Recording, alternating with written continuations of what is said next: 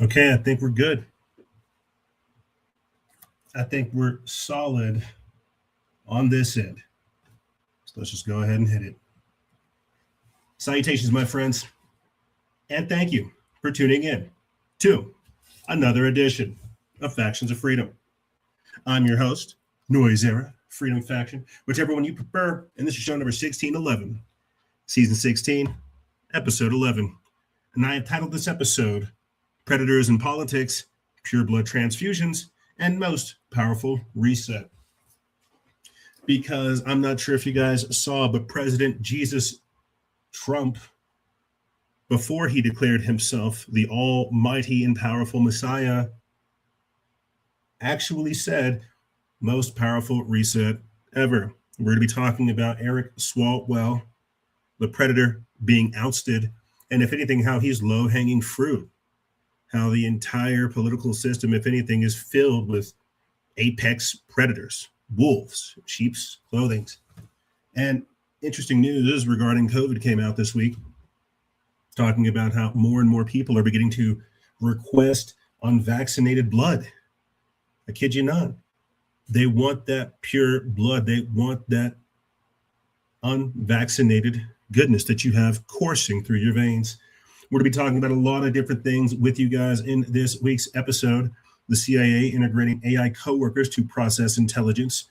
Mark Zuckerberg did the very same thing. He created an AI version of himself to interact with employees. We've got Donald Trump saying that war is very close to being over as Iran is extending the ceasefire and more troops are being deployed. We've got former CDC Director Robert Redfield saying that they were hiding the side effects of the COVID-19 vaccine, which we were very well aware of. We've also got appearances from Joe Biden, Kamala Harris, and even that degenerate scumbag Hunter Biden. He challenges Eric and Donald Trump to a cage match. I kid you not. Melania Trump also came out as well, distancing herself from the Epstein debacle, which I think is very telling, if anything. It's like we have all these different things popping off him. Donald Trump, I know he's just trying to have a jest and have a little bit of fun and, you know, posting his picture of Jesus Christ's self. It's much different than that. We have so many different things going on. And I think everybody can kind of see that the writing's on the wall. We might not necessarily have a president in disarray, but we have a very, very unpredictable and tricky president that we're having to navigate with, man. Like, it's just getting crazy out there. You know, Donald Trump is effectively breaking from his base while lying to the entire world that this is what everybody else wants. He's all but replaced MAGA with AIPAC and Israel candidates. It's kind of crazy how the warmongering military-industrial complex have just possessed Trump out of nowhere. And here we are. Here we are in the thick of it, trying to make it all make sense. And I think what we're learning is how quickly things can go off the rails. And what I think people have to understand is it's not for what we want. There is a greater purpose at play.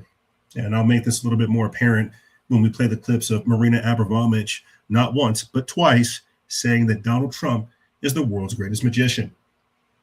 A lot of different things going on this week, guys. I put out a couple videos A lot of different things popping off. People can see what's going down. And here we are, just trying to navigate it all, man. It's crazy.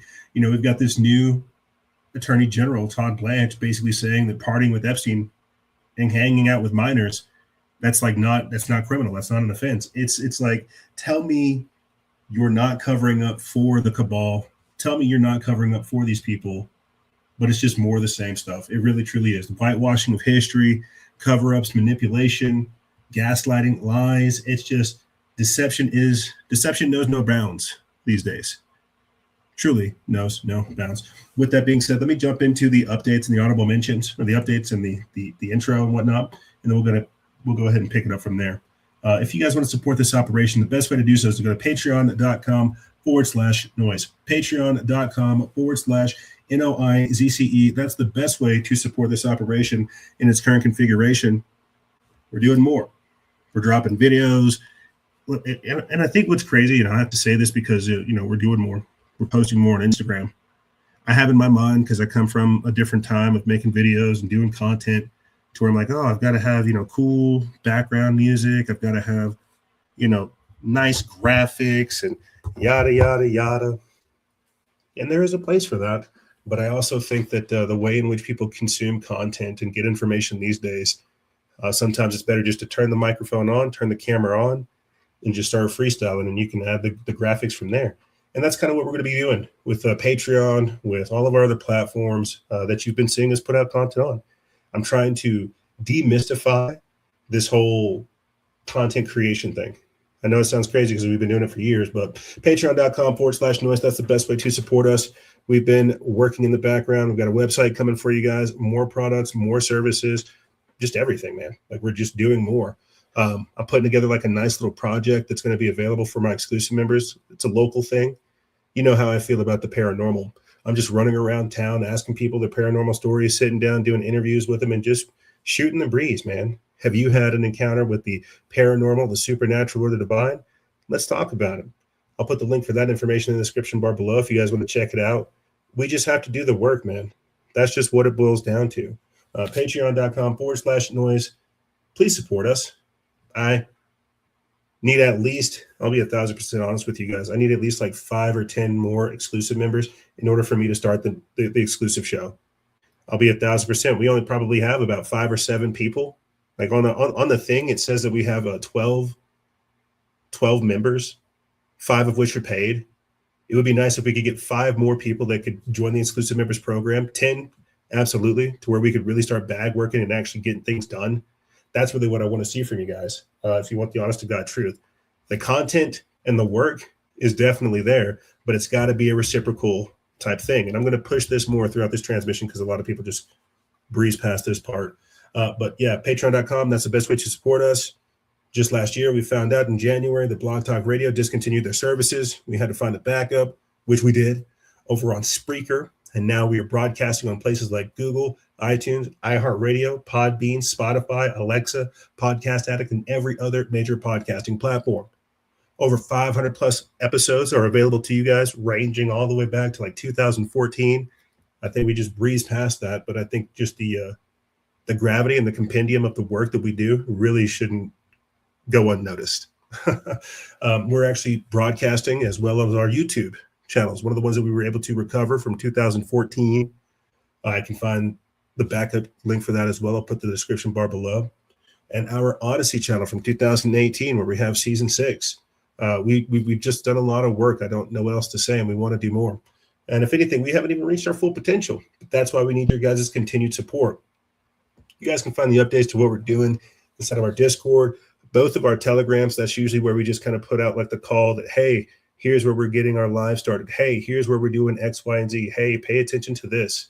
Whenever we did get deleted all those years ago, we had to escape. We had to retreat to Telegram in order to still communicate with our existing audience. And it's been dwindled down over time, but that doesn't stop us from doing the work. As I've been saying beforehand, you've also seen us posting on Instagram this week, and just I'm trying to keep it consistent, man. It is a lot of work, I tell you that. Even with the tech and the the things that are available to us these days, just the amount of mental space it occupies with the things I do these days, just trying to find the recent news, because this is what I've noticed, dude. People don't really read anymore. They watch stuff, right? Back in the day, we used to have all kinds of people that would read the full articles, that would read the hashtags, that would have full-blown discussions about what we're posting. These days, not so much. People don't read stuff. They watch things. Unfortunately, that's why you're going to be seeing a whole lot of different videos in this week's podcast episode. They for sure will watch a lot of stuff very shortly. But as far as reading things, no, that's definitely not there. And so that's kind of that's made us adjust how we actually post. Normally we would post like slides or documents or different things like that. But these days it's mostly clips and videos and interviews and things of this nature. Again, you guys can support us through Rumble and YouTube memberships, Coffee memberships, PayPal as well, Patreon, Cash App. That goodness is in the description bar below. Really, like if anything, I just need to do a quick little video, little 1 minute video, the same way we have the New Leaf Naturals clip. We need to do like a 1 minute video for all of this type of stuff so we can just hardcore play it. Again, we need at least 5 new exclusive members for the store and at least 10 new exclusive members for the show. Again, I want to do this for you guys, but I need that reciprocation from you. Speaking of reciprocation, where there's a 360-degree win, you guys can get yourself New Leaf Naturals CBD oil, 10 to 30% off using promo code FOF25. And as you've been hearing me spam throughout the entirety of this year, get yourself some storable goods. Get it at today's taste and today's rate with today's pace. You don't want to get it during a hyperinflated time period. You don't want to get it whenever they're shutting down the roads. You don't want to get it whenever you don't have your money and it's just an hyperinflated madness, right? Get it now. Maybe I'll do that. I'll just start pulling up the storable goods right here. So whenever we're talking, you guys can see it. But I think that's going to do it for me. Let's go ahead and just jump right into it. Let's just go ahead and start jumping right into the craziness of this week's episode. Let's go ahead and kick this off. Check this out. We're going to start this episode off with the re-entry into our atmosphere by Artemis. That's right. Artemis recently made its way back to Earth orbit. And, I have all these people saying, oh, like this proves flat Earth doesn't exist, right? We're going to space. And, well, I'll have something to say about that as well. But just check out this epic footage real quick, and then we'll pick it up on the other side.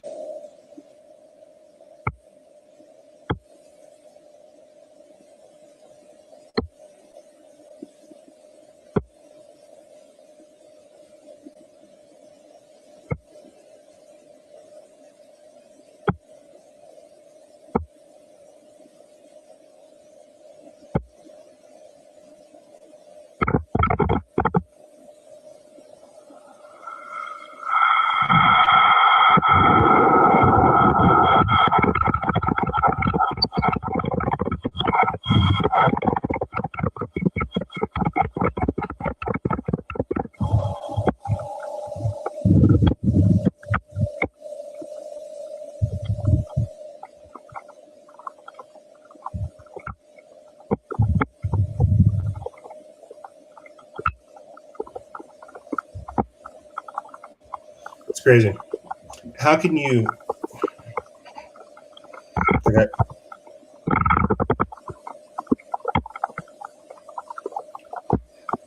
There it is. Boosh. Touchdown. Splash. And boosh. Main chute deploy. Yep. There's the main parachute. We're at 5,000 feet.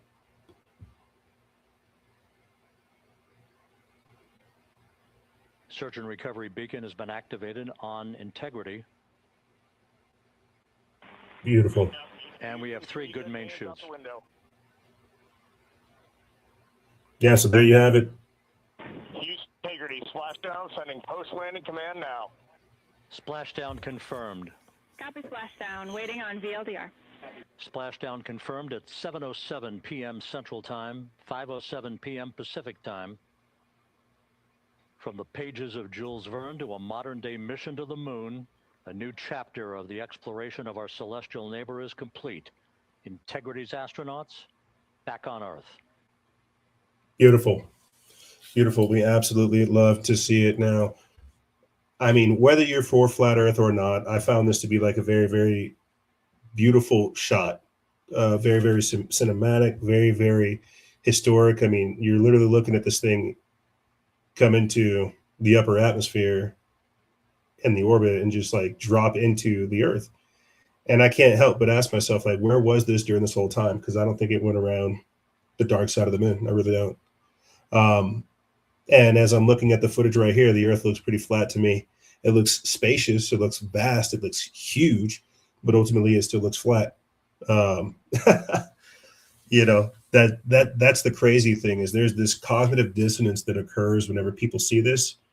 They think that we've gone to Galaxy 9, that we're going to Mars, that we're going to the moon, that we're doing all the stuff that they tell us we're going to do.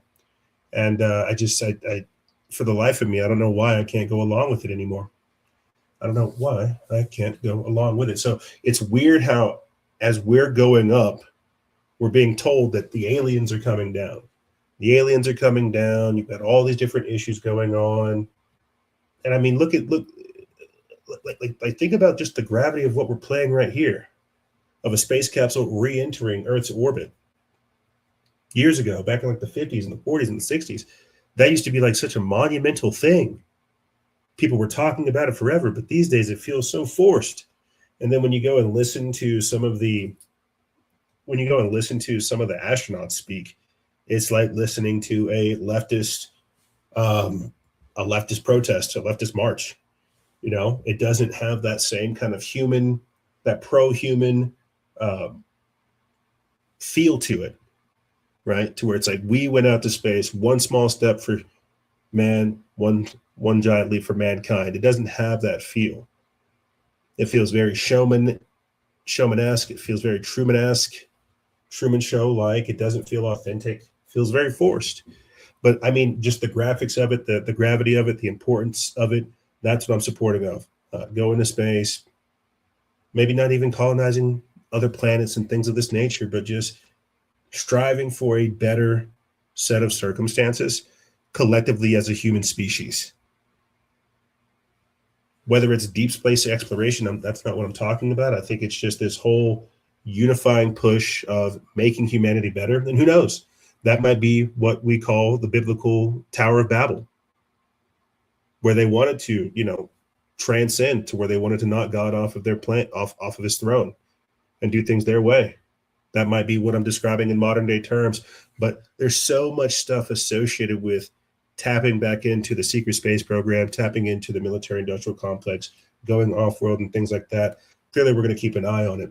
But as I was saying beforehand earlier, what I found very strange is as we're going up, they're coming down. And now you've got the White House talking about these 10 missing scientists since 2024. Let's listen. There are now 10 American scientists who have either gone missing or died since mid-2024. They all reportedly had access to classified nuclear or aerospace material. Is anybody investigating this to see if these things are connected? I've seen the report, Peter. I haven't spoken to our relevant agencies about it. I will certainly do that and we'll get you an answer. If true, of course, that's definitely something I think this government and administration would deem worth looking into. So let me do that for you. Yeah, see, so now we've gone from this just being like a subtle trend to, well, now it's being talked about at the White House. Now it's like, okay, well, we're not just missing like, you know, a missing general, a astrophysicist, a plasma scientist. We're actually missing over 10 government scientists that are linked to some official mysteries. Like, this is becoming a bigger deal. And it goes all the way back to 2024. And so as we're flying off into space, Elon Musk is doing things, Donald Trump is doing things. We have scientists missing left and right. What's that about? And we're not going to get any truth from the Trump administration. What are these people connected to? And you know it's connected with this UFO alien agenda in one way, shape, and form. But they're just casually moving forward with the story.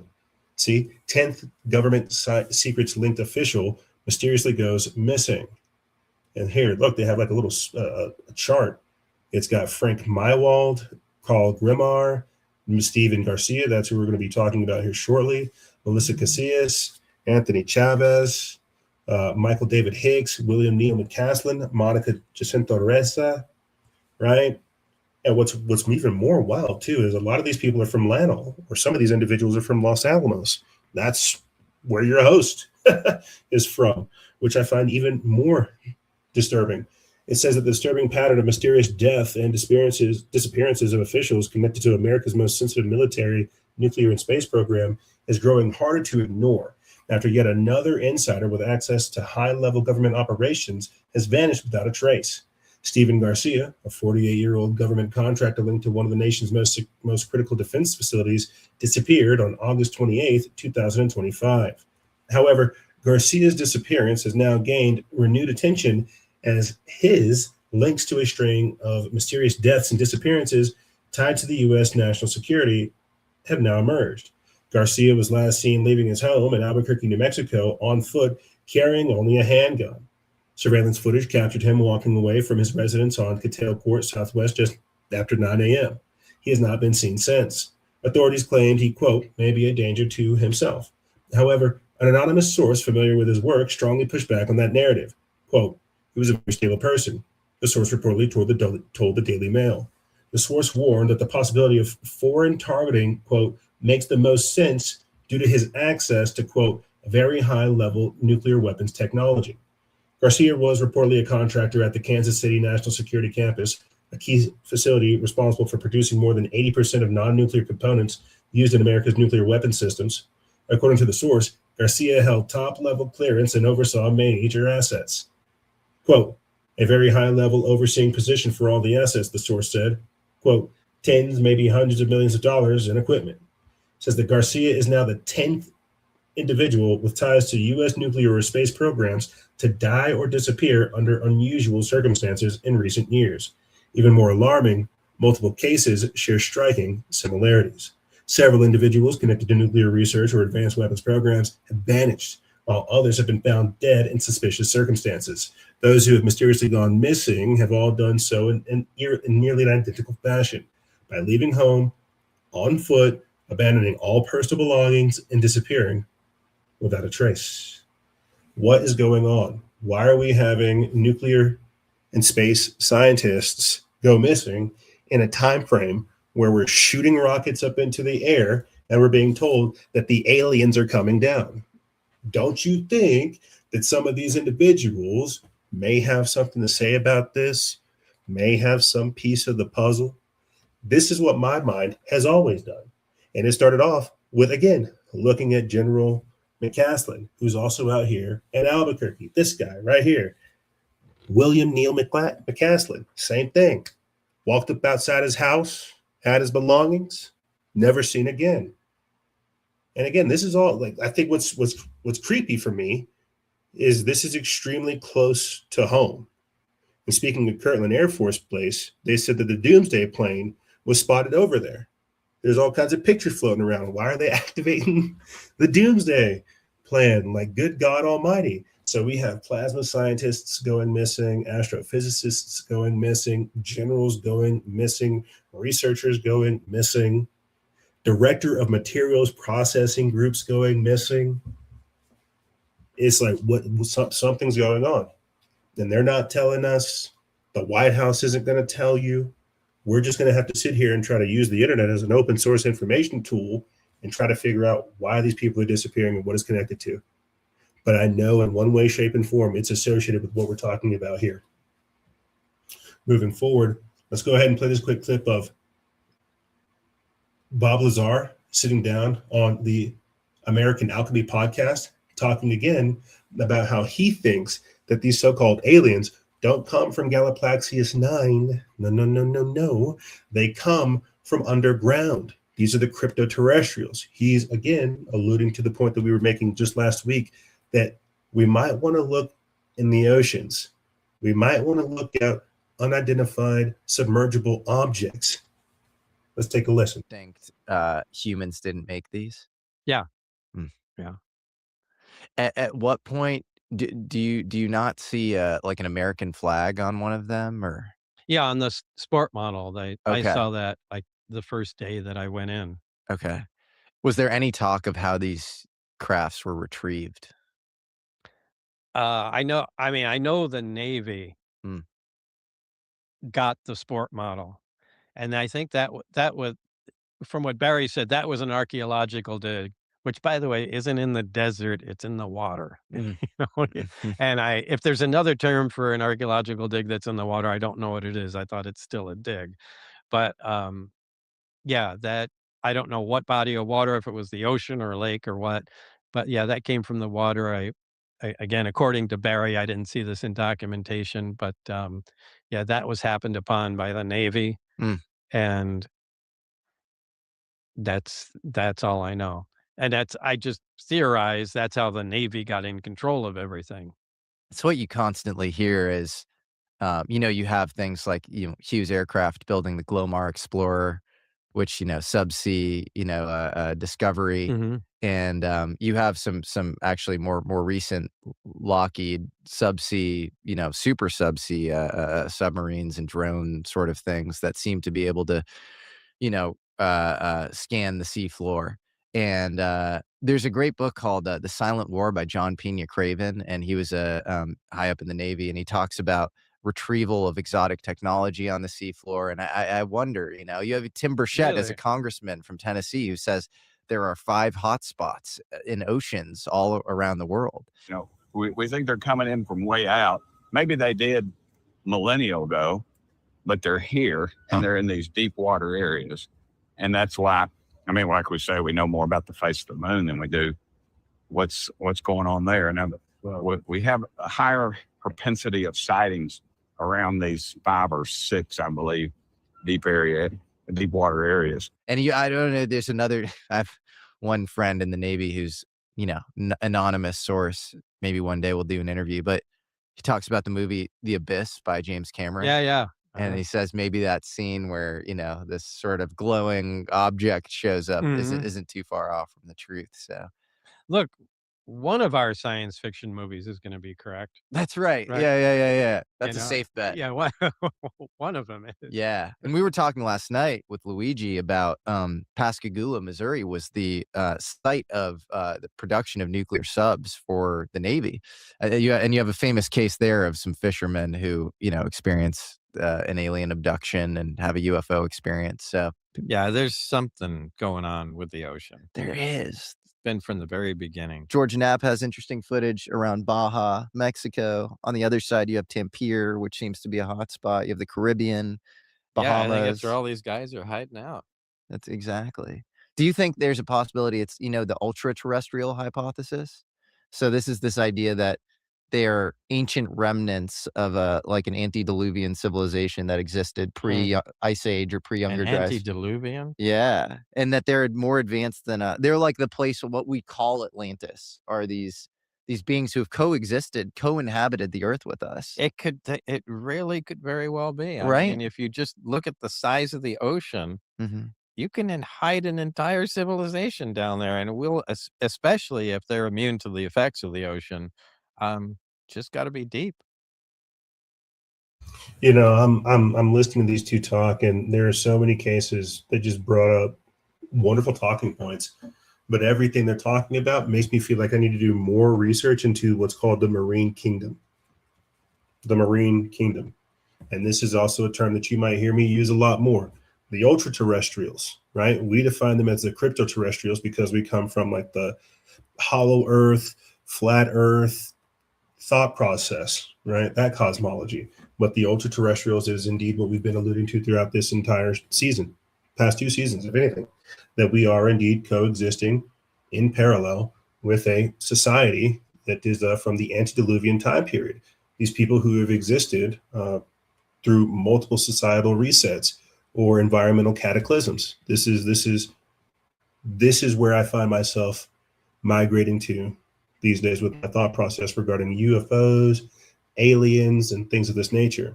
But I thoroughly believe it is that. I think that we're going to have to do a lot more digging into the marine kingdom This is something I hear a lot of Christian researchers talk about. The marine kingdom, marine spirits, mermaids, things like that. And honestly, that's not something that we've dived into. But because of just the cosmology and the way in which we're interpreting this information these days, I feel like that's where we're going to go, you know. And as the host of American Alchemy said right there, Tim Purchett alluded to how there's over 5 different spots in our ocean that they can see, these deep water areas where we're having these USOs, these unidentified submergible objects, go at high rates of speed. What did Tim Birch say just the other week? Over 200 miles an hour, things that are the size of football fields, crashing into our ocean, and we can't identify these things. And what did Bob Lazar say as well? If they're able to adapt to the ocean, they're able to ride out these cataclysmic events, they can see these things. They can survive the Noah's floods. They can survive the earthquakes, you see. So this is something that's got to be slowly unpacked. And if anything, I think that we're getting closer to the truth with it. But even that is kind of crazy just to talk about, you know, the fact that we're dealing with ultra-terrestrials or crypto-terrestrials, entities that live underneath us, that predate us and are more advanced than us. And what's going to happen next is you're going to hear people say they created us, and that we're all just a bunch of homunculi and clones and things of this nature. And that's when it gets a little bit crazy and weird. But here we are simply talking about what is here with us. Is that disclosure? Have these things been here this whole time? Is there anything that we can do about it? Here's Matt Gaetz talking about biologics and aliens. The access to information that we sought from the military about UAPs, about recovered craft, about biologics, there was such an effort to keep us away from it. When we sought subpoena power, we fought congressional leadership who stood in the way, members of both political parties. When we wanted to talk to certain people in the intelligence community, we were told that there was a different level of access or classification that we had to get an approval for, or a letter or a designation. And I mean, as you said in your intro, I was on the House Armed Services Committee for 8 years. I didn't take kindly to generals telling me that I couldn't see radar signatures or that I couldn't talk to pilots who had extraordinary stories about some of these events. There were things I did see with my own eyes that concerned me. And most often, that was when I was viewing video that had been declassified or released by the United States Navy. And also when I looked at various radar signatures. It was always concerning to me when I would look at recorded radar and I would see in the atmosphere or on the screen what just didn't look like any technology that the United States possessed, and how propulsion worked, and how the merving of objects into and out of one another seemed to occur in some sort of rhythmic way, but also undetectably. And it were those moments that got me asking more questions. Yeah, there's going to be more questions than answers when you look at this. And that's me saying, coming from 16 seasons, I still have no idea what the hell I'm talking about, Matt Gaetz. You might have been on that committee for like 8 years. Man, I've been looking at this my whole life, and I'm adjusting as I come with it. But you got to think about it. Why would they want to keep people like Matt Gaetz and other individuals out from it? Well, because you're going to come do this, Matt. You're going to terrify the people, and they have no idea what the hell they're looking at. You have no idea what the heck you're looking at. You see? And so this is what's called disruptive technology. But they've got to hurry up and do it, hurry up and get it out there, because they can't really hide it anymore. Everybody's got a phone. Everybody's looking out. They're getting prepared. There's craft moving all over the place. It's crazy. It's crazy how what used to be hidden is now coming to light and now becoming more and more normal, which is even more disturbing. You see? Are we going to have aliens show up on the White House? I don't think so.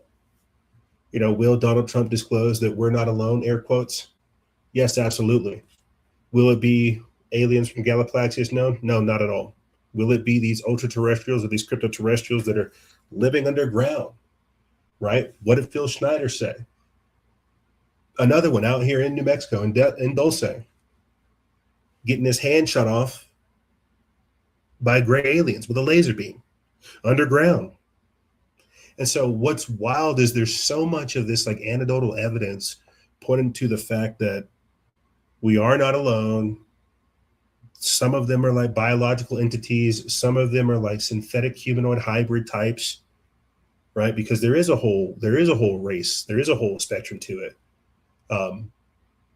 There is like, it's like when you listen to the people that get abducted by aliens and they talk about the so-called grays, they talk about them sometimes seeing them on racks, like they're dolls or like they're robots, like they haven't been powered on yet. But there's like a psychic component to it as well. Whenever these people look in their eyes, they feel like they can see these things communicating with them. So it's like you have to pay attention to the compendium of knowledge, the volume of information, the content of what it is that you're researching to really understand the nuances of it.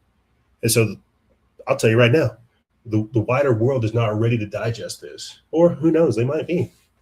Either way, it's going to be foisted upon them. And you're going to have a lot of people fall away from the faith. A lot of people fall away from reality and embrace this strong delusion. I mean, who doesn't want to be told that there are aliens from another space and time and they've come here to come help us and they're going to cure cancer after speaking with Pfizer, yada, yada, yada. You see, like this is the sad part is we are so broken and in such like an emotionally and mentally, spiritually compromised position that we will welcome in any type of so-called help. This is the problem, because that help is going to hurt us. I'll say this and I'll pull up this clip of Linda Moulton Howe talking about how these so-called tall white aliens are here to help us. It's like I was trying to put this clip together, and I'll put it out in post after we're done doing this week's podcast episode. But I was trying to explain how Aleister Crowley talked about it, working with his spirit, lamb, Ayahuasca, and how that looked like an archetypal gray. These things say they're here to help us, but they have dark and nefarious purposes. And so in one generation, they're called angels and demons. In our time frame, they're called something else entirely. Aliens, tall whites, the Nordics, right? The Dracos, the Zeta Reticuli. It's like, open up a demonology book. How many different names do these demons have? You see, and what can we use to test them? This is what it says in the Bible, right? We have to test these spirits because sometimes even an angel of light can masquerade. It's called metaschizmazo. I'm rambling and I'm ranting, but let's go ahead and play this clip of Linda Moulton Howe talking about how the tall whites are coming here to help us. Supposed to be spiritual. They are supposed to acknowledge souls. They are supposed to have families. They are supposed to love their children to the point that they would stop a human heart in an individual because they can control brains. If you cross a certain geophysical line that has been established, this is tall white territory. And at the same time, I have been able to interview a man who was a manager, now retired, in an aerospace corporation, who said, Linda, I worked elbow to elbow with a tall white. He said, you can feel the energy that comes off of them. And then he said, the closest thing I could possibly say to you that would give you a sense of what it is like to work with and communicate with a tall white extraterrestrial. He said, it's like being with a human who had 5 Cray supercomputers for a brain. And then he said,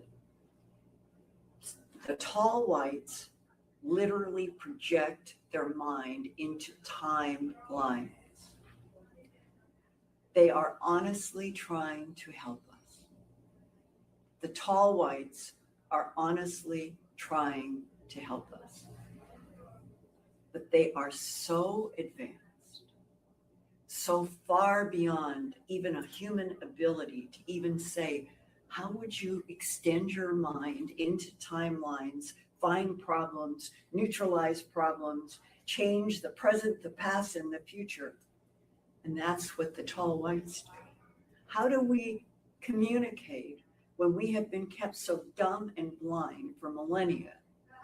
And now it's really important because the whole future of our planet may rest on humans beginning to learn how to know anything about the tall whites. The Nordics, one man who was in the Air Force said, people should at least be told that the Vikings, that were considered to be one of the greatest gladiator type fighters on the planet of Europe, Linda, those are full-bore Nordic ETs. The Vikings of history were full-bore Nordic ETs on our planet, known as great warriors. Why can't we know this as a fact announced by the governments of the world? Our history is not exactly what you think, and we're now going to start educating you for real. Yeah. How are we going to get out of this 2020 to 2030 decade that is tumultuous politically, seismically, every other way, if we are not told the truth? Yeah, so a whole lot to go on there, you know. And I'm finding myself just thinking, like, as I'm hearing Linda Moulton Howe talk, she's right. We have been done down. We have had our wits is taken from us, our senses dulled, and things of this nature. And I'm saying that because if we were in a different time period to where we were more spiritually aware, more spiritually in tuned, we would not fall for such deceptions. And who knows? I might be speaking from a place of ignorance, because if we had heightened spiritual intelligence, we may be even able to interact with these so-called extra-dimensional entities. I thoroughly believe that there are spirits. I thoroughly believe that there's demons. I thoroughly believe that there are extra-dimensional entities outside of our normal space and time that reside inside the fourth and fifth dimension. I believe that there are also, essences that don't need corporeal form. I believe in all that type of jazz, and I find it very, very fascinating as well. But the flip side of that is that while these things might exist in the ethereal state, in the spiritual state, in the multidimensional state, there are things that want to have form here. And so that ethereal, spiritual meta space is what influences the three-dimensional space as the anchoring point. You see what I'm saying? So when we talk about these so-called tall whites being here, the Nordics being aliens, our history being manipulated, some of this is true, some of this is not. But because we are applying a modern day lens where we have been dumbed down, our senses have been taken from us, we've been poisoned, our food's been poisoned, atrazine's put into the water, fluoride, all these other chemicals to nerf our third eye, nerf our pineal gland. These are all very true things. So then why is it now that since we've been reduced down to literally nothing, that all of a sudden our space brothers want to get involved? You get what I'm trying to say? It's like we don't have the spiritual discernment to recognize that we're being lied to, and they're welcoming in a deceitful spirit, a tricking, lying spirit. And we're just applying a modern day scientific lens to ancient deception. Again, this is all happening too whenever we've got quantum technology coming out, quantum computers, artificial intelligence, things like CERN, openly talking about wanting to create portals. We've got no idea what's on the other side. We've got no idea what we've already let in. So when we talk about wanting to allow these so-called tall whites, these Nordics, to help us, well, what does help look like? Why do they want to help us? Why are they here? What benefit, que bono? Who stands the benefit from helping us? And again, this just kind of feeds back into my ultra-terrestrial, crypto-terrestrial mindset, to where it's like, well, if these were aliens from outer space, why would they want to help us if they weren't already here? You see? Are these tall whites? Do they have white skin because they're in caves underground? Do they have white skin because they're in submerged waters and they don't have sunlight there. And so there's a lot of different things that you begin to think about when you entertain this so-called theory of extraterrestrials, these other so-called beings that are living here with us, the tall whites, the Nordics, the Dracos, the Zeta Reticuli, and then again those created life forms that we call the Greys, because there's a hierarchy too amongst these aliens. You see, now we're going to kind of switch up with this part of the show. We're going to switch up talking about Marina Abramovich, Trump posting himself as Jesus, what that actually means, how, if anything, he looked like the archetypal magician from the tarot deck, and how Trump is put here from the red cap prophecy to usher in all these changes, to dramatically shift everything. The tall whites are here. So are all these other aliens and all these other species and these entities. Why is it unfolding right now? So let me see if I can try to segue this properly. Let me see if I can try to link this up proper. But let me go ahead and play this quick clip of Marina Abramovich saying that Donald Trump was put here to be the magician, to be a part of the worldwide awakening. And then I'll kind of try to segue and carry it from aliens and demonic entities from there. But let's go ahead and play this clip, and then we'll pick it up on the other side. I just to share with you one really funny opinion. But there is in Lapland, there is a group of the shamans there who do something called collective dreaming. They will go together in seclusion and do the rituals with, eating very little food and being in a solitude for a long time. And they will go and dream the dreams. And the dream have to be collective, same dream. So coming out of this dream, once the shaman told me that actually the best thing happened in this planet right now is the Trump to be the president. I said, how is this possible? It's the best thing to happen. He said, yes, because he's so irrational. He's so crazy. That's actually create that awakening, that we finally wake up. Because before it will be another guy and everything looks similar. But he's so different than anything else. So he's the magician who waking us up. What do you think about that? That kind of theory. And I think it's absolutely true. And this isn't the only time we played this clip on the show. That's why years ago I said Donald Trump is here to trump in the technocracy. I couldn't understand it in its entirety then, but I could see the tea leaves, and I could see how the system was, pushing us to be more so online, pushing Twitter, curtailing free speech, pushing censorship. And then they had somebody like Donald Trump come through representing all this different type of stuff. And I knew it. I knew at that time period, Donald Trump was trumping in the technocracy. And make no mistake, that's what we're going through. We are going through a greater awakening. You are experiencing the Great Reset. These technocrats want to control the greater awakening that is occurring. I've said this before time and time again. So it's not necessarily Donald Trump that we're talking about. It's the figurehead of what he represents, that time of change. Because prior to Donald Trump getting into office, think about the world that was then. Many people, I don't know, many people may not remember it wasn't always like this. We weren't dealing with crisis left and right every other day. We would be able to talk about stuff. There was a different tonality regarding politics. Things are happening at such a rapid pace that for the next decade, we're still going to be dealing with stuff that happened yesterday. You see, so 2016, 2014, that time period, it was a different time. It was a different way. People were waking up. They didn't believe in politics. They didn't believe in the system. There wasn't this hardcore left-right paradigm nonsense. People were waking up. There was a camaraderie, right? But as Marina Abramovich just said, Donald Trump coming in the way that he did, being that disruptive force, being that chaotic force, it created a schism in folks.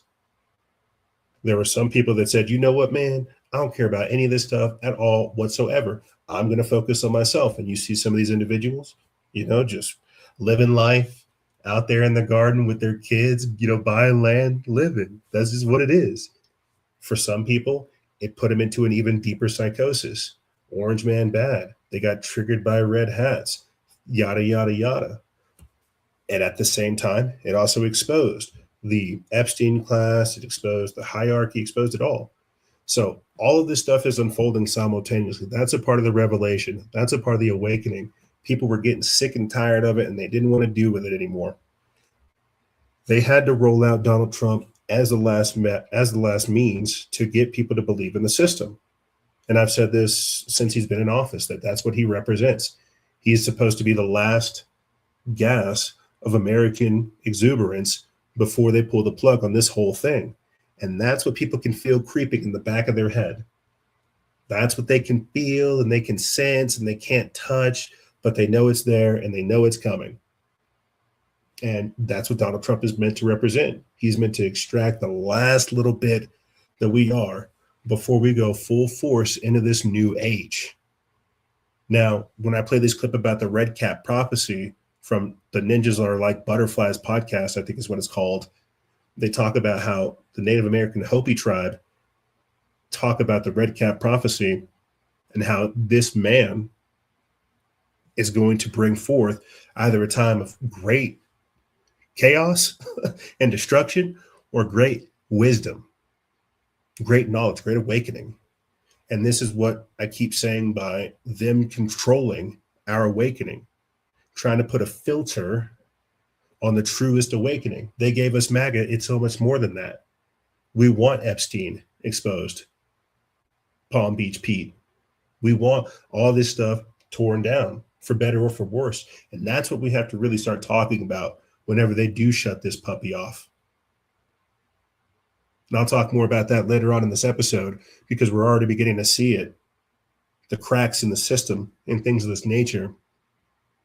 But I'm sure you're wondering, how does this tie into aliens? We were just talking about aliens, UFOs, and things of that nature. What does Donald Trump have to do with the aliens?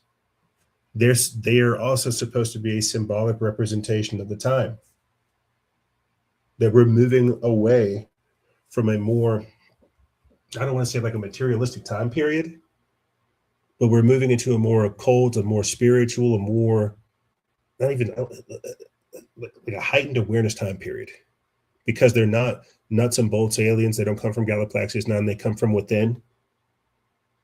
That in and of itself is meant to radically reshape how we perceive space, dimensionality, time, our spirits, and so much more. What else would a magician do besides reveal not the full truth, but a lie? You see, here's the clip. Look at this right here. Here's the article. Satanic pedophile Marina Abramovich praises Trump, says that the best thing that ever happened to us.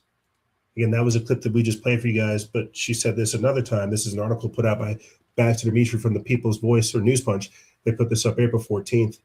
It says that as President Donald Trump's second term grinds in 2026, marked by expanding wars, stubborn inflation, crushing American families, unfulfilled promises of economic relief, and behavior alienating longtime Christian supporters, one of the world's most notorious occult figures has delivered a startling endorsement.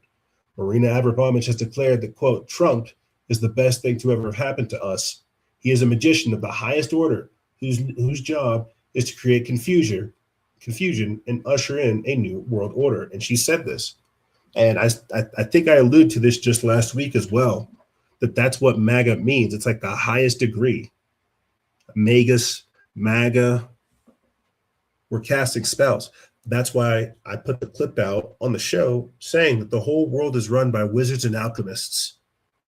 This is what we're dealing with. And it's these wizards and these alchemists who commune with these extra dimensional entities from different spaces and different times to do that work here. Here's the clip.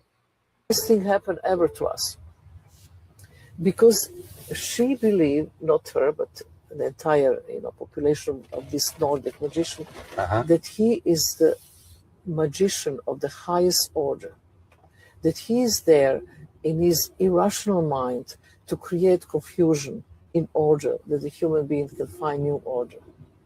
And it's not so stupid thinking about this in that way. It's completely turning things upside down. Because since Trump is around, things are changing. The Trump is the best thing happened ever to us. Because she believed, not her, but she's right.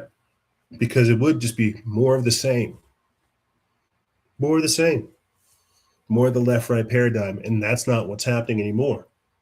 That's why we're moving into a more totalitarian time frame, into a more authoritative time frame, into a more 1984 type world.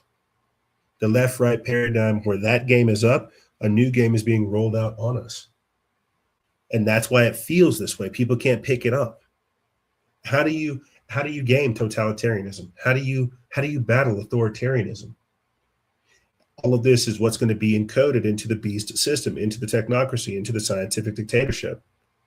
Donald Trump is meant to flip the table so these people can come through with this system as a solution. Say hi to your old boss. It's the same as your new boss, except he's a robot this time around. You see? And this is what leads me into talking about Donald Trump posting this picture of him as if he's Jesus. And I think this is perfect for what was found on the internet. They said that, though, this isn't, he's not posting the picture of him being Jesus. He's posting the picture of himself as the magician from the tarot deck, the Chaldean. See, that's what happens with perception. That's why it's important to have knowledge, not even occult knowledge, but deeper information. Some people saw this as Jesus Christ and rightfully so got upset. Other people saw this as an occult statement. Other people saw this as him declaring that he is the magician, healing America. Other people said that's Jeffrey Epstein. I'm not sure who he's healing. That's not what I'm trying to focus on. I'm trying to focus on the archetype of the magician itself. I don't want to focus primarily on him being Jesus aspect of this. Him being the magician is the point I'm trying to make. Marina Abramovich has said it multiple times. And he came out the other day. He said, "Oh, I'm not Jesus. I'm a doctor." Right? I'm Dr. John. I'm Dr. John, Donald John Trump. Right? I'm not Jesus Christ. No, he's a magician. And he's pulling tricks on every single one of us every single day. He got me. You can go back and go listen to me whenever I'm freaking out about him being shot and how, the spell came over me. I'm like, oh my God, we've got to stop all these leftists. It's getting crazy, yada, yada, yada. That's a part of what his magic is. The belief in that system. When we know it's a lie. When we know it's a lie.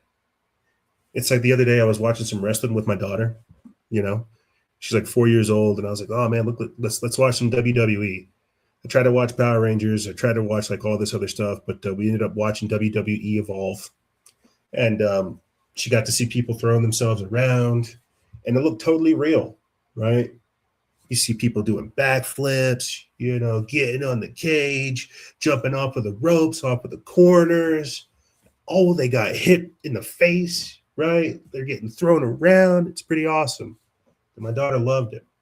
But what she didn't know is that was all a very, very cleverly staged show.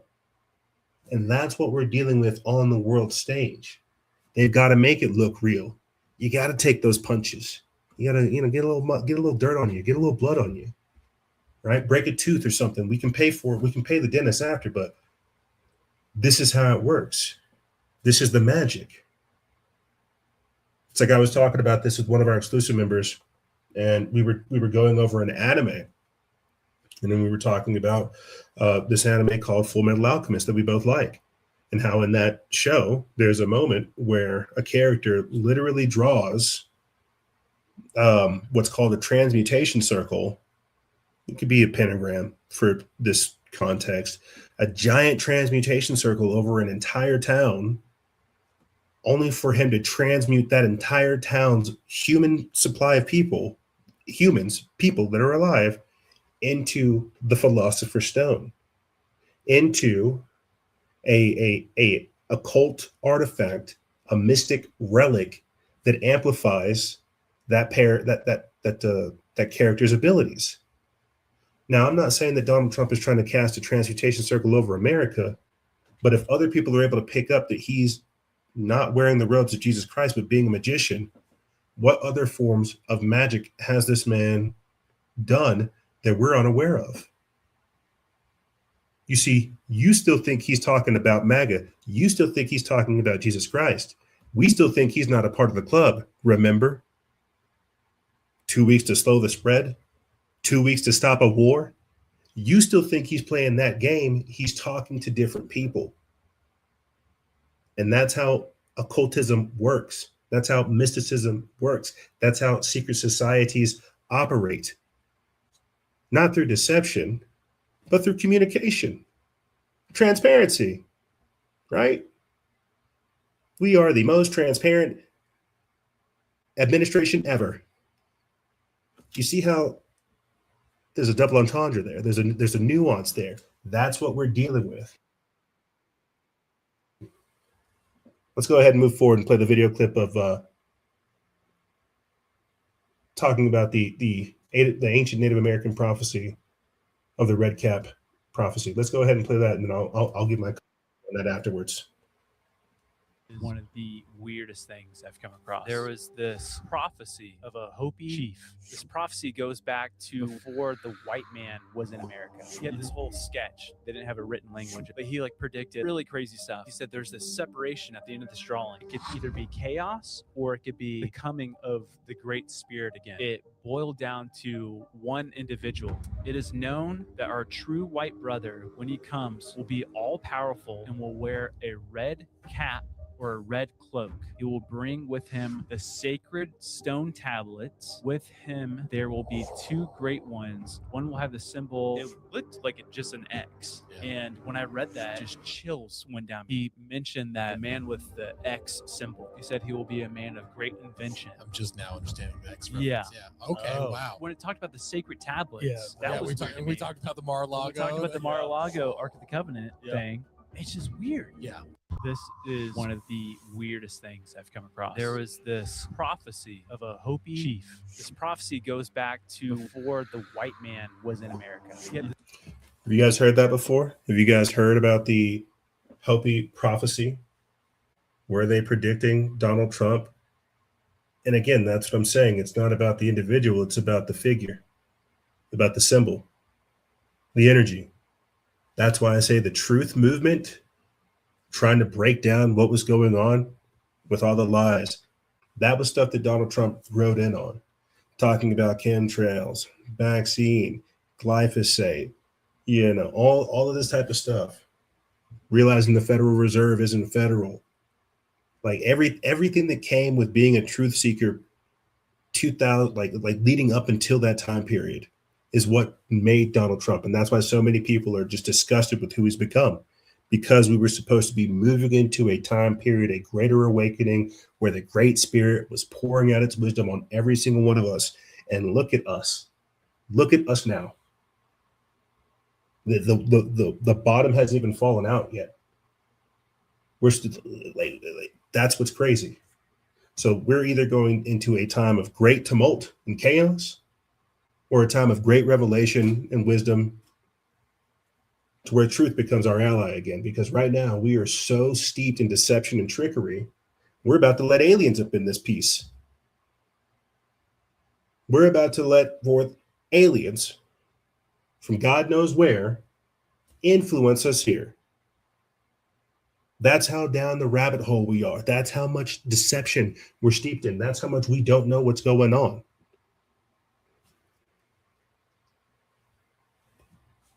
And in response to this, check this out. What do we have? We've got the Pope and Donald Trump going back and forth, and that's not what the world needs right now. They don't need more of this type of machismo, more of this type of nonsense, more of this gobbledygook. They need clarity. They need understanding. They need truth. They need God back in their minds, back in their hearts.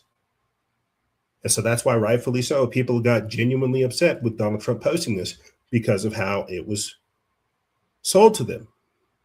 That it's a picture of him as Jesus. And I would get upset about that as well if I was about Christian in a modern day time period. But my crypto Christian self, the strange way I am, I looked at this being the magician from the tarot deck, and I said, this isn't that. Even magicians can perform false miracles.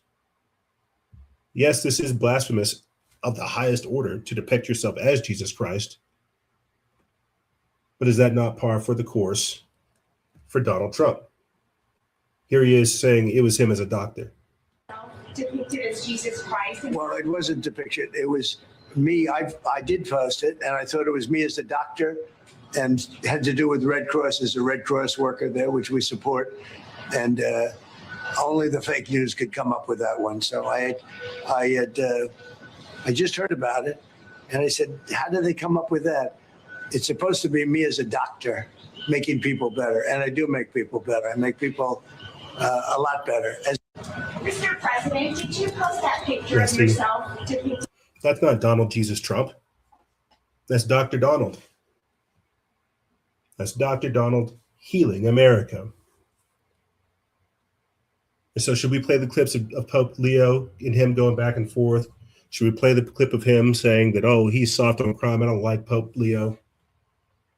No, this is just more of the political candy, if you ask me.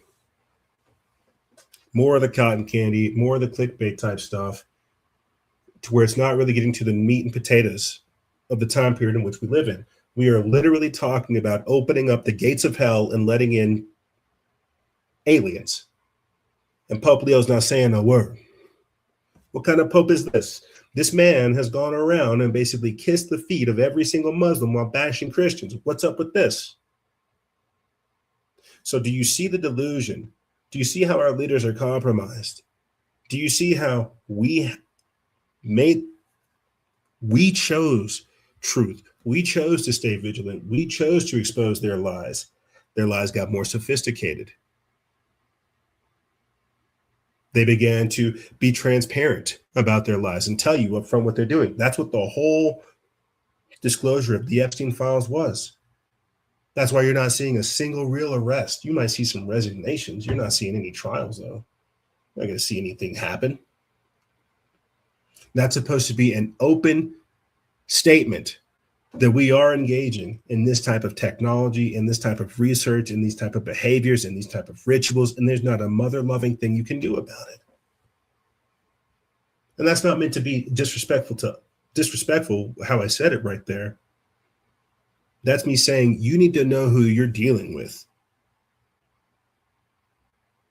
You need to know how they're communicating and what they're actually trying to allude to, what they're actually saying, and how they're trying to hijack prophecy, how they're trying to control the greater awakening.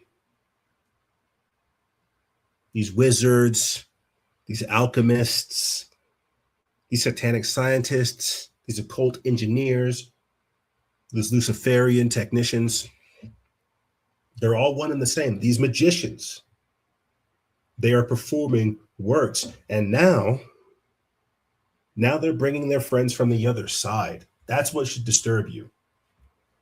Did the Hopi prophecy talk about bringing forth these entities? Were they a part of this great change?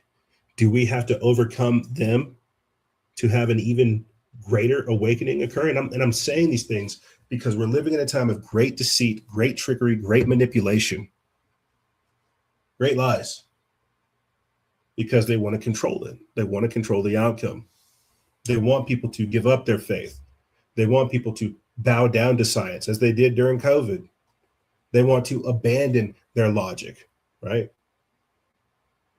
This is why you see this meme going around where you got these people. It's like a blaspheming is good now. It's a people sucking a hose and they've got a MAGA hat on because blaspheming is good. That's what MAGA does. We just blaspheme God now. They want you to abandon reason, abandon logic, abandon your critical thinking, abandon spirituality, abandon your individuality. If you want to get into the hive mind technocratic Borg situation that they're building over here. These are all characteristics of the age that we're moving into and the type of people that are ushering us there. Yeah, so we're not going to play the video clips of Donald Trump and Pope Francis having their tit for tat. That's more candy for the masses. That's to make Trump look like an antichrist, and he might be. Definitely doesn't say very many Christian things, I'll tell you that. But the intro of this episode is simply me talking about how As Artemis returns, aliens are beginning to unveil themselves for the red cap prophecy. We're being guided into a transformative time period, whether it's 2030 or whether it's right now 2028 or whenever the aliens come, who knows? But we're being guided into a transformative time period, and we have to keep our wits about us because they want to keep us in a state of deceit, of confusion. They don't want us to know the truth. They tell you things like there is no truth. Truth is subjective. And now we're welcoming in aliens. Now we're bashing the Pope. Now we're basically saying there is no God. We are the gods. You will worship me. And where do you think we go from here? You see, so I've got more stuff to get into. This is me just wanting to start the episode off looking at some of the crazy things that were going on. I know it's not a very nuanced and hyper-focused episode, or at least the intro at least. We have a lot more things to get into in this week's episode. I'll tell you that. I've got a video coming out basically going over everything we just went over with this intro right here in a much more concise and short fashion.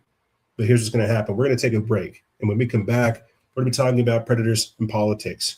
People like Eric Swalwell, his over 5 different accusers that came out, Jeffrey Epstein,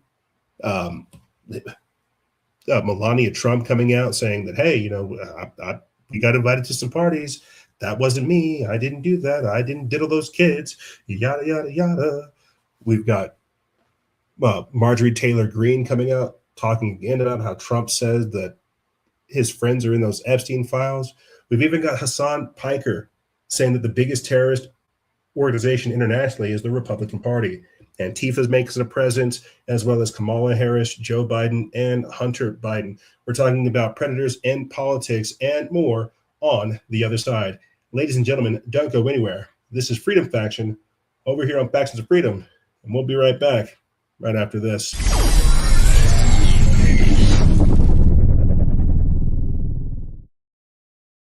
The young generation, like Prime Minister Trudeau, half of this cabinet, are actually young nobeliers of the world economic forum. We penetrate the cabinets. The change is not just happening.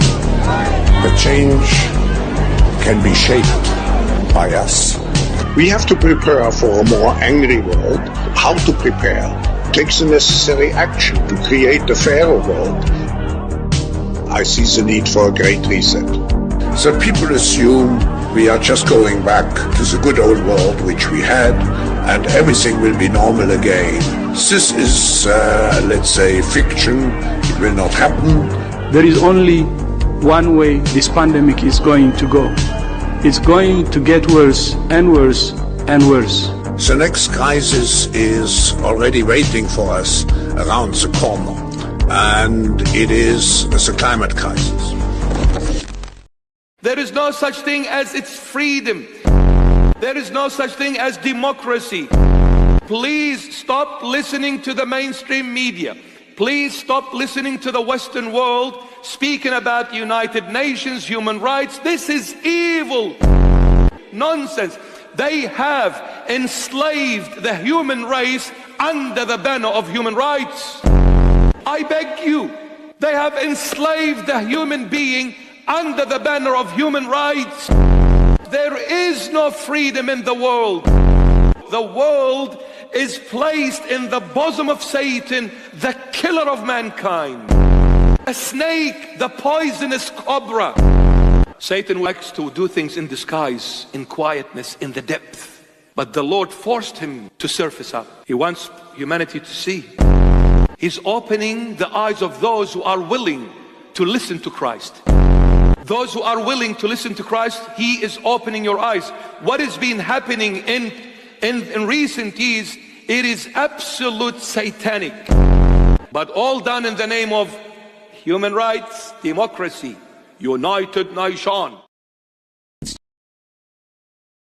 It's just going to get weirder and weirder and weirder, and finally it's going to be so weird that people are going to have to talk about how weird it is. I look for the invention of artificial life, the cloning of human beings, possible contact with extraterrestrials, possible human immortality, appalling acts of brutality, genocide, because the systems which are in place to keep the world sane are utterly inadequate to the forces that have been unleashed. The good news is that as primates, we're incredibly adaptable, going to be tested to the limits. What they see going on is the breakdown of all tradition, all order. They're quite right that it's happening, but they're quite wrong to conclude that it should be resisted or is somehow evil. The mushroom said to me once, it said, this is what it's like when a species prepares to depart for the stars.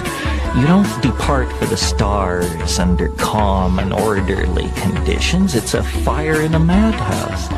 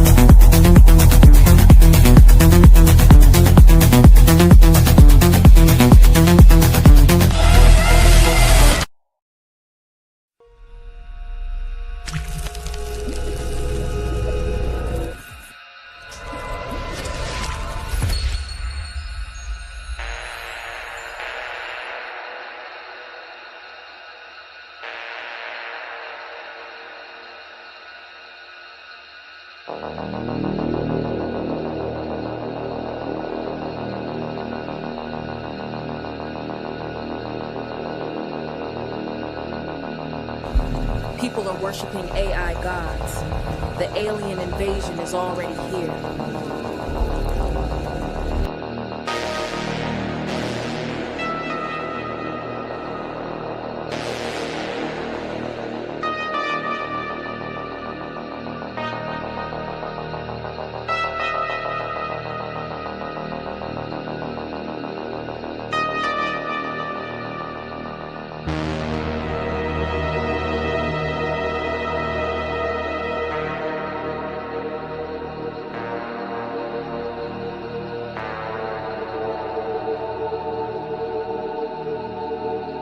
Wonderful. The humans are giving us all their information, their dreams, hopes, secrets, and more.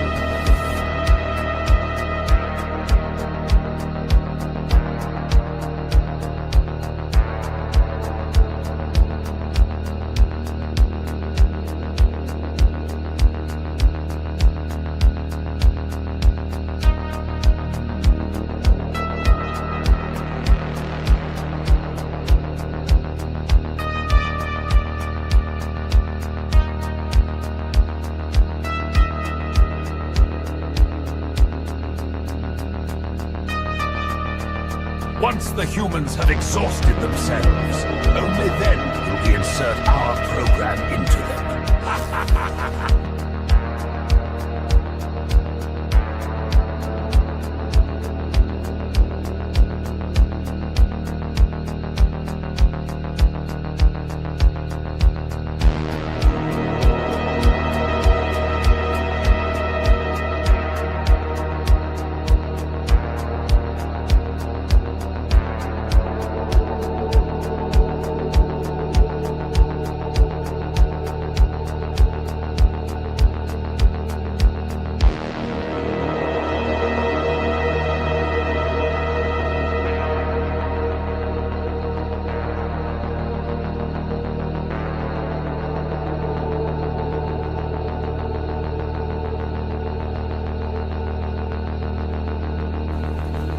You are both the pawn and the prize.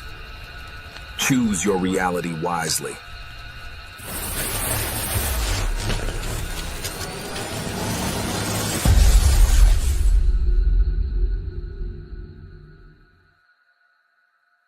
The authority to go ahead and release more, do you not?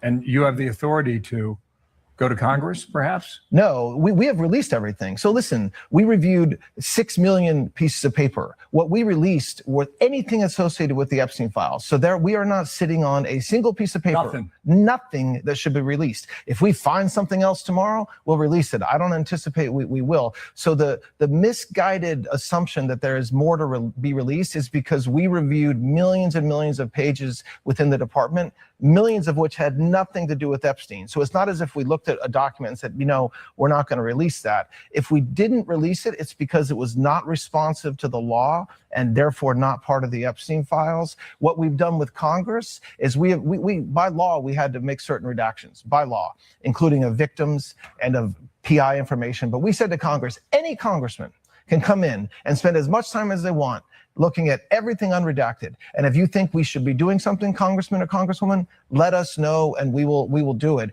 And so we have that. I don't know how this department or this president can be more transparent than saying, American people, here is every single document in our entire database. And if we had to redact it because of victim names, anybody can come and look at it if you're a member of Congress. No restrictions, unredacted. I want to squeeze in one more topic, and that is about fentanyl.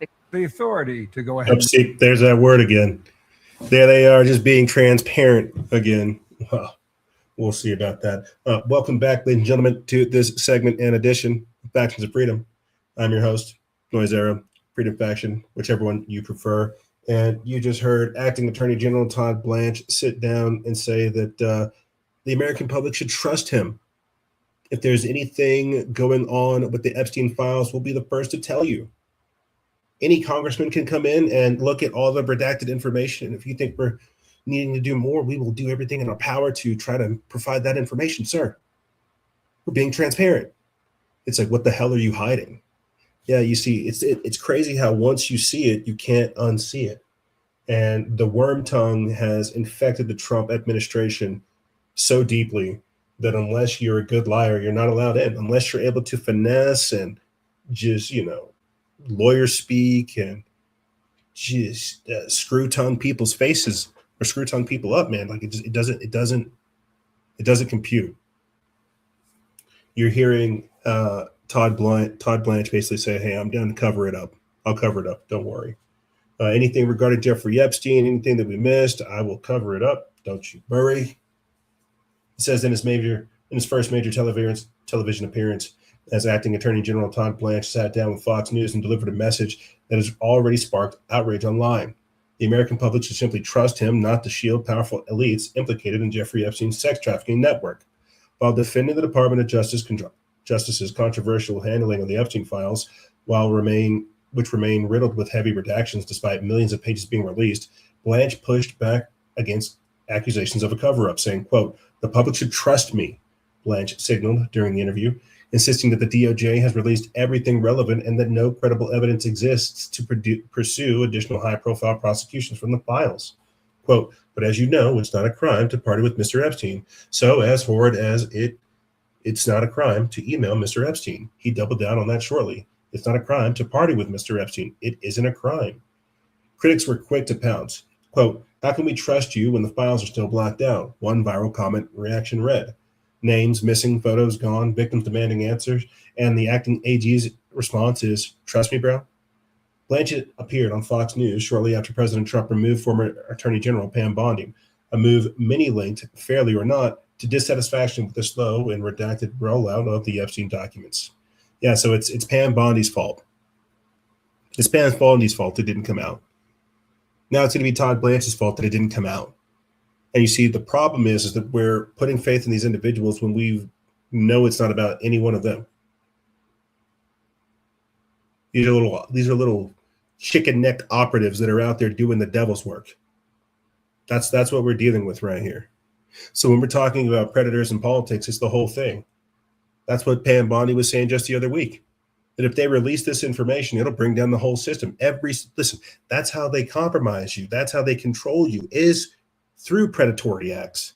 They get you in a compromising situation, usually with like a minor, right? Or even somebody of the same sex, so they can, compromise your family, your sanctity. And then boom, you'll do everything. But that's just the beginning. The honeypot. That's what Jeffrey Epstein was. That was just like low-level stuff. That's what that's what Eric Swalwell was in. I mean, we all knew about Fang Fang. Everybody knows about Fang Fang and Eric Swalwell, his Chinese spy. He's bought and paid for. But now we got all these people coming out talking about how he's just an actual predator, an apex predator. I didn't get around to putting it in here, but there's apparently another one of our politicians that had one of his aide staffs set herself on fire, and she was married. She was married, having an affair with a politician, but she sets herself on fire. So there's something going on with our country right now to where they're just letting all this stuff come out. The predators, the pedophilia, the sex crimes. And I think it's kind of crazy because it wasn't always like this.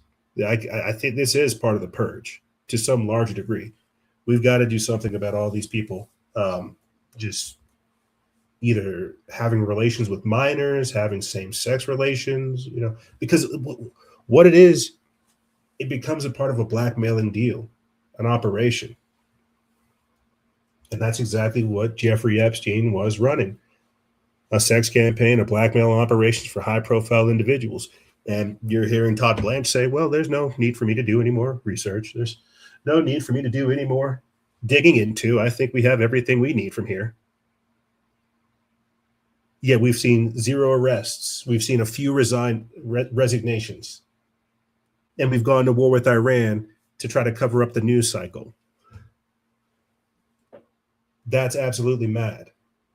But as all of that is unfolding, right? Melania Trump came out and made a declaration saying that, hey, I've got no ties to Jeffrey Epstein or Ghislaine Maxwell. We might have had overlapping social circles in New York and Florida, but I don't know anything. And it's interesting because a lot of the tales talk about how Melania Trump was introduced to Donald Trump by Jeffrey Epstein. Let's go ahead and play her clip that came out of nowhere. It's like we were dealing with this Jeffrey Epstein thing. All this information was coming out. It was pointing towards Trump having relations with a younger child. Boom, we go to war with Iran. Things start slowing down. Melania Trump hosts the wives of all these nation leaders. Things kind of look like it's peaceful. And the minute she gets like a chance to herself, she runs out in front of cameras and says, I have no ties to Jeffrey Epstein. I have no ties to Ghislaine Maxwell. There's no need for you to investigate me. Very, very sus. Let's watch. Lady Melania Trump.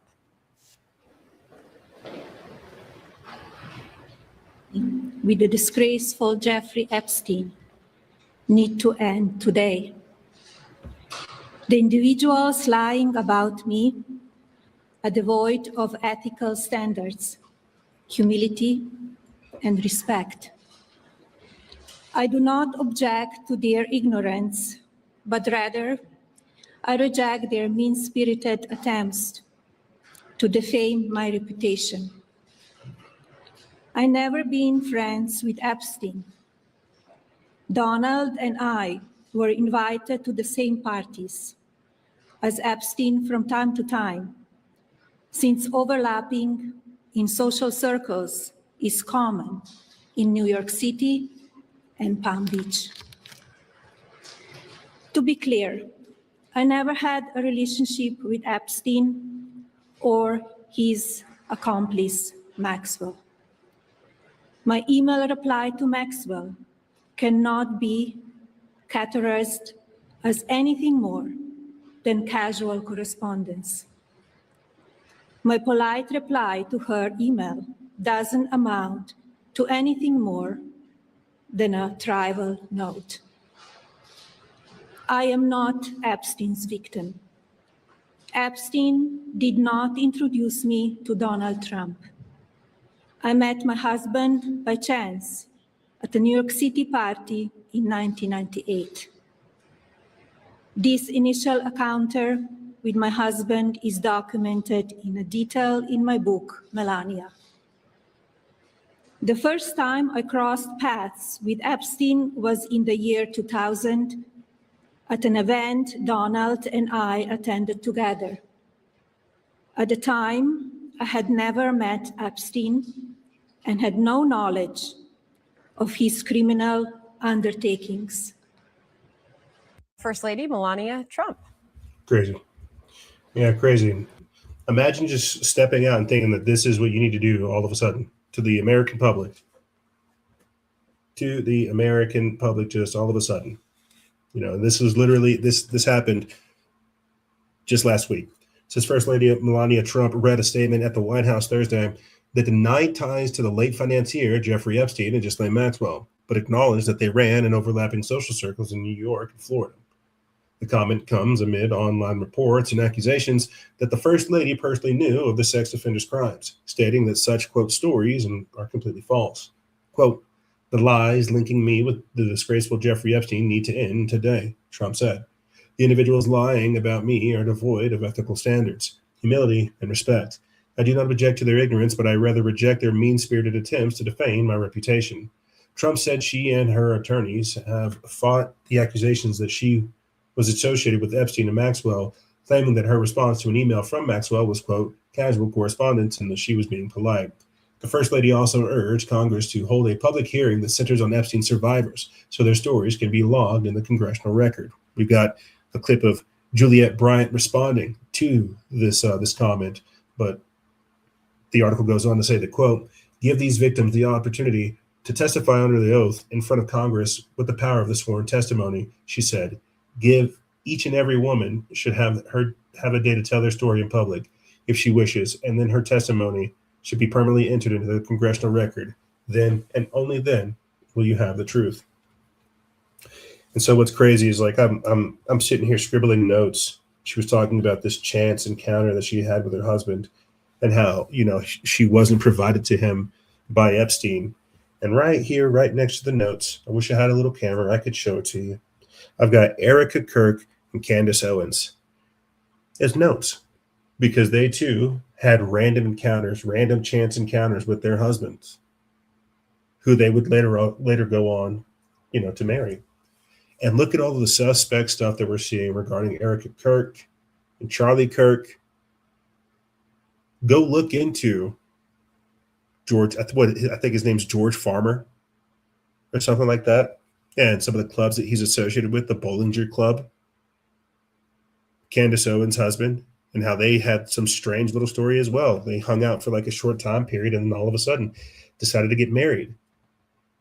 And so what I'm trying to say is we don't know how deep mind control goes. We don't know how deep programming people goes. We don't know how the elite communicate. That's, if anything, what was alluded to in the previous segment. These people are talking, but they have the worm tongue and the double speak. They can say one thing and completely mean something else entirely. That's what we have to understand. But if you guys, I would recommend go look into the works of Mind Unveiled, The Bride of Farmer, where he's trolling Candace Owens when she's supposed to be doing her expose into Erica Kirk. So it's kind of like a 2-for-1. We know that there's something going on with Erica Kirk, her Romanian angels, trafficking of children, being a part of the, you know, the beauty pageants, right? Defense, her family having relations with defense contractors and things of this nature. Very, very sus things. That's what everybody's talking about. But really go do a little bit more research into Candace Owens' husband, and what his clubs are involved in. And I'm saying this because these are the chance encounters that we now have with two very influential people in our so-called movement. And look at how they've taken it over. And look at all the sus things associated with them. So why, just getting back to point here, why would Melania Trump do this on a random Thursday? When we hear about Donald Trump literally starting wars to stop people from talking about this, What did he say just the other week or just the other month? Are you still talking about Epstein? Yeah, we're still talking about Epstein. And apparently your wife is as well. So why aren't you? Here's Juliette Bryant, another Epstein survivor, reaching out or at least responding to Melania Trump's statement. Hello, Melania Trump. My name is Juliette Bryant. I'm an Epstein survivor. You want girls to testify under oath. Well, here I am testifying that everything I've said is true. Unfortunately, a lot of the girls who testified died. Maybe it's about time that you and your husband testified too. Hello, Melania Trump. My name is Juliette Bryant. I'm an Epstein survivor. You want girls to testify under oath. Well, here I am testifying that everything I've said is true. Unfortunately, a lot of the girls who testified died. Maybe it's about time that you and your husband testified too. Yeah, like Virginia Giuffre, God rest her soul. And Julia Bryant's story is the one where she's at a party, at a movie watching, and all of a sudden gets, she goes outside, has a smoke, sees a light, goes inside, gets knocked out, wakes up on an operating table. People in suits are looking at her. They think they're harvesting her organs. She claims of having a baby. And I think this happened out here in Zorro Ranch. I think she also met James Cameron as well. So a lot of these survivors have some pretty crazy stories. Melania. So she's making statements at the White House, asking for victims to come step out and come talk about it. Again, this is all politics. This is all happening in politics. Because this is what Jeffrey Epstein dealed in. He dealed in the trafficking of people, the trafficking of souls, individuals. You could even say he started growing people. There's some transhumanist eugenics aspects to some of the work that he's done as well. People don't really talk about that. That's some of the lesser known stuff. It's not as it's not as known as the trafficking and the ritual abuse and things of this nature. But that's what I'm saying. There's a whole dark world to this that people don't even understand. And that's why it is predatory, because they see us as goyim. They see us as sheep. They see us as a source of food for them to vampire or feed upon. Here's Marjorie Taylor Greene echoing the very same thing, saying that Donald Trump doesn't want to release the files because some of those are his friends. No one's been held accountable. I mean, we've seen foreign countries hold people accountable for the Epstein files, and we've seen no one held accountable here. And I can tell you why that is it was the final phone call I had with President Trump on the issue where he told me that his friends would get hurt. And that was why he was against releasing the Epstein files. What did you say to that? How do you respond to that when the president says that to you? I was shocked. I was absolutely shocked because we're talking about men that raped girls as young as 14 years old and were involved in all kinds of insane things in these Epstein files and all types of business corruption and just all kinds of unbelievable things. And I was shocked because my perception of MAGA, my perception of what we were trying to do was President Trump was going to be the one that would drain the deep state, destroy the deep state, drain the swamp, go for transparency. He would be the one to release the Epstein files. So when it came down to a phone call with him and he's telling me that it would hurt his friends, he said people that I know, then I was like, I'm sorry, I don't care. I literally don't care. No one's been held accountable. I mean, we've seen foreign countries hold people accountable. And we shouldn't care because they have been predators, because they have hurt people. We shouldn't care.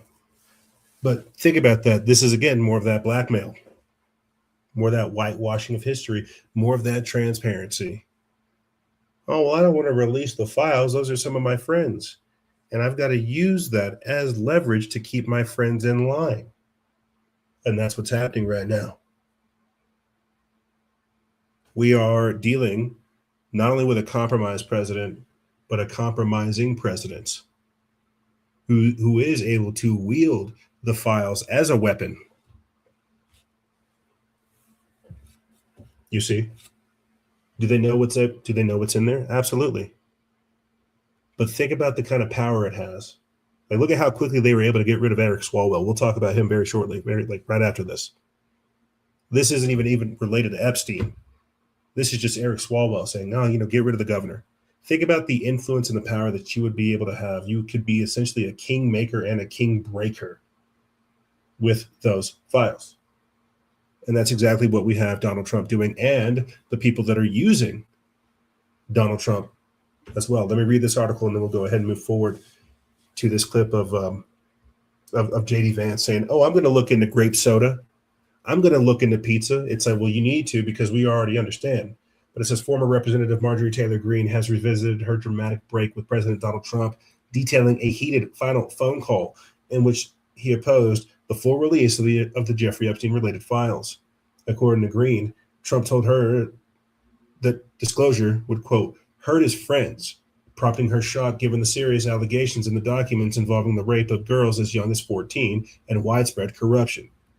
Greene, who had been one of Trump's most vocal supporters, first publicly highlighted the disagreement and the call earlier this year during interviews in late 2025 and in 2026, including appearances on 60 Minutes, CNN, and New York Times Profile.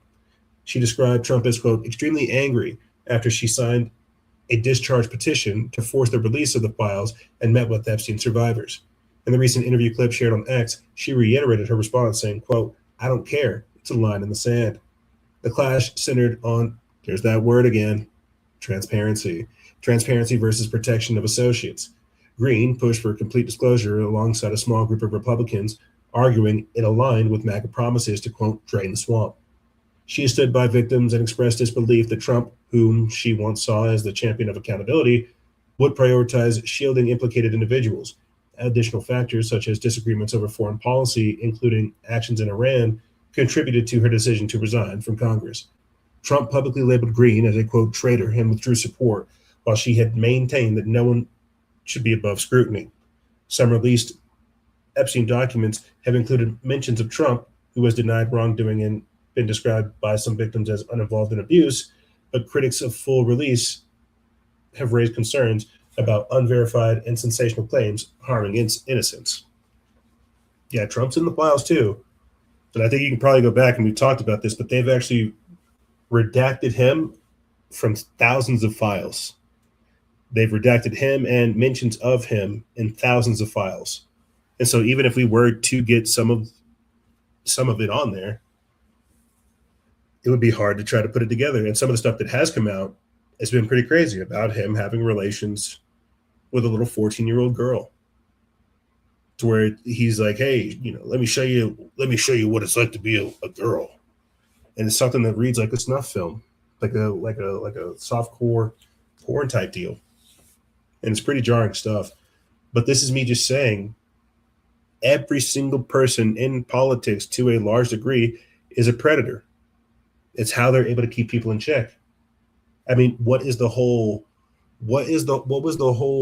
thing with Obama and the Pizzagate and the pedogate? Why do we know that there are pedophiles rampant in government? Like, what is that about? Because it becomes a guilty pleasure. It becomes a sin. This is why we didn't even cover that stuff with Kristi Noem and her husband and his bimbofication, him wanting to be a bimbo. But do you see how they're able to use sex and these disgusting sex acts as leverage, as control mechanisms? It's like, hey, act right, or we're going to keep you in line. And by the time it gets out to us, they've already got the story of how they're going to spin it to the masses. They've known about all this stuff forever. You don't think other people in D.C. knew about Kristi Noem's husband? You don't think they knew about Eric Swalwell? You don't think they knew about Barack Obama? You don't think they know about Donald Trump? You don't think they know about these predators? People talk.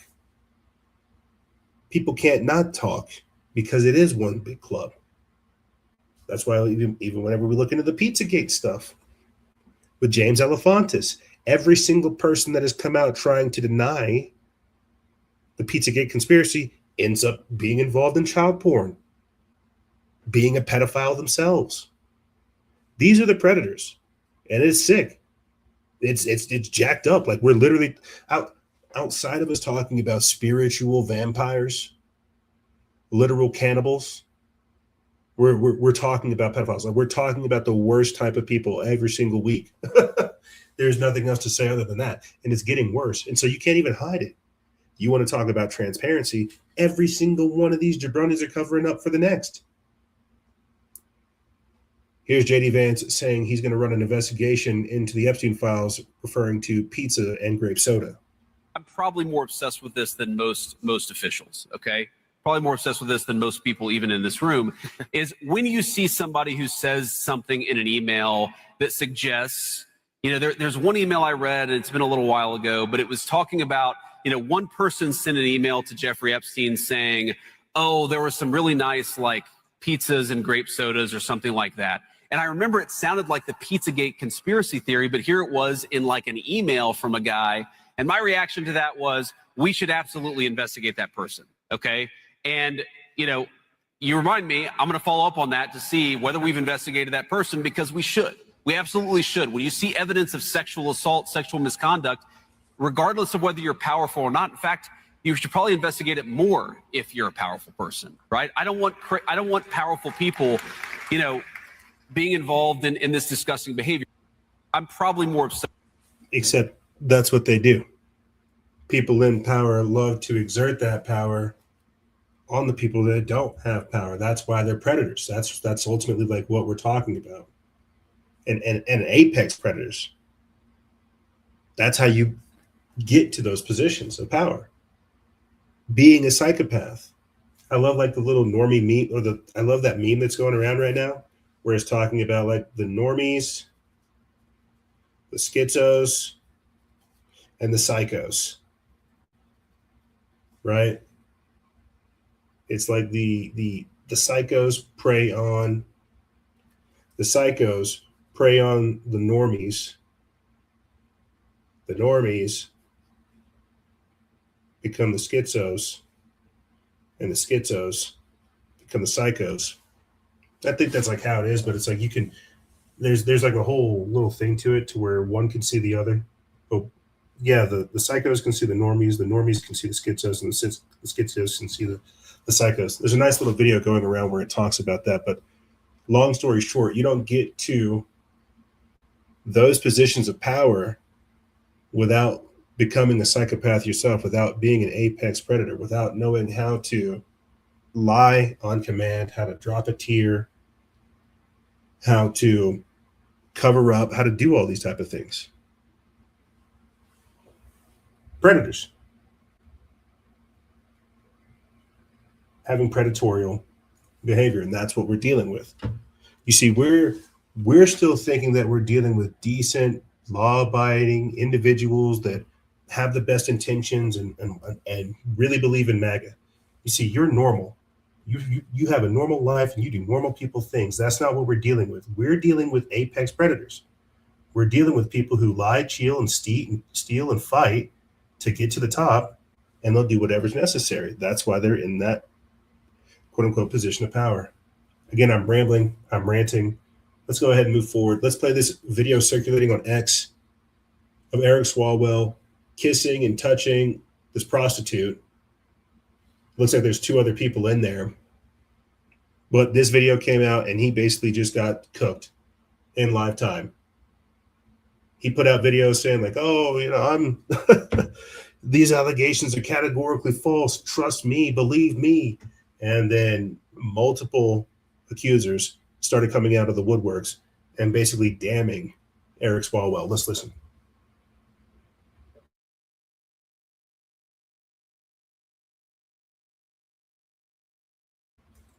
Oh, this doesn't have any, but here he is basically in a hotel with some type of prostitute having his way. And again, you have to understand that they've got videos like this of every single person in politics, every single congressman, every senator, every mayor, everybody, because this is money. This clip alone probably caught a couple $100,000 in blackmail value, or even a couple $1 million in blackmail value, and the access alone is astronomical. You see, now we're talking about hush money. Now we're talking about blackmail. Now we're talking about black books, deep state, leverage. Now we're talking politics. This is what it really looks like. It's like you got people that have degenerate, psychotic behaviors, and you've given them a blank check of the taxpayers' dollars, and you expect them to be a good person? You've given these people more access, more influence, more control, and you still expect them to be wholesome and decent? And so this is what's going on with the American system. We're not dealing with like the George Washingtons and the Thomas Jeffersons. We're not dealing with ideologues, idealists, real revolutionaries. We're dealing with broken people. You understand? We're dealing with regular people. You know, and that's what it actually should boil down to. We should not put these people up on a pedestal. You see? Let's go ahead and move forward to the fifth Swalwell accuser, Lana Drews, represented by the attorney Lisa Bloom. Another Swalwell accuser came forward and spoke at a press conference in Beverly Hills on Tuesday morning. The fifth Swalwell accuser to come forward, Lana Drews, is represented by attorney Lisa Bloom, saying, quote, "I represent a brave Eric Swalwell accuser. Her disturbing story is forthcoming. We call upon him to resign from Congress and the governor's race, and we will cooperate with authorities in their investigation." Lisa Bloom, Gloria Allred's daughter, said on Monday evening before the press conference. Lana Drews recounted how Eric Swalwell drugged and raped her in 2018 and choked her to the point of unconsciousness in a West Hollywood hotel room. Quote, "In 2018, while I was living and working as a model in Beverly Hills, and I also owned a fashion software company, I had contact with Eric Swalwell on 3 separate occasions," the alleged sexual assault victim, Lana Drews, said. Quote, "I knew he was married at the time and that his wife was pregnant. He was my friend. On the 3rd occasion, I believe he drugged my drink." Lana Drews said that Swalwell drugged her drink and violently raped her. "He raped me, he choked me, and while he was choking me, I lost consciousness and I thought I died. I did not consent to any sexual activity," she said through tears. Quote, "I would never engage in consensual sexual encounter with Eric Swalwell." Lisa Bloom absolutely shredded Swalwell during the press conference. Bloom called Swalwell's statement about sexual misconduct a, quote, "slap in the face" to the victims. Democratic Eric Swalwell on Monday announced he's resigning from Congress amid sexual assault allegations. Let's watch the clip. On the 3rd occasion, I believe he drugged my drink. I only had 1 glass of wine.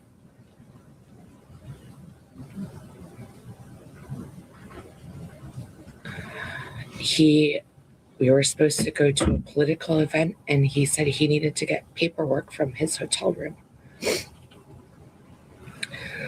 When I arrived at his hotel room, I was already incapacitated and I couldn't move my arms or my body.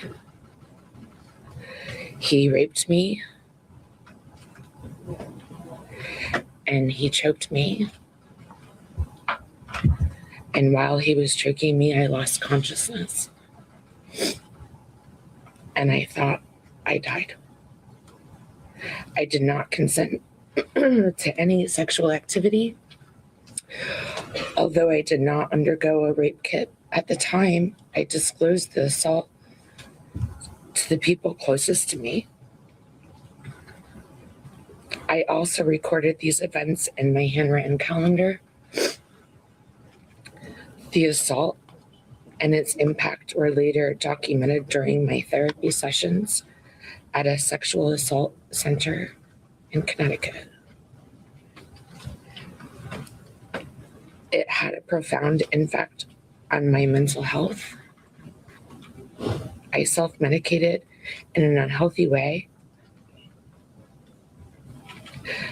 I did not want to live anymore. I cried all the time for years.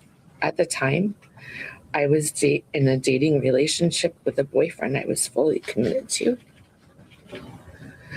I've never cheated in my life, and I would never have engaged in a consensual sexual encounter with Eric Swalwell. On the third occasion, I believe he drugged my drink. I only had one glass of wine. Good God.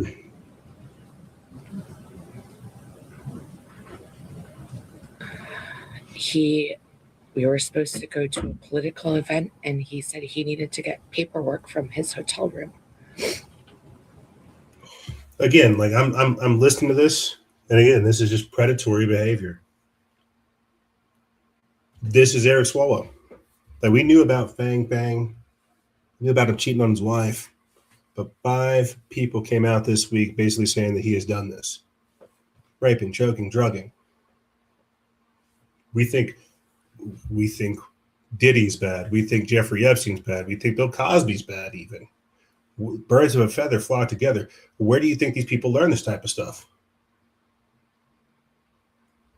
Yeah, so you hear that Rick Ross song talks about it, where I put Molly in her drink and you don't even know it. There is for sure rape culture here in America. But what we're talking about specifically is predators and politics. How that's what we're dealing with. Wolves in sheep's clothing. And this guy wants to be the governor of California. Yeah, so Eric Swalwell is cooked in live time. You're seeing him go right out the window.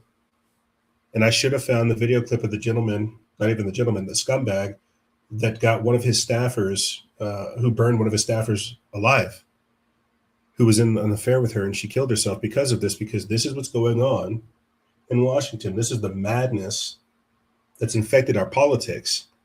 So outside of people being radical anti-Trumpers or never Trumpers, we have literal pedophiles, predators, apex predators, and just sycophants in positions of power doing stuff like this. Here's Eric Swalwell 5 days ago, as this stuff is coming out. This is his most recent post. It says, "Hear it from me directly. These allegations are false, and I will fight them." He didn't fight them. The allegations were true, and he resigned. A lot has been said about me today through anonymous allegations. I thought it was important that you see and hear from me directly. These allegations of sexual assault are flat false. They are absolutely false. They did not happen. They have never happened. And I will fight them with everything that I have. They also come on the eve of an election where I have been the frontrunner candidate for governor in California. I do not suggest to you in any way that I'm perfect or that I'm a saint. I have certainly made mistakes in judgment in my past, but those mistakes are between me and my wife. And to her, I apologize deeply for putting her in this position. I also apologize to you if in any way you have doubted your support for me. But I think you know who I am. For over 20 years, I have served the public as a city councilman, as a member of Congress, and as a prosecutor who went to court on behalf of victims, particularly on behalf of sexual assault victims. That's who I am and have always been. This weekend, I'm going to spend time with my family and friends, and I appreciate those who have reached out to me to show support, and I look forward to updating you very soon. A lot has been said about... Oof. Bro is cooked. Live time. That's what you saw this week. You saw Eric Swalwell get cooked by multiple accusers. And what you have to understand before we move forward with the show is, like I was saying earlier, they've got these kind of compromising clips of every single politician, every councilman, every mayor, every congressman, every senator. It's currency, what you're watching right here. It's currency. This is money. This is blackmail. This is more real than gold, because now you can take Eric Swalwell's gold with just this video. You see, Secrets. So we're not dealing with decent individuals. I think ultimately that's what I'm trying to get around to saying with these predators in politics and how they're birds of a feather. They teach each other. What do you think Bohemian Grove is? What do you think the secret club is? Why do you think they have all these sex parties, these compromising situations, these white parties that Diddy has and things of this nature? Because it's a culture of perversion, of hedonism, of debauchery, and of degeneracy. Power. Power over you, power over others, power over life itself, and being drunk on power, which is even worse about it. You see. Speaking of being drunk on power, here is Joe Biden introducing just a random black guy that he thinks looks like Obama. I want to turn around to one guy and say, Barack, what are you doing? Come here. Come here. Come here. Come here. Come here. I feel like he should be standing on the right and I should be standing on the left. Hey, you done this look at Barack? Anyway, as I say, you've done good, fella. Well, I tried. Turn around to one guy and say, So as Donald Trump is basically crashing out on the world stage, posting that he's Jesus, getting us into war with Iran, getting caught up in Epstein, destroying his own recovery. It's like, as it was looking pretty bleak this past week, they rolled out the clowns. They rolled out Joe Biden and they rolled out Kamala Harris. As people were genuinely getting upset with Donald Trump and his antics as the truth was coming out, they rolled out the clowns. It says Joe Biden on Tuesday delivered remarks at Syracuse University in New York for the unveiling of his portrait. Biden graduated 76 out of 85 in his law class at Syracuse University College of Law in 1968. So Joe Biden has repeatedly lied and claimed he graduated at the top of his class, even though he really graduated at the bottom of his class. During Biden's campaign in 1987, he lied about his academic proof or academic record and was dogged by accusations of plagiarism, which prompted him to withdraw from the race. Quote, an oil portrait of alumnus and 46th President Joseph R. Biden Jr. will go on permanent display in the College of Law's Deneen Hall Law Library after a ceremony in April, a previous press release from the university read. Biden was called up to help with the portrait unveiling. He looked shocked as he laid eyes on the portrait. Joe Biden then delivered an 18-minute rambling speech. At the beginning of his remarks, Joe Biden looked at the Syracuse University Board of Trustees Chairman Jeffrey Scruggs, a black man, and called him Barack. Quote, I almost want to turn around to one guy and say, Barack, what are you doing? Biden said, come here, come here, come here. I feel like he should be standing on the other side, and I should be standing on the left. Doesn't he look like Barack? So they rolled out this silly old man whenever all this stuff is popping off. Accusations left and right coming out. America looking like a mother-loving mess on the world stage. And they just roll out the old clown. Hey, here's a portrait of you. And what does he do whenever he gets 2 seconds to just, be a normal person? He has an old folks moment, classic Joe Biden moment, and say, hey, doesn't this guy look like Barack? You cannot make this up. Meanwhile, a couple of days beforehand, former first son Hunter Biden challenged the current first sons, Donald Trump Jr. and Eric Trump, to a cage match. Let's listen. Guys, Hunter Biden here. I just got a call from Andrew Callahan. He asked me to come out on the Channel 5 Carnival Tour at the end of the month. I think we start in Phoenix and then we go to San Diego and we end in Albuquerque. And I think he's trying to organize a cage match, me versus Eric and Don Jr. I told him I'd do it, 100% in, if he can pull it off. And if he can't, I'm still coming. And I think he's got a lot of other surprises up his sleeve, a lot of fun. And I hope I can see you guys out there. You can get tickets online right now, and I'll see you out on tour. Okay, guys, Hunter Biden On tour. here. I just got a call from Andrew Callahan. He asked me to come out on the Channel 5 Carnival tour at the end of the month. A carnival I think we tour. start in Phoenix, and then we go to San Diego, and we end in Albuquerque. And Yes. I think he's trying to organize a cage match, me versus Eric and Don Jr.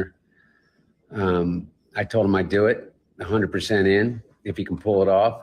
And if he can't, I'm still coming.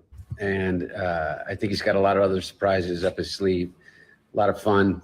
And I hope I can see you guys out there. You can get tickets online right now, and I'll see you out on tour. We can get tickets. We can get tickets. Check this out, gang. Channel 5 Carnival and Talent Show. That's wild. Out here in Albuquerque. That's what's up. Maybe we'll go, maybe we'll get tickets. You see, this is why we need exclusive members. This right here is why we need exclusive members. So we can go do random extracurricular activities like this. Wouldn't you like that, right? Wouldn't you like knowing that your hard-earned money was going towards random shenanigans where I was running up on Hunter Biden at a carnival show? But you see, because we don't have the support, we can't do random things like this.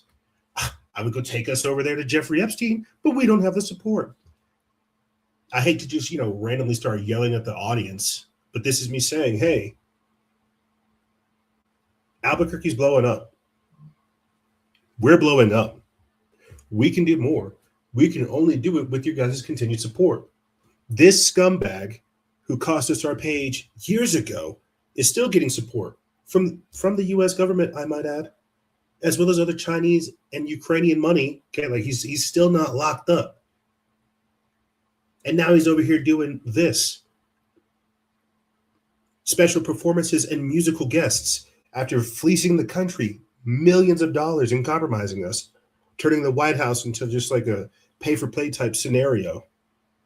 He's over here doing tours. And I can't get 5 or 10 exclusive members. You have got to be kidding me. This is insane. Jumping back into this and more of this, just so I can talk about this carnival, because with the remaining parts of this segment, we're going to be talking about the shift in Democrats. Those were the old school Democrats, right? Those ones didn't work. Those are the clouds. What's going to happen now is you're going to have radicals and terrorists begin to join the Democrat Party. And that sounds intense right now, but it shouldn't. The same way a few years ago, I was saying that, witches, occultists, and Satanists, and lesbians, and people of the Rainbow Mafia were joining the left. And then fast forward to the Satanic Temple and After School Satan and all those different programs coming out in the subsequent years, you're going to see that same type of ideological or cosmological shift take place with these people. They're going to begin to adapt more radicals, more extremists, and more terrorists. Hunter Biden, Joe Biden, Kamala Harris, they represent that old guard. Remember, just a couple of weeks ago, we were talking about how Cory Booker was saying that they need new leadership. Now they've got Mamdani. Now they've got AOC. Now they're going to get this new guy, Hassan Piker.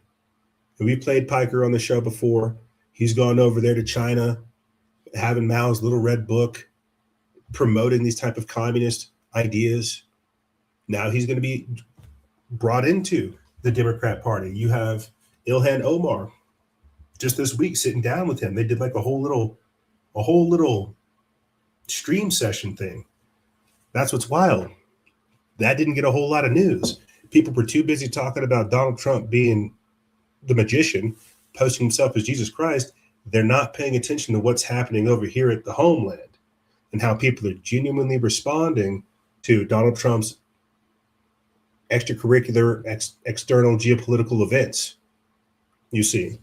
So as he's doing everything he's doing, disrespecting MAGA, destroying his recovery, and basically setting up his fall for the midterms, the left are amassing numbers. They are getting more and more radicalized. Like what's crazy is I didn't put this into this week's news rotation, but you can go back and go look at just this week's posts. There's a lot of crazy stuff that popped off. People cutting the face of 3-year-old children. That rabid pedophile dude that was screaming at the camera saying, "Where is your daughter?" We've got that 20-year-old kid bombing Sam Altman. We've got another person trying to be a school shooter. This is what I mean by like the terrorists, the extremists, and the radicals joining the Democrat Party. So while we're talking about predators like Eric Swalwell and Jeffrey Epstein and what's going on with those shenanigans, the people who were here to play for keeps, they're doubling down. Here is Hassan Piker saying that the Republican Party is the, quote, biggest terrorist organization in the United States. Hate Republicans. I oppose them. I say that all the time. I think that the Republicans are far more damaging. The biggest terrorists, the biggest domestic terrorists in this country, the biggest terrorist internationally is the Republican Party. And not only that, but it's just like I want to fight against the growing fascist movement in this country. My frustration with the Democrats is their conciliatory attitude towards that and their lack of investment in this struggle. This idea that, you know, on the one hand, you say Donald Trump is a dangerous force. I see that. I recognize that. But then you turn around and you take on his anti-immigrant narratives and anti-immigrant messaging from the 2020 election that you won and decide you're going to be the sincere candidate that ends up, dealing with the growth of migration in this country. It's a failure. If you were serious about being an anti-fascist, if you were serious about combating these forces, you would take it more seriously. You would do everything you can. You wouldn't try to win by your own coalition that you want to build and parade Liz Cheney around and act as though you're going to win with like never Trumpers or whatever. You would do everything in your power to talk to people on your left flank. I hate Republicans. I oppose them. I say that all the time. Yeah, and we actually put out like another clip too on our page. I don't think we put it in this week's rotation. We can just play it real quick, or maybe I'll read another article and then we'll play the clip. But he says that the fall of the Soviet Russia, the United States and the Soviet Russia, was one of the greatest catastrophes of the 20th century. So we now have the Democrats linking up with pedophiles, trannies, Hamas, terrorists, radicals, extremists, abortionists. Like you really have to think about what this crop of predators looks like and how this isn't yesteryear's battle. Like they've got democratic socialists. That's what AOC calls herself. That's what Mamdani calls himself. That's just another code word for communist. And you have to think about what they're actually saying and their intentions too, and the power we're giving them. The power that you see being taken from Eric Swalwell will be given to somebody else. The attention, the motion, the influence will be given to somebody else. What do you think they're going to do with it? Do you think they're going to be pro-America? And this is what I've been saying these past couple episodes. We're not dealing with like yesteryear's Democrats. We're dealing with leftist globalist types. We're dealing with people that want to hollow out America and let these foreigners in. That believe in the no borders, no walls, no USA at all. That believe that no one's illegal on stolen land. That believe America is a crumbling empire and that they are part of the generation to help bring it down. You see, this is a part of the confusion. This is the part about the controlling of the awakening. So is Hassan a predator in politics? I'm not sure. But these people are amassing more power than we think. And just because Donald Trump's in office doesn't mean they're going away. I think that's another thing too that I'm disturbed to see. Is that as Donald Trump is crashing out globally, that was a big talking point this week and last week. Oh, is Donald Trump mentally ill? Is he mentally ill? Is something wrong with him? Is he getting Alzheimer's? Is he going to have a stroke? Does he have dementia? Is something wrong with him? Whatever. All that's doing is accelerating the agitation and the extremism of the left. Like this right here. Antifa-linked activist leads trans firearm training in Washington State. Let's watch the clip.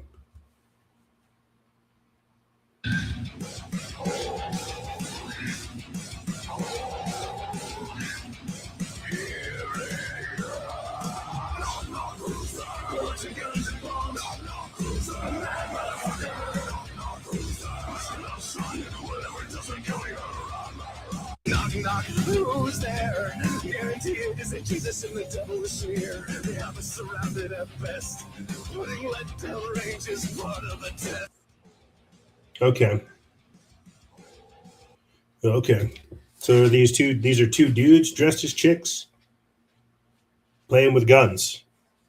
You've got two dudes dressed up as chicks that have been taking copious amounts of psychotropic drugs and gender bending chemicals and hormone realignment pills, and now they're getting together playing guns. So they're not just getting together doing weird things, taking pictures of each other. They're now getting more militant, and they have people like Hassan Piker who says, "Oh, I hate Republicans." They've got people like Mamdani who were like, "Oh, I can't stand these Republicans, these racists." You see how their rhetoric is escalating, and they're getting their force multipliers in the background. The people from this failed experiment that Larry Fink said, who have useless degrees, who are being pushed out, who are being told by people like Donald Trump, not even by people like Donald Trump, but some of the rhetoric that these trans people are hearing is that he's going to commit a Holocaust against trans people. And so they're getting prepared. They're getting prepared to take out Republicans. They're getting prepared for civil war, armed conflict. And you hear this. They say every single ICE officer, when Trump's out of office, we're gonna take you to court and we're gonna lock you up. And some of these people, we've reported on it last year and some of this year, some of these people are shooting ICE officers. Let me jump into this article. It says that a firearms training program for transgender identifying individuals is being conducted in wooded areas of Washington State by a group calling itself Moto Hooligans Firearms, according to images and videos shared online. The two-day course, promoted on social media by Antifa-affiliated account Through the Static, includes instructions on gun safety, legal use of firearms, and different weapon types. Organizers say participants are taught, quote, the legalities of firearms, firearm safety, different types of guns, and a firearm manual. The group frames the efforts as expanding access to firearm training, with one instructor stating that the goal is to help participants, quote, safely exercise a right that is effectively restricted from us by gatekeeping knowledge. Messaging tied to the program claims that transgender individuals face barriers to firearm education due to fractured family relationships and discomfort in traditional gun culture. Organizers also present the training as a response to perceived threats, urging participants to learn about and, quote, put into practice their Second Amendment rights. One of the people behind the effort was previously revealed by the post-millennials Katie Davenport as Seattle activist Alex Randall, also known as, quote, Squid Tips, who previously shared footage of the training sessions and said his team is made up of, quote, entirely trans people. Randall has also promoted the belief that, quote, armed minorities are hard to oppress. Randall has been linked to Antifa activism in Seattle, including anti-ICE demonstrations and the circulation of a hit list targeting individuals he labeled, quote, right-wing grifters, doxers, and harassers. Those names included independent journalists Jonathan Cho, Brandy Cuse, Cam Higbee, and the post-millennials Katie Davenport. His social media profiles describe him as a, quote, motorcycle evangelist, educator, and provocateur, and a, quote, full-time himbo trying to aggressively change the world. Randall was also reportedly involved in a confrontation at the University of Washington last year where he allegedly removed a sign from a table set up by Higbee shortly after the assassination of Charlie Kirk. The sign read, quote, nobody should be killed over opinion. R.I.P. Charlie Kirk. Let's talk. Referencing the assassination of the Turning Point USA founder. Let me pause right there. I think that's a good place to pause because I can definitely see these people coming after more right-leaning individuals. And we saw some of this evil wickedness come out when Charlie Kirk was killed. We saw a lot of people actually celebrating his death, and a lot of people saying it's not enough, wanting more blood. So how do you feel when you see people like Hassan Piker say, I hate Republicans? How do you feel whenever you see trans people say, well, we're going to come up with hit lists. Charlie Kirk wasn't enough. We need to kill more of these type of people. How would you feel if terrorism and radicalization training was taking place at a college in Portland where they're hosting Antifa training? This is an article by Harbinger's Daily. They put this up April 10th. It says that Lewis and Clark College in Portland, Oregon, is set to host a 3-day event titled Transformative Action and Abolition Symposium, quote, Bad Trouble, running April 13th to April 15th. So it's already happened. The program is organized by the school's Prison Abolition Club, which identifies with Antifa-aligned anarchist activism. It's scheduled to bring together a mix of panels and workshops focused on protest strategy and organizing, reports the Post-Millennial. The event flyer circulating online shows imagery including a burning police vehicle, shattered windows, a gas can, flames, bolt cutters, and barbed wire. It also instructs attendees to, quote, wear a mask, please, a line repeated in promotional material tied to the event. See, more of this programming, more of this symbolism, more of this speaking without speaking, more of this code. It says that journalist Andy No highlighted the symposium in a post on X, calling it, quote, Antifa terrorism and radicalization training. No said attendees are instructed to wear masks and described one session as involving readings from anarchist blogs that include claims of responsibility for past actions, alongside discussions of helping comrades avoid arrest. The symposium's overview includes a series of guiding questions. Among them says, quote, how can we critically evaluate the efficacy of our direct action decisions and strategies? Another one says, how does neoliberal co-optation and monopolization of organizing and resistance affect direct action? How can we fight back against it? What can we learn from risk takers who have come before us? How can we gain risk assessment skills? What place does direct action have in social justice organizing? Scheduled panels include a queer activist roundtable, anarchist communic readings, where participants review anarchist blog posts containing claims and responsibilities for attacks and discuss resistance narratives, and grab your comrades back training, described as instructions on interfering with law enforcement, police, arrests to, quote, de-arrest individuals targeted by law enforcement. Let me pause right here and just go back to this video clip. So this is what's happening. While they're showing you Eric Swalwell get arrested, while they're showing you these accusers, while they're having their little show trial with Jeffrey Epstein and Melania, these are the people that are going to come find you and come shoot you. These are the ones that say that, oh, Orange Man bad, all of his supporters are bad, death to America. These are the people that are going to be supporting the Hassan Pikers. These are the people that are supporting the Zohran Mamdanis, that think that the AOCs aren't going hard enough. These are the people in between of what Cory Booker is requesting. These aren't leadership types. These are the foot soldiers, the jackboots. These are the ones you need out there on the street, right? That we play every other week, the ones that are willing to go do the dirt. You need them. But that new leadership is the one training them. And that's what you're going to see next. Remember, for the longest time, Antifa wasn't real. They used to tell us that, right? There's no such thing as Antifa. Antifa is not real. Mark my words. After Hassan Piker rises to power, you're going to see them say, we want Antifa. We want an Antifa radical terrorist politician. We want somebody to be out there in the streets causing this chaos, burning police cars. We want people shooting Charlie Kirks. We want to terrorize people. This is what the Democrat Party is going to become. Right now, they're the predators, they're the wolves in sheep clothing, but they will evolve into these terrorists and these radicals. Mark my words, and we're going to be talking about it. Like there's already, like it's crazy. I think I've talked about this over the years too, how there's like a communist library here in Albuquerque, and because of me going to separate protests over years and running into my local Antifa chapters back when they were just getting started, I remember this tripped me out. They were doing surveillance and recon. They were taking pictures of people who were going to these protests. And I remember because I showed up one day and I just remembered like these people pointing at me all kinds.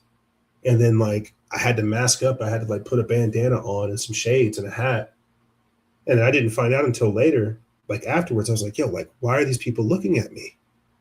And I found out that they put out a glorified wanted poster of me. They turned me into a Pokemon card. And they would hand me out at every single protest. And you were marked as a person of interest. And they would hand these things out either at protest or at communist libraries here locally. And they just have databases of every single person. Because I was rolling with the Proud Boys. I was rolling with the 3%ers. I was rolling with the military types. I was like, man, Antifa's got to stop this. They were doing their research. So when I talk about these people and how much they've grown over the years, it's because I've seen them directly. Realize the No Kings protests were just the other week too. So people really aren't taking this serious enough. And then whenever I see what the Republicans and the conservatives are doing as a response, linking up with Palantir is not the solution. Linking up with the Eye of Sauron is not the solution to letting these hordes of orcs amass at our gates. That is not what we should be doing.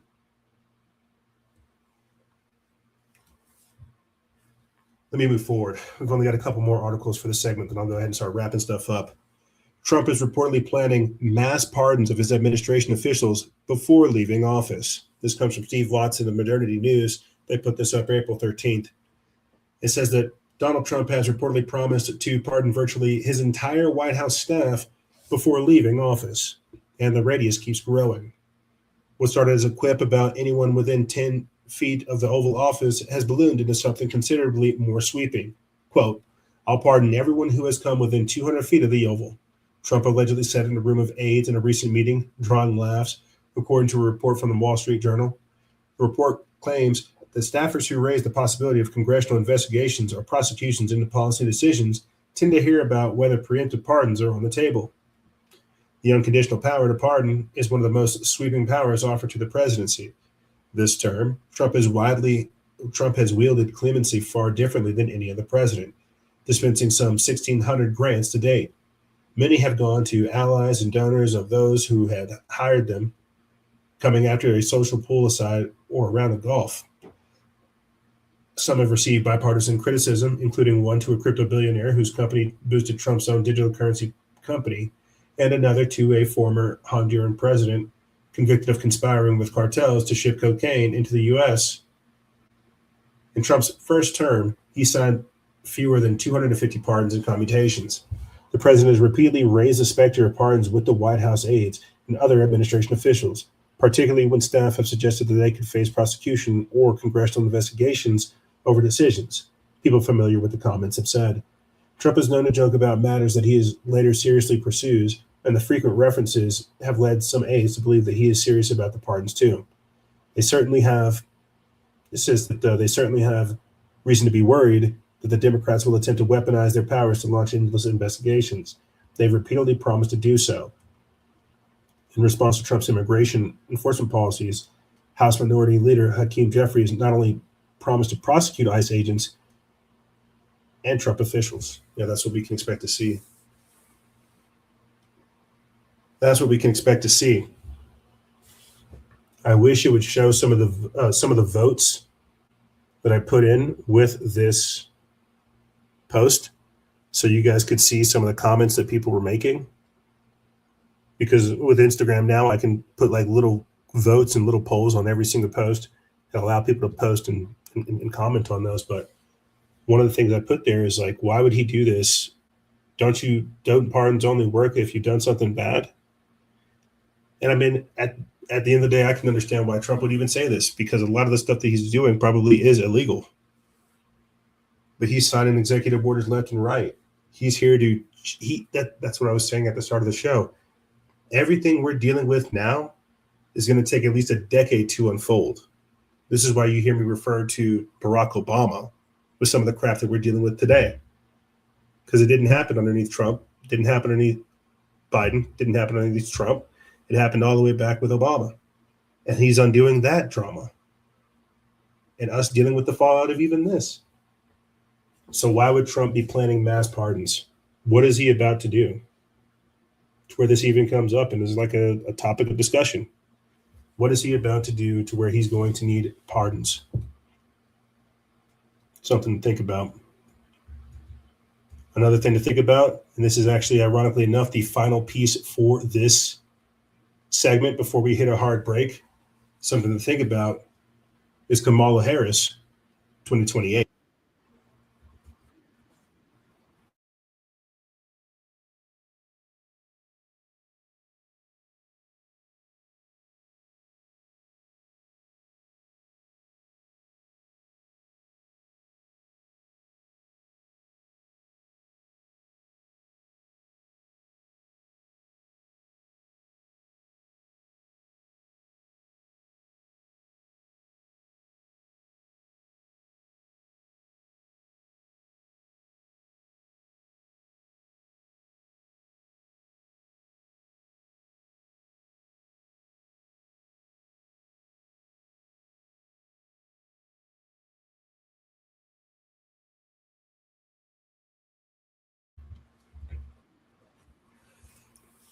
Who would be her running mate?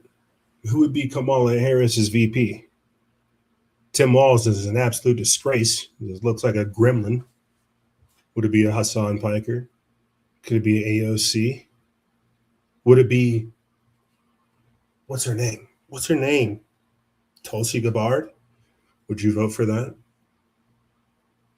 Former Vice President Kamala Harris signaled that she is considering another bid for the White House in 2028, telling a cheering crowd at Reverend Al Sharpton's National Action Network convention in New York on Friday, quote, "Listen, I'm thinking about it. I'll keep you posted." When Sharpton directly asked if she planned to run again, Harris responded affirmatively while adding that she knows, quote, "what the job is and what it requires." The event drew several potential 2028 Democratic contenders, including Pete Buttigieg and Pennsylvania Governor Josh Shapiro, as the party begins early positioning ahead of the next cycle. Harris has made similar non-committal statements or non-committal remarks in recent months. It says in a February 2026 podcast interview with Sharon McMahon, she said that she, quote, hasn't decided, but, quote, might run again while promoting her memoir. It says in a viral post on X is, that's basically it. That's basically it. Yeah, that's basically it. You don't need to read that much more, but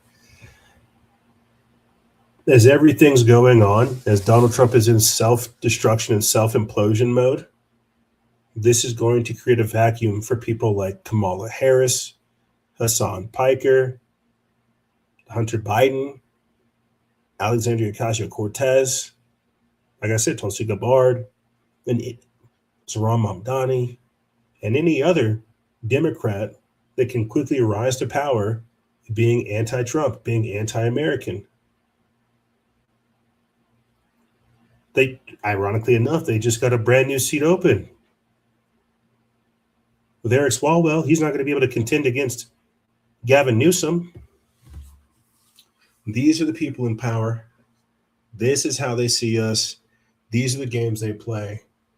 And this is why they're doing everything they can to get us to abdicate our power and believe in this broken system as it's crumbling in lifetime. Because that's all they're doing. They're trying to vie for power. They're biding time and they're vying for power. And the only power they get is the power that we give them. And that's what we're beginning to see with Donald Trump. We're beginning to see that we gave him more power than he actually had. And now that he's in this position, he's not going to relinquish this energy. He's not going to relinquish this power. He's going to hold on to it for dear life, and he's going to take every single thing with him. you see.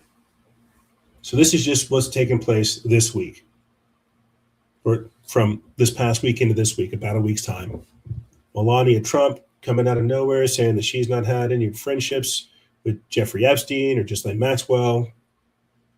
Eric Swalwell having at least 5 different accusers come out of nowhere, one of which claimed that he drugged and raped her and went on camera talking about it. We even got Hunter Biden saying that he's going to get into a cage fight. And they rolled out the previous president and the previous vice president. All of this as Donald Trump is posting that he is Jesus Christ, that he is Dr. Donald Trump, that he is the Chaldean, the magician. These are the predators in politics. Which is funny because politics, multiple ticks sucking the blood from you. That's exactly what these people are doing. But speaking of blood, we're going to take a quick break. And when we do, and when we come back, we're going to be talking about pure blood transfusions. What's going on with COVID to this day? Yeah, that's right. We have more people requesting unvaccinated blood because they can tell a difference. As demand for pure blood transfusions rise, roadblocks continue to challenge the fulfillment. We've also got information about Japan potentially coming up with a cure for the COVID vaccinated, a couple videos and documents regarding that. Elon Musk also this past week talked about how the COVID shot almost killed him, admitting the truth that that's a bioweapon. He doesn't admit that it's a bioweapon. That's me saying it, but him admitting that the COVID shot almost killed him is equally as important. Biden carries over into the next section too, where we talk about how his FDA knew that the COVID vaccine had a stroke risk associated with it. He kept people in the dark. We've also got former CDC Director Robert Redfield popping in as well. We're talking about pure blood transfusions, COVID chaos, and more on the other side. Ladies and gentlemen, don't go anywhere. This is Freedom Faction over here on Factions of Freedom. And we'll be right back right after this.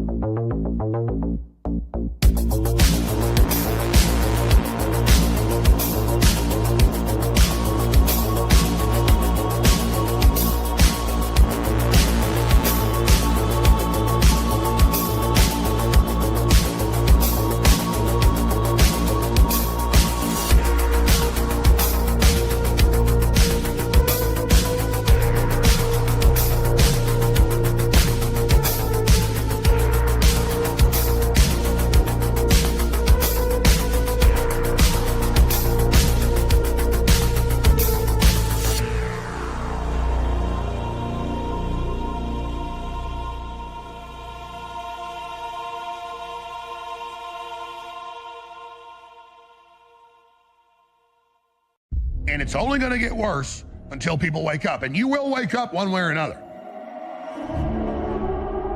You may wake up when the drones are flying down the street and the big trash trucks, robot-driven, are pulling up and getting the dead bodies, and your wife and kids are dead, and for some reason you're immune to the new virus, and you're sitting there with the electricity off and no food, and half the city's dead. And just know that often luxurious places that people like Zuckerberg will be in their bunkers while we're all dying. But our people are everywhere. And they're watching the enemy. And when we all jump on their private jets this week, next month, a year from now, whatever it is, and the private airports are full of all the establishment and their minions loaded up with all their crap, flying off to their armored fortresses, that's another key to know when they're about to pull the trigger on a new bioweapon or a nuclear war. But after the dust settles, we know where to get the medicine and food we need as survivors, don't we? And that's what matters at the end, is we will get these people. I may not be around for it. A lot of you won't be around for it. But don't get on the bus when they tell you they're relocating you for your safety when all the food and energy's off. As you go to that forced labor camp, you ain't ever coming back. This is how it works in history. Happens all the time. People forget freedom. They don't stand up for themselves, and the tyrants take over. And they don't just not care about you, they hate you, they want to hurt you. I always hear, oh, the New World Order doesn't care about the people. Oh, the Democrats don't care. Oh, they do care. They love partying and taking drugs and getting their hair done and flying around on private jets while your kids are all locked up in the house with you and you're going bankrupt. They enjoy hurting you. It makes them enjoy their lives so much more. And hey, only people you got to blame is yourself, right?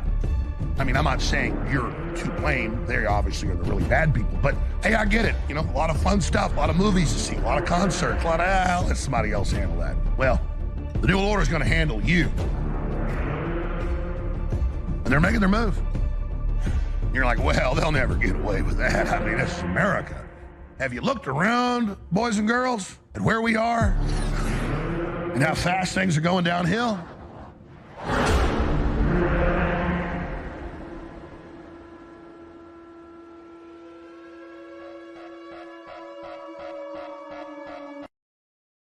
Are you miserable? Haven't been on a date in years? Are you still upset that the cool kids bullied you in junior high school? Mixed race and yearning for the street cred of the homies?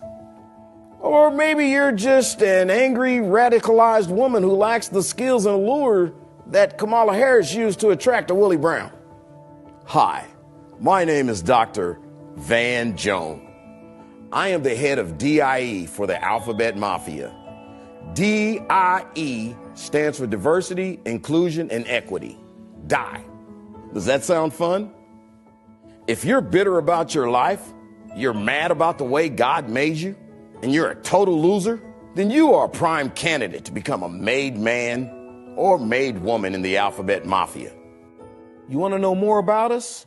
We're a for-profit coalition of organizations funded by George Soros. We're Black Lives Matter, LGBTQ, and critical race theory, all rolled into one. We burn and loot cities. We redefine marriage, and we're also in the process of redefining and expanding gender identities. If you have a writing flair, you would be a good fit at the New York Times. We're rewriting history, and we're helping Americans understand that this country is a massive failure. Do you have a violent criminal history? Maybe you've done time in prison for pedophilia, rape, maybe even some domestic violence, and you can't find the right job in corporate America? No problem. At DIE, you're a perfect candidate to loot, burn, and terrorize black communities. You could be the next Joseph Rodenbaum. So don't miss your chance to kill America. Call us right now at 1-800-555-MARA. That's 1-800-555. Let's all make America racist again.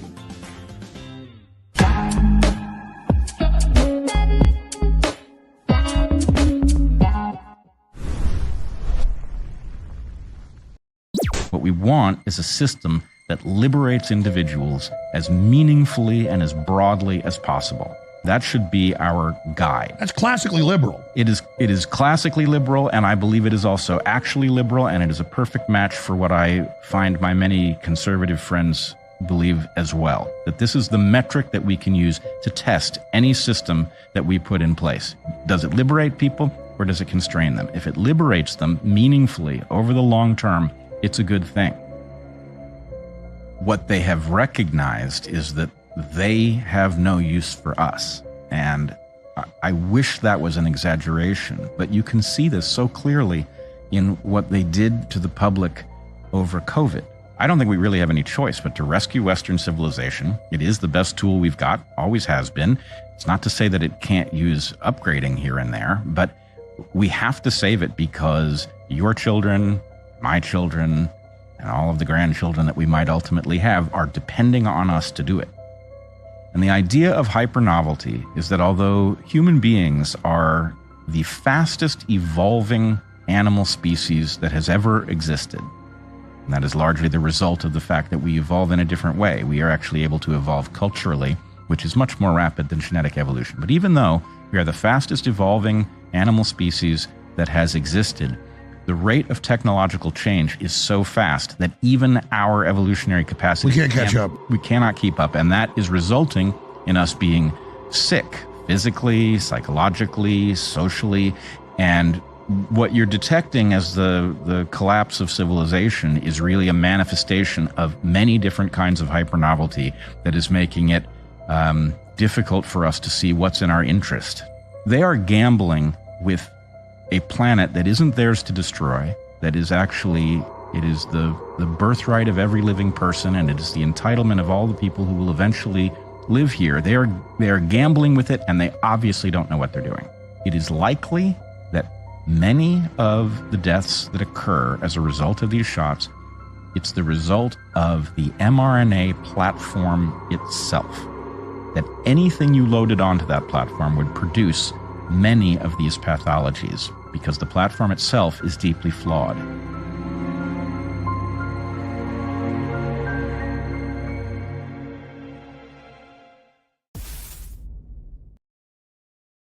Good Morning America is brought to you by Pfizer. CBS Health Watch sponsored by Pfizer. Anderson Cooper 360. Brought to you by Pfizer. ABC News Nightline. Brought to you by Pfizer. Making a difference.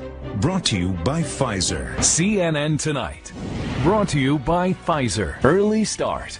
Brought to you by Pfizer. Friday night on Aaron Burnett Out Front. Brought to you by Pfizer. This Week with George Stephanopoulos is brought to you by Pfizer. Today's countdown to the royal wedding is brought to you by Pfizer. And now a CBS Sports Update brought to you by Pfizer. Meet the Press Data Download. Brought to you by Pfizer. This portion of CBS This Morning sponsored by Pfizer. On how to find the hidden sugars in the American family diet. Sponsored by Pfizer. Bill Gates' advice on how to combat mistrust in science at 60minutesovertime.com. Sponsored by Pfizer. You really need to get vaccinated. You know, COVID vaccines are now available for children 5 years and older. And the more people who get them, the better we're going to be able to help stop the spread of COVID.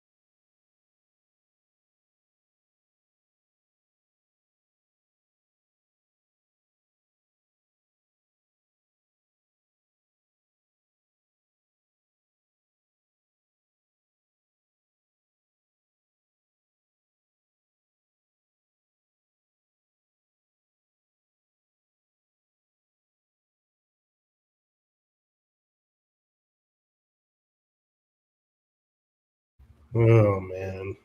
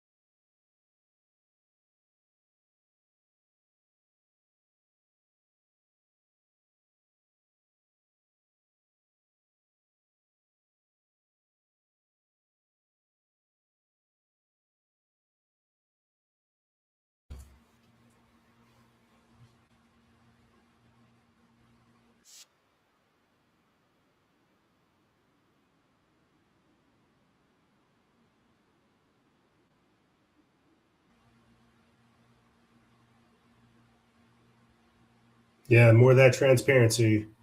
More of that transparency. There's CDC director, former CDC director Robert Redfield, trying to be a hindsight helper. You know, I'm watching this and I'm thinking to myself, like, he's saying all the right things now. None of this was said during this time frame. They knew they were covering up the side effects. They knew it didn't come from a wet market. They knew it was a lab leak. They knew all these things. Yet they had to get a decided narrative where they could tell you the story and roll this out. Welcome back, ladies and gentlemen, to this segment and edition of Factions of Freedom. I'm your host, Noisera, Freedom Faction, whichever one you prefer, and we're talking about pure blood transfusions. We're talking about COVID. We're talking about the vaccine. We're talking about the effects of the pandemic and what it's done to society. The genetic alterations, the governmental authority that's been granted to them, the chaos that's unfolded since. Really think about where we're at in history a few years later. So yeah, former CDC director Robert Redfield can come out and come say the things that need to be said afterwards. Hindsight is 2020, but during the thick of it, these type of people were pushing, again, wrongful theories, horrible medical practices. And what's the fallout? Again, Anthony Fauci's walking around perfectly happy. He might have security, but he's free to be. He's free to be. And now all this information is coming out about how they knew that there were side effects. They knew that there were problems. But they had this narrative going. They had to tell you that it was safe and effective. They couldn't stop mid-pandemic. That would be mixed messaging. You couldn't stop mid-pandemic and say that, hey, we messed up, we rushed this. No, it was Operation Warp Speed, which is another thing that they'll hang on Trump whenever this starts to go sour. Yeah, in this segment, we're basically talking about just the fallout of COVID still. And how this, too, is something that's just messing around in the background that people have forgotten, just chopped up to, brain rot. Look at this right here. CDC under fire for withholding critical COVID vaccine data amid transparency. Oh, there's that word again. Transparency concerns. An article by Patrick Lewis of Natural News. They put this up April 13th. It says that the CDC and the FDA are facing mounting scrutiny after reports emerged that the federal health officials knowingly withheld crucial data on COVID-19 vaccine effectiveness, particularly in young children, before a scheduled expert meeting in February.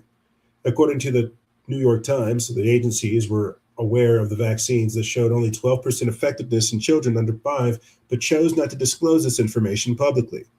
The FDA abruptly canceled the meeting, citing concerns over, quote, public reaction, raising serious questions about transparency and whether officials deliberately misrepresented vaccine efficacy to maintain public compliance. It says that this incident is just the latest in a pattern of delayed, suppressed, or incomplete data released by the CDC, which has repeatedly refused to publish critical statistics on booster effectiveness, wastewater surveillance findings, and hospitalization rates broken down by age, race, and vaccination status. Agency officials have defended these omissions by claiming the data, quote, might be misinterpreted or, quote, not yet ready for prime time. But critics argue that withholding vital public health information, especially when lives are at stake, only fuels distrust and suggests an agenda-driven reluctance to admit flaws in the vaccine program. It says that the CDC's lack of transparency extends beyond pediatric vaccine data. Despite collecting extensive records on adverse events, the agency failed to provide a full public accounting of vaccine-related injuries and deaths, even as millions of Americans were mandated to take these products under the false premise of absolute safety. Dr. Peter McCullough, a prominent cardiologist and outspoken critic of COVID policy failures, has emphasized the urgent need for independent analysis of VAERS, the Vaccine Adverse Event Reporting System data, which, as of February 2022, contained over 1 million reports, including hospitalizations, severe organ injuries, and fatalities. Quote, patients and physicians deserve full informed consent, McCullough stated. If the CDC refuses to release raw safety data, it suggests that they have something to hide. Yes, absolutely. Yes, absolutely, because that's what we're dealing with. A cover-up of the grandest scale. 17 to 35 million people murdered. We need that number updated because it has been years. And we've been talking about how people have been disabled, maimed. My God, just the other week we were talking about how most of the children in the UK are now disabled or identify as disabled. So when we have a whole segment that talks about pure-blooded transfusions, it's because the spike protein's in the blood supply. It's in the human population. It's affecting people. You see, the CDC under fire. Well, of course they are. Why would they? They don't want to publish any damning information. They don't want to put any damning information, anything that would say, hey, this is bad. Maybe you shouldn't take this. They're not actually safe and effective. They don't want that. That would mean that they were wrong. And what did Robert Redfield just say? That's antithetical to science. What did Fauci say? I am science. We can't question him.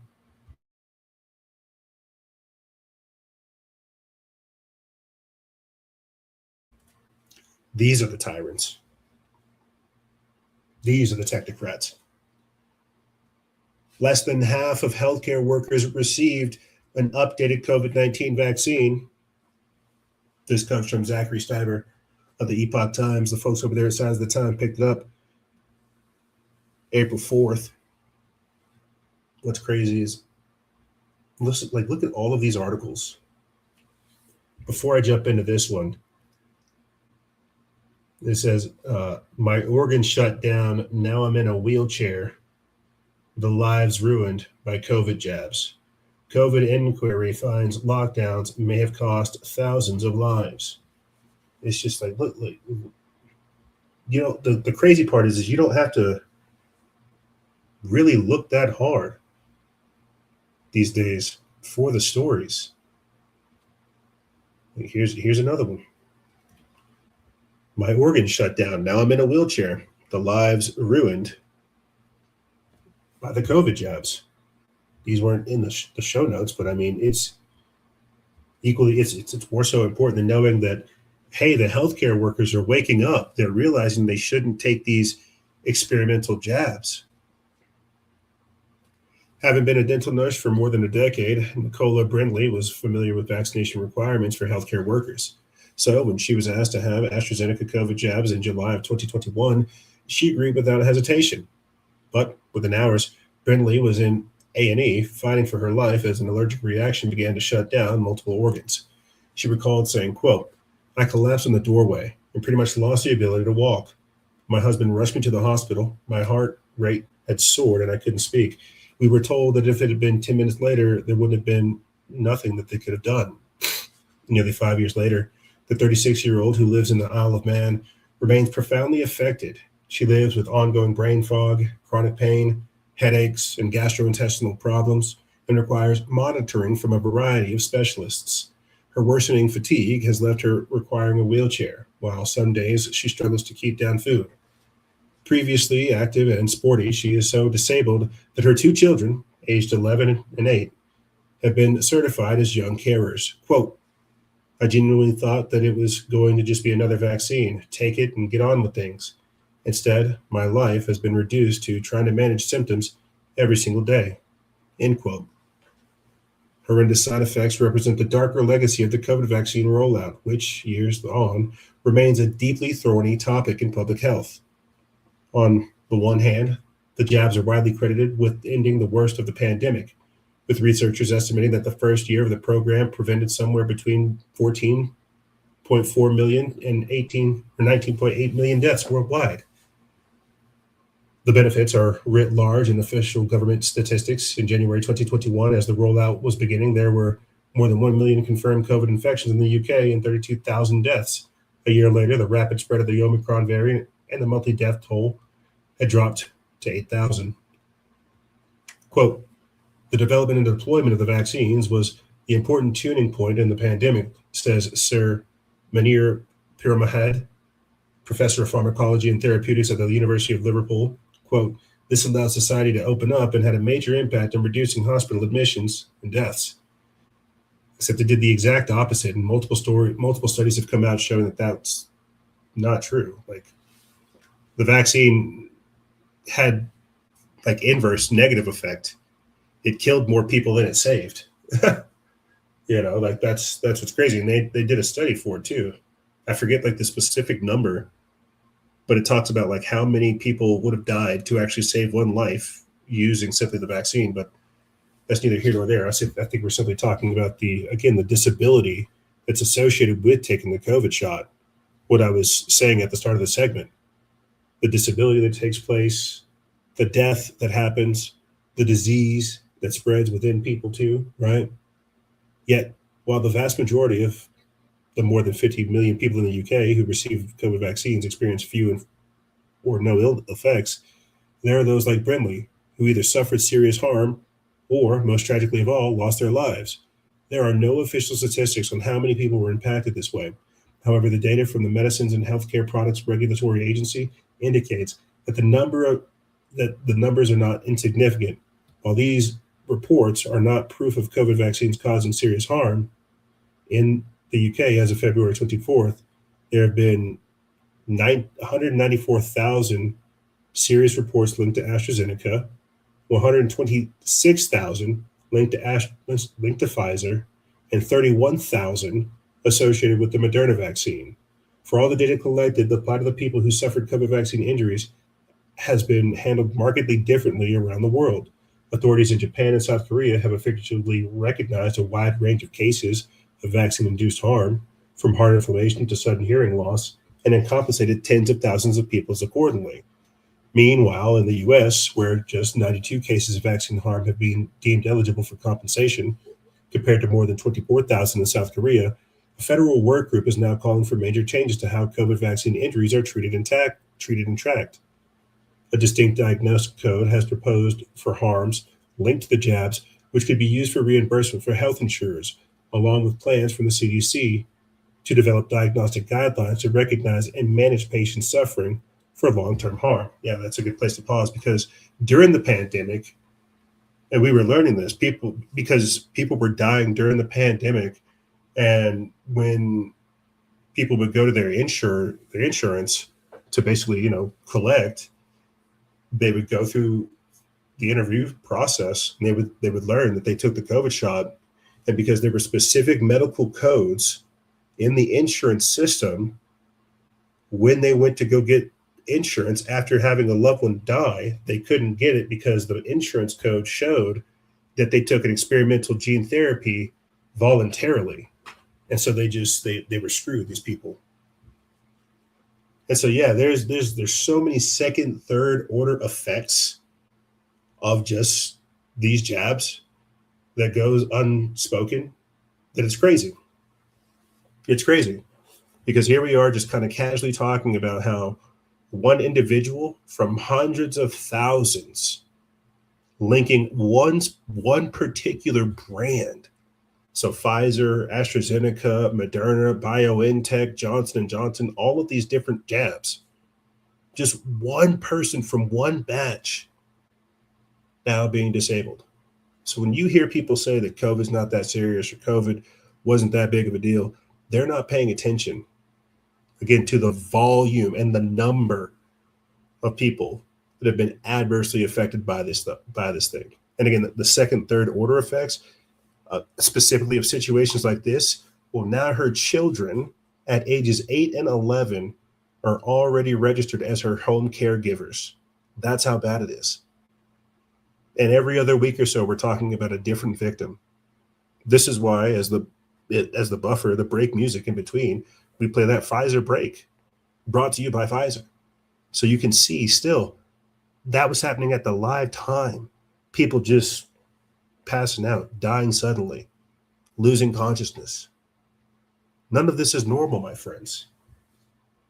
And it should disturb you.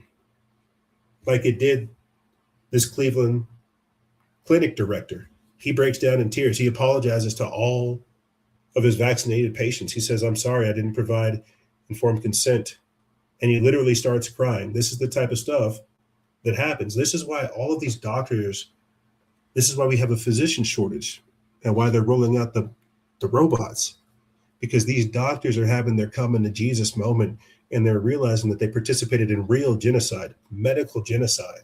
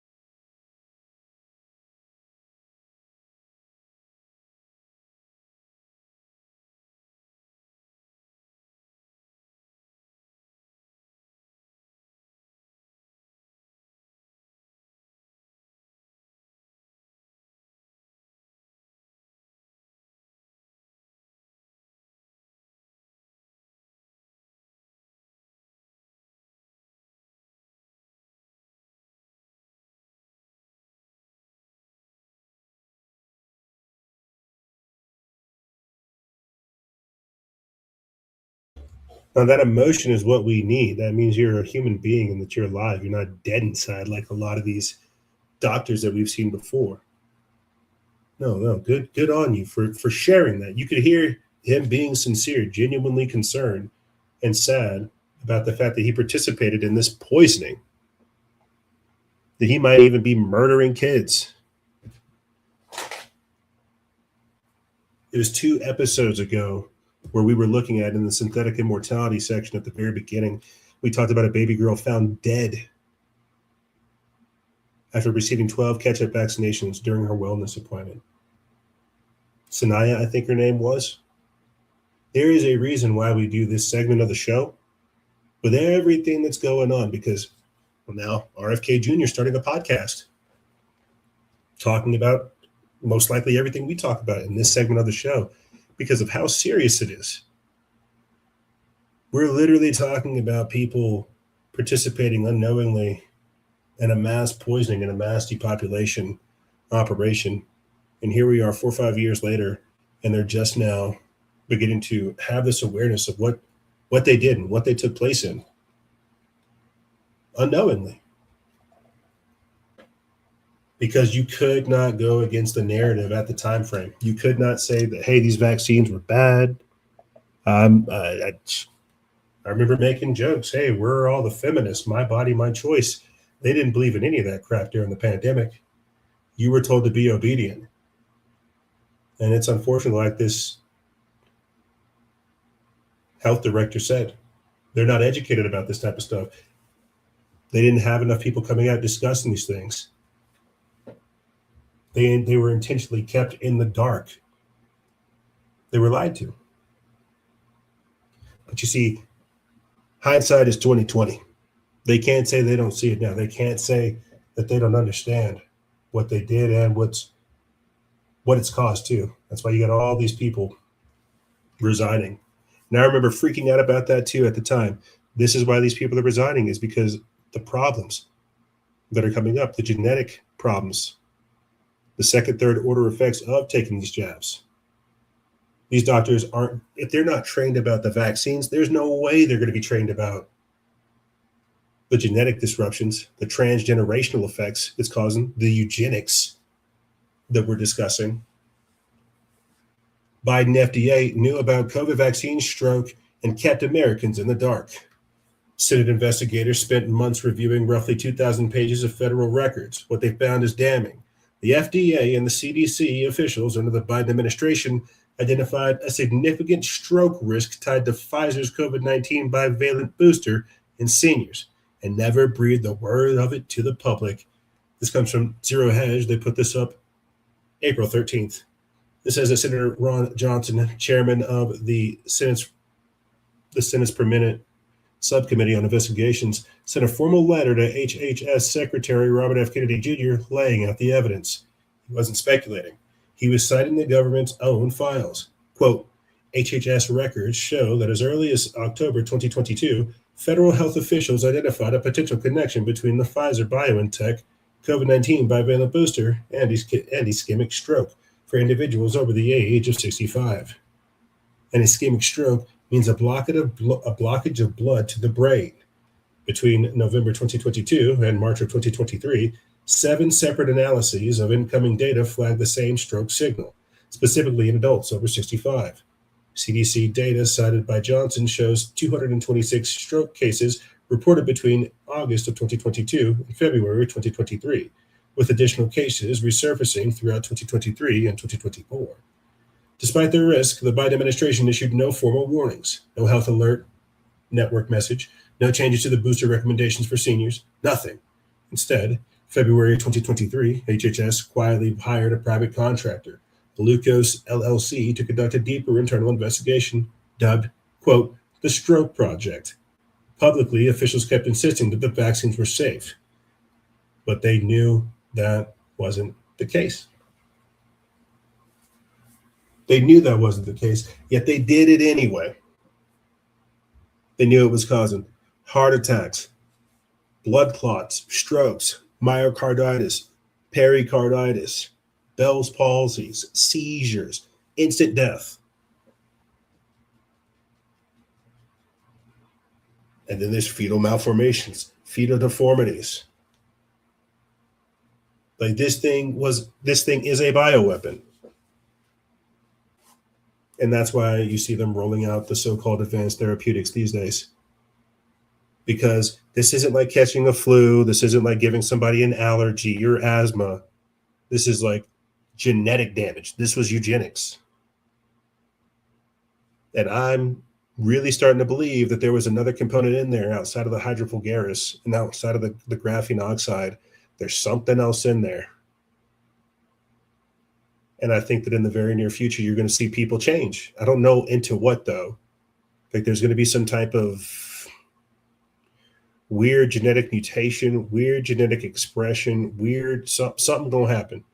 I'm not sure how to put it, but it's a weird thing that's begun to hit me very, very recently. Let's move forward. Let's get back up on track. Let's move forward. Elon Musk says that the COVID shot almost killed him. Tech billionaire Elon Musk shared his severe reaction to a COVID-19 booster shot, questioning the vaccine dosage. This comes from the National Pulse. They put this up April 13th. And here's the tweet. It's got over 55 million views. He says that the vaccine dosage was obviously too high and done too many times. I had the original Wuhan virus before there was any vaccine, and it was much like any other cold flu. Bad, but not terrible. But my second vaccine shot almost sent me to the hospital. Felt like I was dying. Tech billionaire Elon Musk has shared his severe reaction to a COVID-19 shot.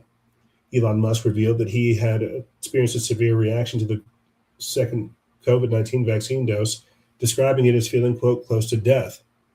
He contrasted this with his experience of contracting the original Wuhan strand of the COVID-19, which he described as similar to a bad cold.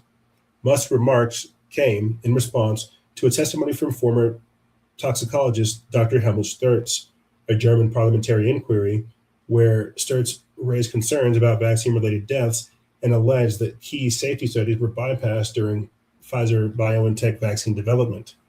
Musk has previously expressed support for vaccines in general while criticizing mandates. This post has sparked widespread discussion online, with many sharing their own vaccine experiences. Quote, the vaccine dosage was obviously too high and done too many times. My second shot almost sent me to the hospital. Felt like I was dying. Musk's comments have amplified ongoing debates about vaccine safety, personal choice, and mandates. And while Big Pharma claims that the COVID-19 vaccines are safe and effective for most, Musk's statement highlights the tension between individuals' experiences and the official narrative. It says that Robert F. Kennedy Jr. removed the COVID vaccine from the recommended immunization schedule for healthy children and for healthy pregnant women last year, tanking Pfizer cells and earning backlash from the American Academy of Pediatrics, which he accused of being, quote, under corporate influence. Yeah, absolutely. Yes, absolutely. So even the world's richest man is getting absolutely wrecked by the COVID jab, but still promoting more of the poison. Where are the protests for this? Where's the marches for the millions of lives taken for this? Like, where is the outrage? There is none. And so here we are, years later, we can admit the truth, yet nobody cares. And that's exactly what they want. They want you to go right back to sleep. They want you to ignore what they've done so you can't see what they're about to do.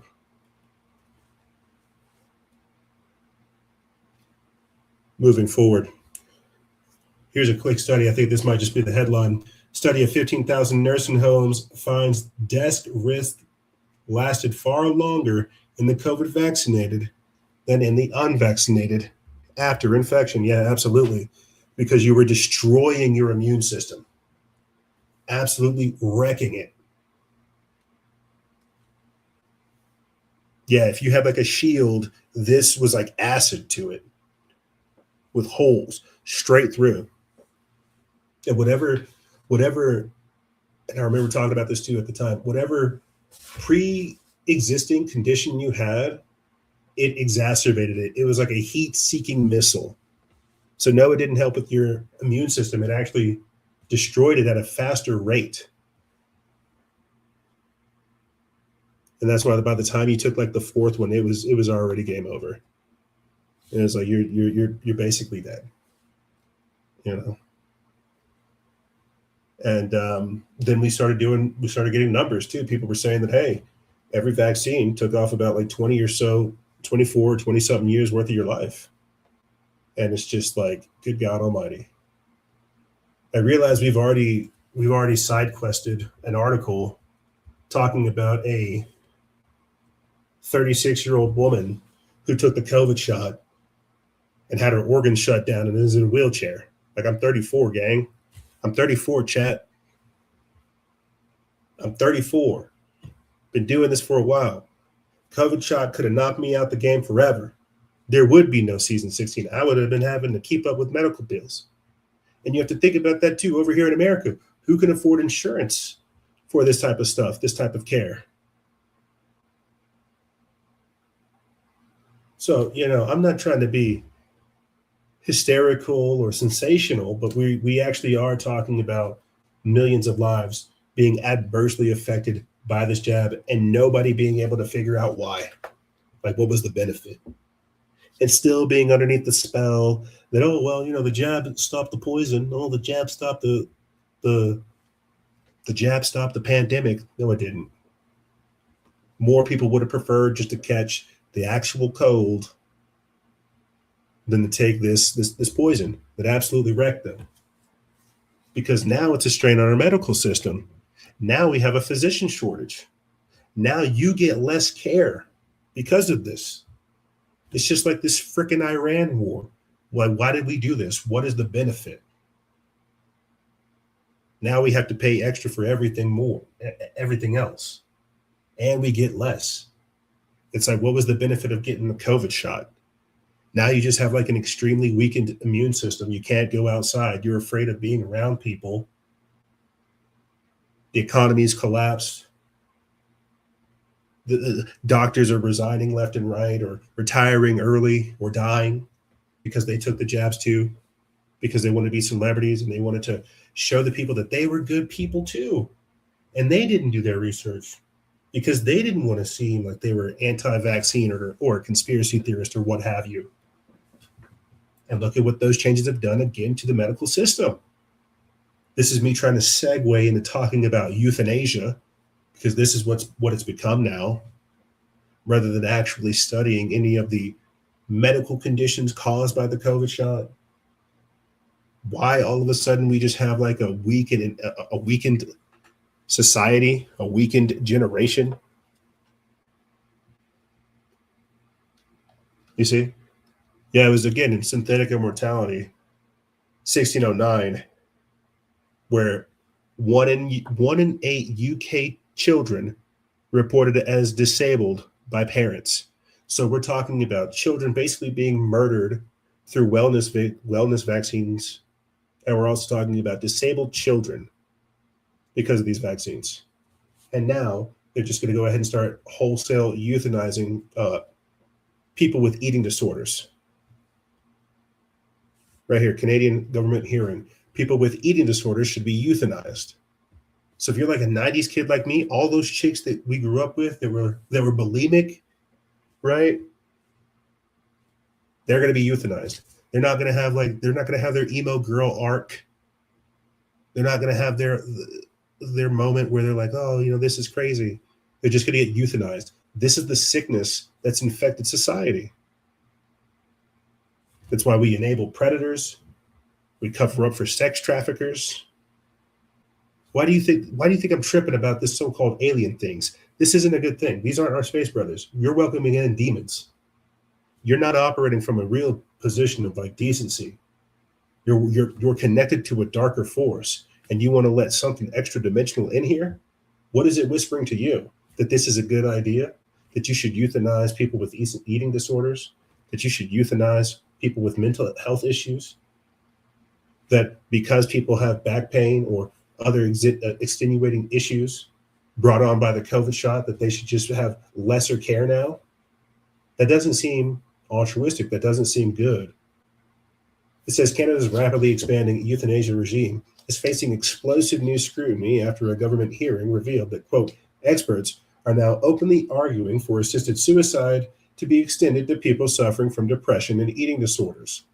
The disturbing exchange took place during a special joint parliamentary committee hearing on medical assistance in dying. During the hearing, a psychiatrist suggested that even non-terminal mental health conditions could qualify somebody for taxpayer-funded, state-assisted death. During questioning, Conservative MP Andrew Lawton pressed Dr. Mona Gupta on whether individuals with depression or eating disorders should be eligible for euthanasia. Quote, "It depends on the circumstances of the person," said Gupta, a psychiatrist and a professor at the University of Montreal. Lawton followed up directly saying, quote, "So it could, potentially," Gupta admitted. The exchange confirmed what critics have been warning for years. Canada's euthanasia system is steadily expanding beyond terminal illness into mental health and subjective suffering. Subjective suffering. Gupta also acknowledged that the concept of, quote, treatment-resistant illness, often used to justify extreme medical decisions, is not formally defined within MAID law. This issue is raising concerns about how eligibility is determined. It's like whatever works, honestly. They just want to find a reason to kill you.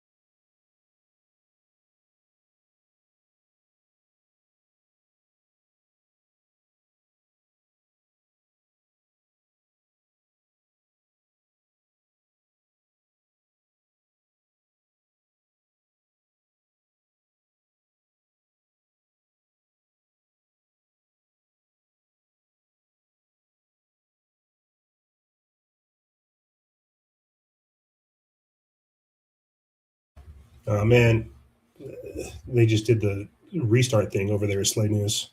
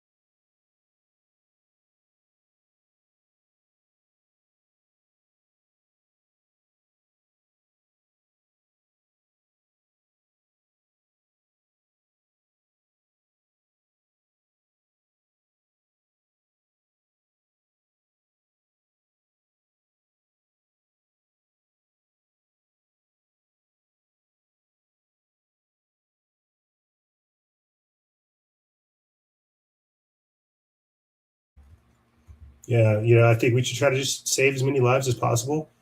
I think a lot of people probably do just need help.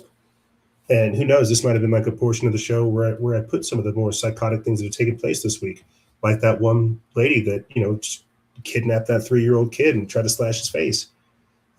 We should not just start wholesaling euthanization campaigns. We should just not start killing people. We shouldn't try to invent new classifications and reasons as to why we should murder people.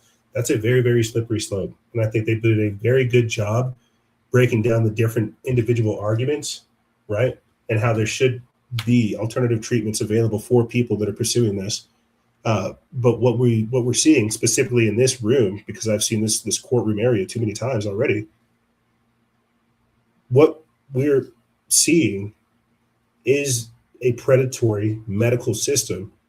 We've played multiple times on this show, in this room, it looks like, where people have said, hey, can we not have medical healthcare professionals recommend MAID to people that are coming in that have pretty mundane issues? Just the other week, we played a video clip. I think it was like in season, it was 1610. Yeah. Was it 1610? Yeah, woman with back pain. Yeah, literally last week, woman with back pain horrified at ER visit says doctor's very first words offered her euthanasia. But this is becoming a disturbing trend with our medical healthcare system because they just don't want to provide the care. They don't want to have to go through all those different treatment plans and through all those different situations and potential scenarios. Again, it's not sustainable. It's not something they want to do. It's not beneficial. They just want to straight wholesale euthanize people. And that's a very, very scary thought, to think that that's how we'll treat people, and that's what's waiting for us in the very near future if we don't stop it right now. You see, like this right here, 28% of Canadians support euthanizing mentally ill patients. This comes from Alex Schadenberger from Life News. They put this up April 14th. And it says that polling data from the nonprofit Angus Reid Institute in partnership with Cardis, published on September 28, 2023, indicated that 3 in 10 people say that they support allowing those whose sole condition is mental illness to seek MAID, while half are opposed. 4 in 5, 82% Canadians feel mental health care should be improved first before MAID eligibility is expanded to include those whose sole condition is a mental illness. That includes 7 in 10, 69% of those who support the expansion of the MAID eligibility. The data revealed that a vast majority of Canadians are concerned with mental health care resources available in the country and the state of the Canadians' mental health overall. Overall, 1 in 5 Canadians say they've looked for treatment for mental health issues from a professional in the last 12 months. In that group, 2 in 5 said that they faced barriers to receive the treatment they wanted. These obstacles appear to be more of an issue for women and young Canadian adults aged 18 to 34. Yeah, so we're just getting more and more statistics that it's growing.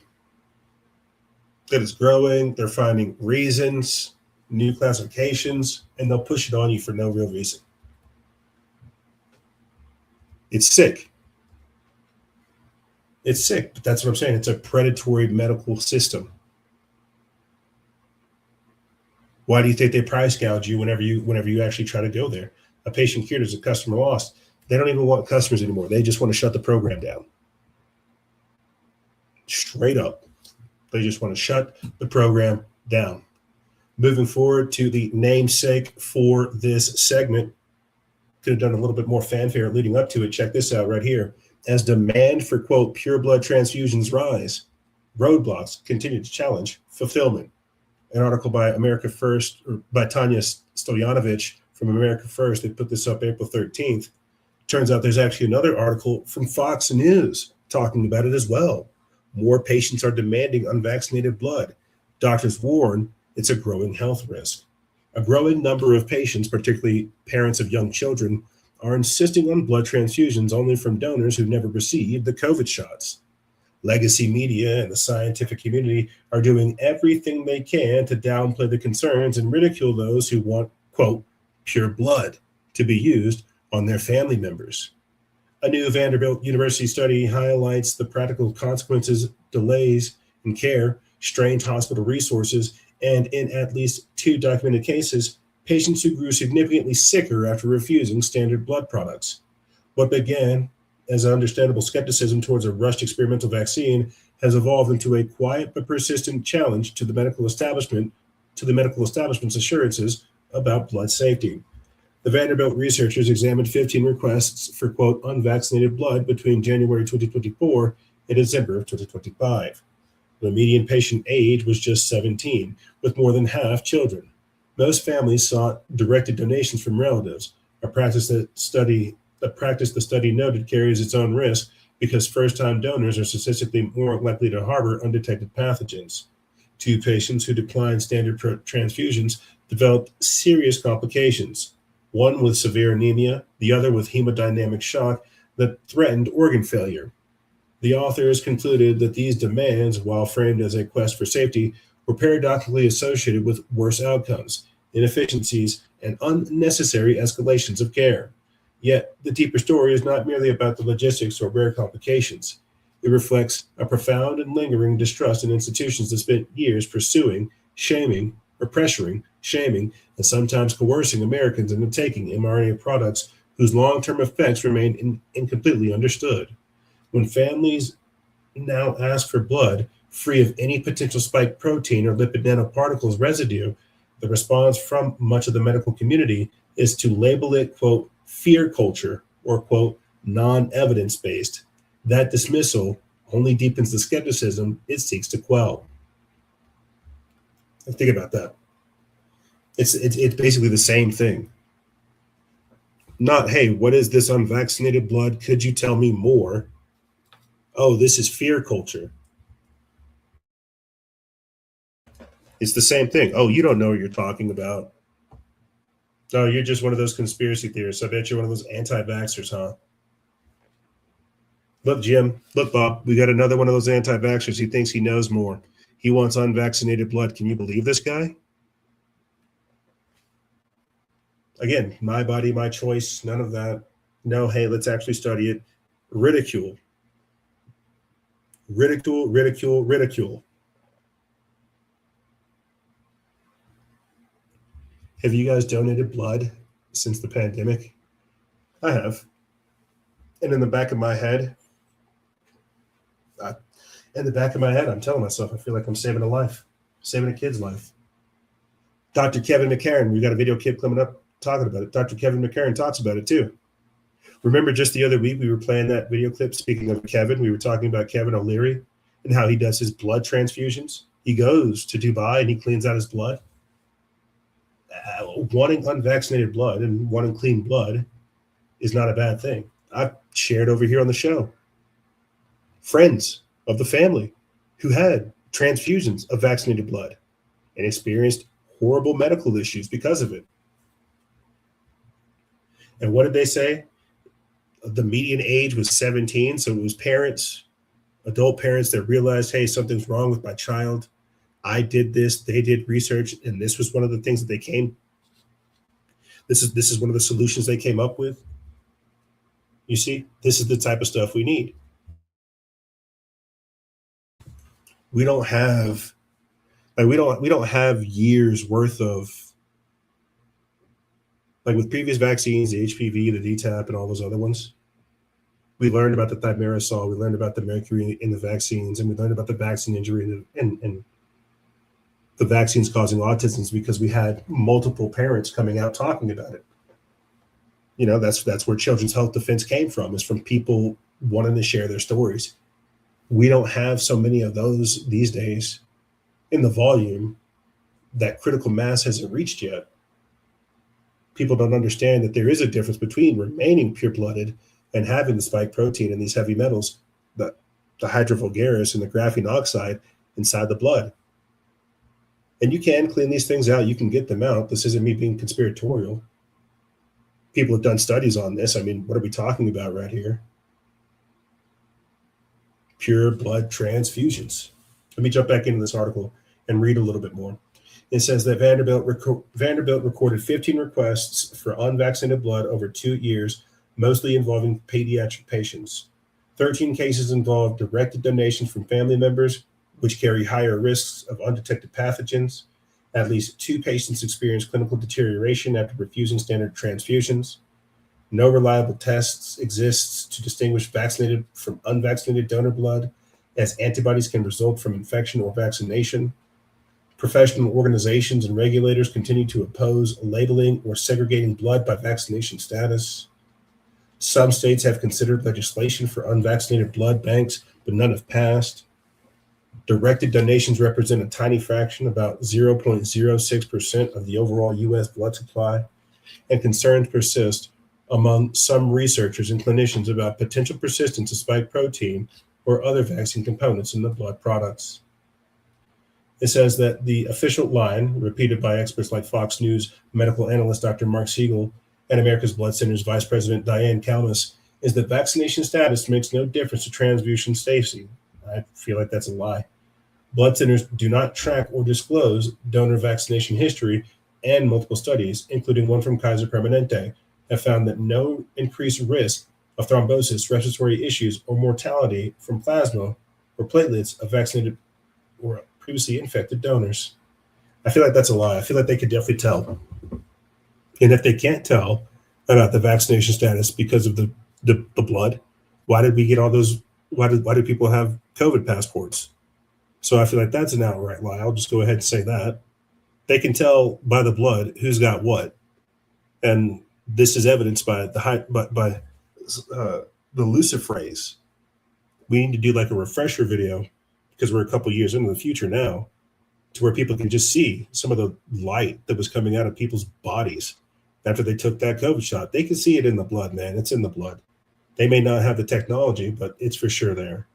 I mean, why would Pfizer acquire Seagen and start looking into oncology?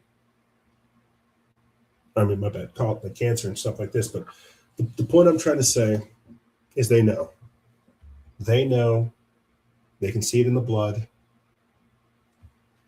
I would not be surprised if you see this become more of a talking point in the very near future. And keep your eye on it. The very same way that you have people asking for unvaccinated sperm is the very same way that you have people asking for unvaccinated blood. Because it's in the markers. You can see it. You can see it. And for our final piece for this segment, before we hit a hard break, it comes from the Liberty Beacon. Has Japan found the cure for the COVID vaccine injured? Have they? They put this up April 15th. This information, if true, is simply too important not to publish. Japan seems to have a suitable treatment for those harmed by the COVID mRNA vaccines, basically a type of blood laundering. It says the man in blue is called Robert and appears to be the 12th or 14th patient at Itogawa Hospital in Japan. Robert calls out Trump and Fauci, not unfairly. The West does have a major moral problem. Here's a quick video. Then here's another video of him talking about the treatment. Let's go through this. And here he is pictured with Kevin McCarran, who's talked about how the global blood supply has been tainted. Let's read through this and then play some of these videos. Look at this. Cleaning the blood, the Japanese breakthrough. What did we play for you guys just last week with Kevin O'Leary in Dubai? They can see that it's in the blood and they have a cure, but we just don't get it. Let's go ahead and play this quick clip and then we'll pick it up from there.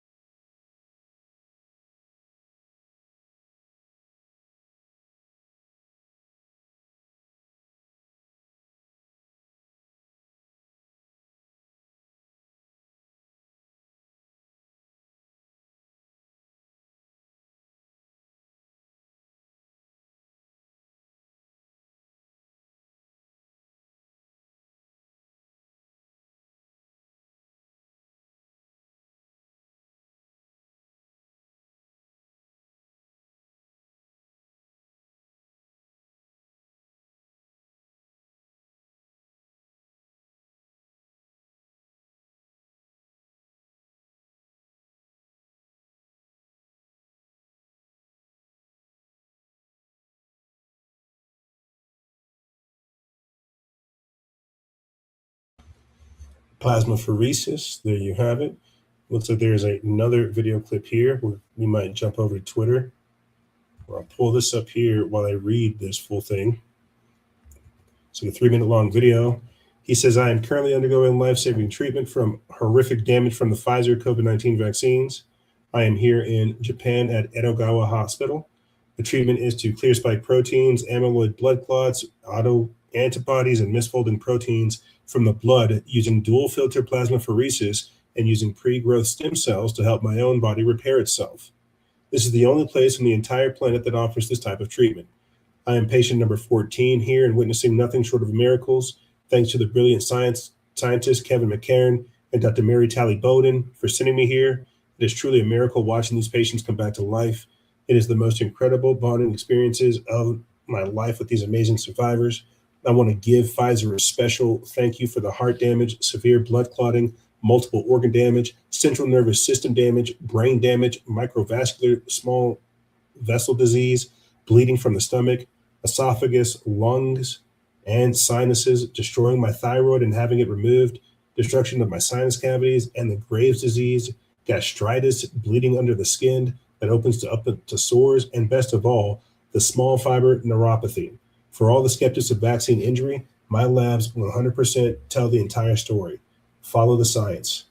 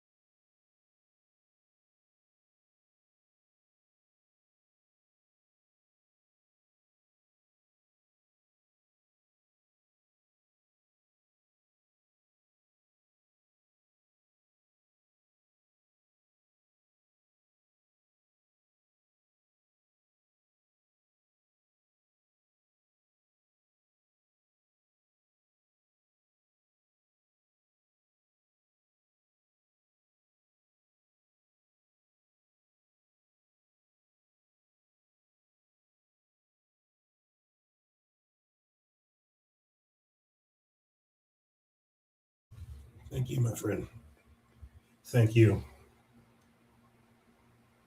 This is the type of stuff that's going on. Curing long COVID and vaccine injury, the Edogawa McCarran protocol. bringing people back to life, letting people run. And what is it right here? The full treatment is the text below. Let's read it. Looks like there's another clip from Dr. Mary Tally Bowden. It says, while the West slow walks treatments, Japan is using, quote, double filtration to save lives. New clinical reports from Japan are showing remarkable recoveries for those suffering from vaccine injuries and long COVID. The secret? Double filtration plasmapheresis. Think of it as a high-tech blood, quote, blood laundry. DFPP doesn't just exchange plasma, it uses a dual filter system to specifically target and physically remove toxic spike proteins circulating in the blood. Fibrinoid microclots that choke off oxygen to your organs. Autoantibodies that are causing the body to attack itself. Patients who were bedbound for years are finally reporting, quote, lifting of the veil, the brain fog cleared, the crushing fatigue gone, while the medical establishment here continues to gaslight patients with its, quote, it's all in your head. Japanese clinics are proving that when you remove the toxic driver, the body can finally heal. It's time for the West to follow the science, not the narrative. Shout out to Dr. Kevin McCarran, who is pioneering much of this critical research. This is the same video clip. This is the same video clip. So yeah, so I'll for sure be making a post about this and dropping it all over the place, because this is something we have to refer to. This is something we're going to have to refer to and that I've got to etch into my brain. What is it? DFPP? DFPP, double filtration, plasmapheresis, cleaning the blood laundry. Yeah, I'm going to for sure have to etch that one in my brain, because that's going to be the solution.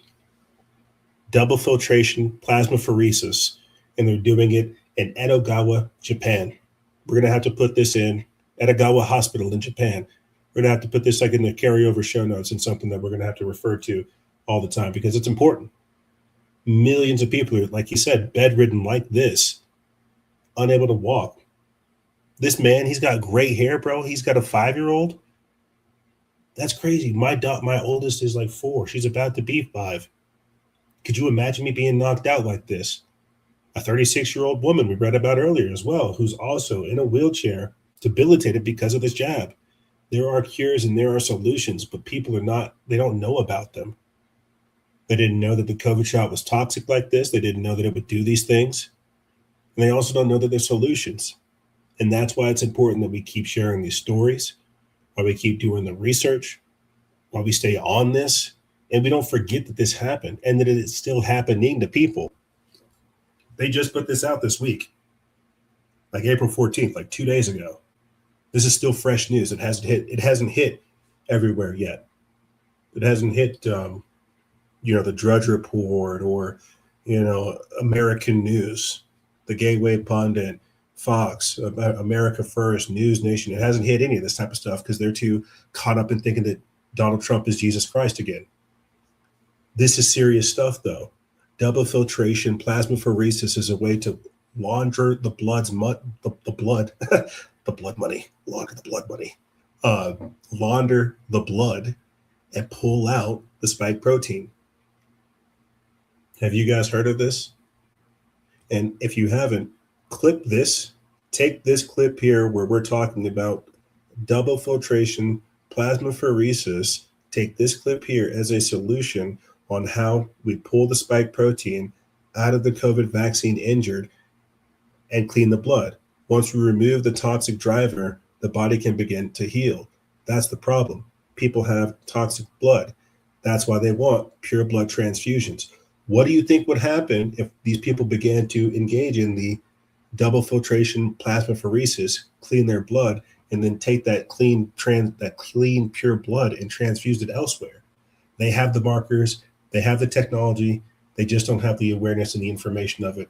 That's why we have to keep doing the research, and that's why we have to get it out there. But speaking of getting out of there, we're going to take a quick break. And when we come back, we're going to be talking about the most powerful reset ever, as put forth by Donald Trump, of course. Clearly, we're going to be talking about what's going on with this Iran war, how it's all close to being over very soon, how there's a ceasefire announced, but at the same time, how 70% of U.S. farmers say that they will not be able to purchase all the fertilizer they need in 2026, and how the coming economic collapse will be 3 times worse than COVID. Massive protests are already starting in Ireland over fuel. We've got Ursula von der Leyen saying that the least expensive energy is the energy that is not used. Zohran Mamdani is also rolling out a city-owned grocery store. And we've also got Scott Bessent calling for Bretton Woods 2.0, a financial reset. We've got many different Americans lamenting how they can't pay for anything. The cost of everything is just going skyrocket. But we're being told by our most wonderful president that this is the most powerful reset ever. We're going to be talking about war, globalism, inflation, all these things and more on the other side. Ladies and gentlemen, don't go anywhere. This is Freedom Faction over here on Factions of Freedom. And we'll be right back right after this.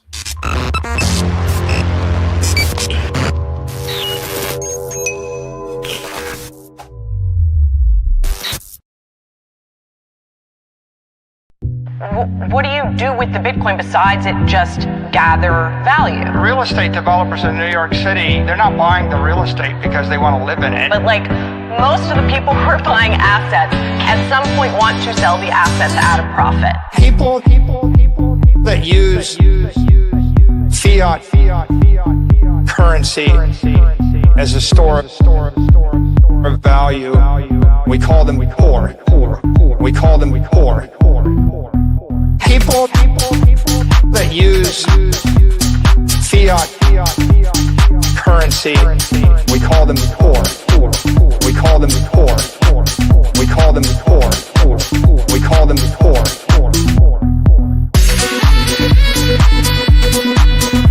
There's a name for them. We call them poor. We call them poor. Okay? Right, like, the point is, if you have the superior asset, it's going up forever more. Forever. Right, I mean, we can all look Bitcoin sort of as forever more. People that use fiat currency as a store of value, we call them poor.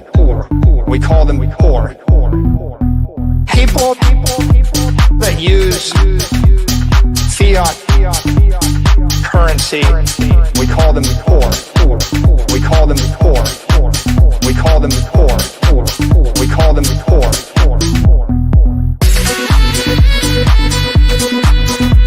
There's a name for them. We call them poor. We call them poor. We call them poor. We call them poor. We call them poor. We call them poor. Okay? To you, the unvaccinated. Even if I were pollinated and fully vaccinated, I would admire the unvaccinated for withstanding the greatest pressure I've ever seen. From partners, parents, children, friends, colleagues, and even doctors. People who are capable of such personality, courage, and critical ability are undoubtedly the best part of humanity. They are everywhere, in all ages, levels of education, states, and ideas. They are of a special kind. They are the soldiers that every army of light wants to have in its ranks. They are the parent that every child wants to have, and the children that every parent dreams of having. They are beings above the average of their societies. They are the essence of the people who have, built all cultures and conquered horizons. They are there, next to you. They look normal, but they are superheroes. They did what others could not.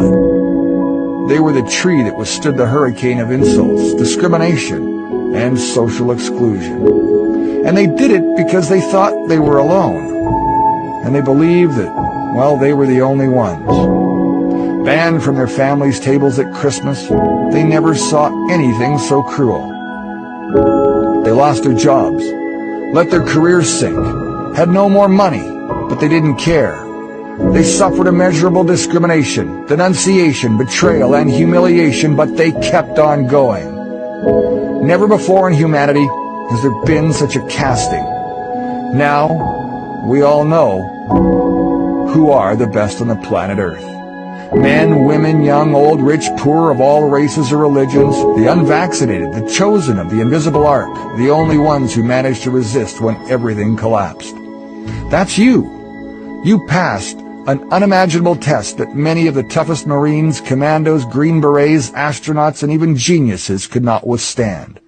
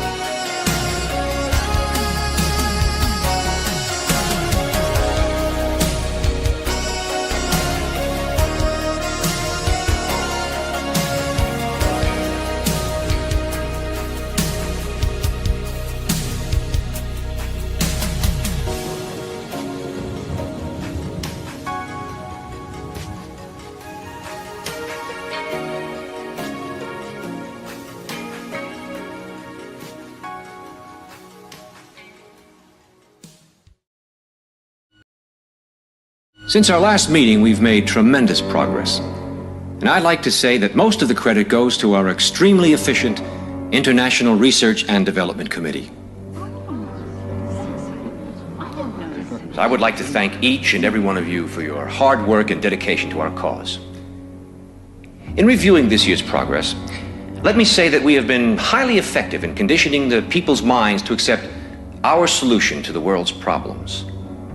The energy crisis here in the United States was exceptionally successful worldwide, and we expect similar success with our upcoming food shortage.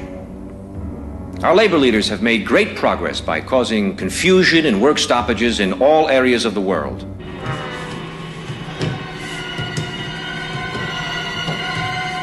Financially, the dollar is being devalued even faster than we could have hoped.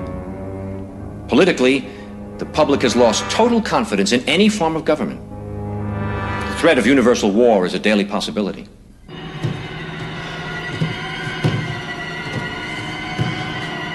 As you know, we ourselves do not need to hold any visible office of leadership. As a matter of fact, it's better that we do not. If we control the finances, news media, food, transportation, energy, we control everything. It is important that you, as world leaders, keep our program before your countrymen. With our World Bank and computer program operational, we now have the capacity to control the financial affairs of every human being on Earth by giving each person his own computer number. Anytime his number is used, we would know his financial situation at once. He could not buy or sell anything without his computer number. It will simplify their lifestyles tremendously. The end result will be a one-world monetary and government system that we alone will control.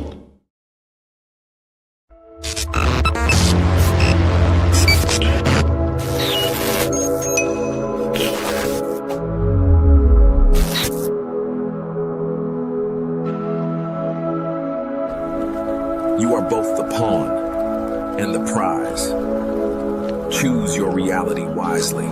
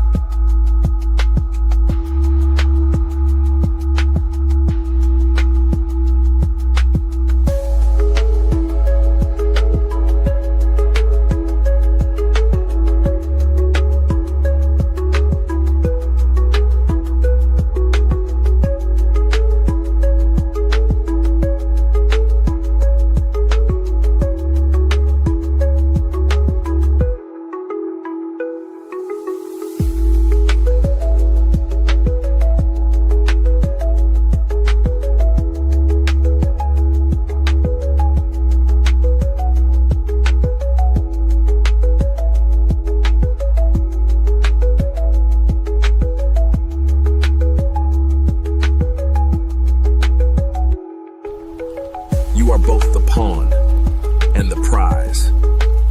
Choose your reality wisely.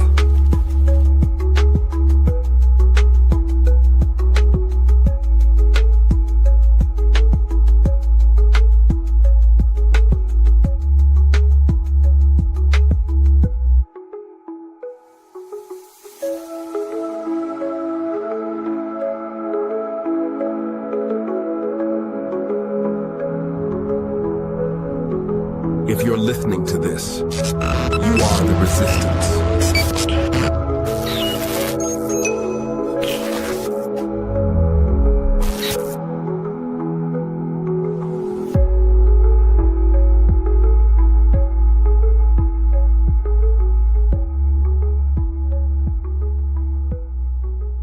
I had to divert, because if I didn't do that, right now you would have Iran with a nuclear weapon. And if they had a nuclear weapon, you would be calling everybody over there, sir. And you don't want to do that. Well, you keep saying was. Is this war over? I think it's close to over, yeah. I mean, I view it as very close to over. You know what? If I pulled up stakes right now, it would take them 20 years to rebuild that country. And we're not finished. We'll see what happens. I think they want to make a deal very badly. This whole thing is really about no nuclear. They cannot have a nuclear weapon. And if they're going to have a nuclear weapon, we'll be living with them for a little while, but I don't know how much longer they can survive. I don't know how much longer they can go. I had to divert, because if I didn't do that, right now you would have Iran with a nuclear weapon. And if they had a nuclear weapon, you would be calling everybody over there, sir. It's crazy. He sounds a little bit different, doesn't he? Welcome back, ladies and gentlemen, to this segment and edition of Factions of Freedom. I'm your host, Noise Era, Freedom Faction, whichever one you prefer. And this is going to be the most powerful reset ever. You just heard Donald Trump say that the war is very close to being over. This is as we hear Iran is extending the ceasefire, even though there's more troops getting ready to be deployed. He says he had to divert, he had to do this, he had to do that. He's definitely keeping everybody on their toes in regards to this war. I have no idea what's going on. Now we've got the Strait of America. We've got the Strait of Hormuz, and now we've got the Strait of America. Let me read this quick article, and then we'll go ahead and proceed forward. That's basically what we're going to be talking about. How this war is being used as a trigger device to start the Great Reset, bringing energy lockdowns. And he's bragging about it. That's the crazy part.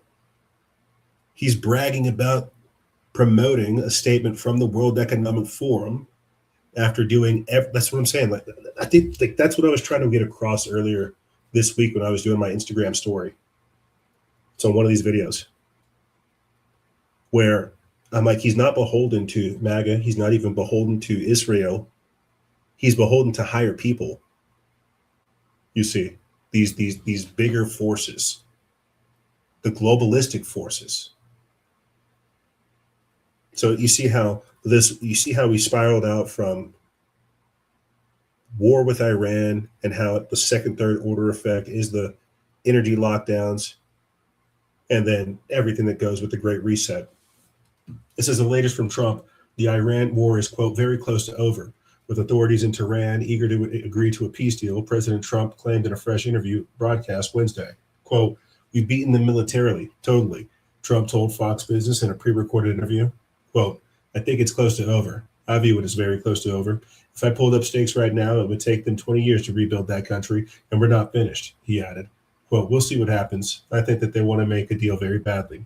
This is as the Associated Press has reported the U.S. and Iran are closer to extending a ceasefire and restarting negotiations, even amid the intensifying standoff over the Strait of Hormuz, as the U.S. Navy has blockaded it for all shipping leaving Iranian ports or with ties or under sanction.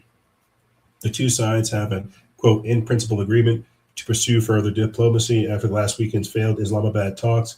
Trump on Tuesday had optimistically cited that the next round could just be 2 days away.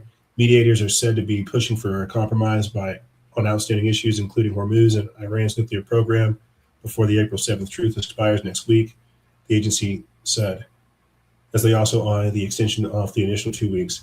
It says, however, Iran's foreign ministry has made clear that the reports about the ceasefire extension are not confirmed, while Axios' Barak Ravid similarly writes that U.S. officials tell me that the U.S. has not agreed to an extension of the ceasefire. There is no continued engagement between the U.S. and Iran. And I was hearing that right before coming onto the air, there was a ceasefire reached. I'm not sure. I should have checked sometime in between the breaks. Let me check the Drudge Report and the Liberty Daily real quick and see if there's anything mentioning it. I think it was here, right here. Yeah, let's put it up. I'll pull it up for you guys just so we can get the headlines. We're over here at the Liberty Daily. Trump claims that Iran agreed to surrender the, quote, nuclear dust. And it looks like they've also announced a ceasefire between Israel and Lebanon. That's what we want to hear, because just the other week, Israel sabotaged the ceasefire. It's like Donald Trump had a ceasefire. Israel went in, blew up these apartment buildings in a predominantly Christian area. They said, hey, we're closing the straits. What the heck is that? And then Israel's just being a villain, an archetypal villain.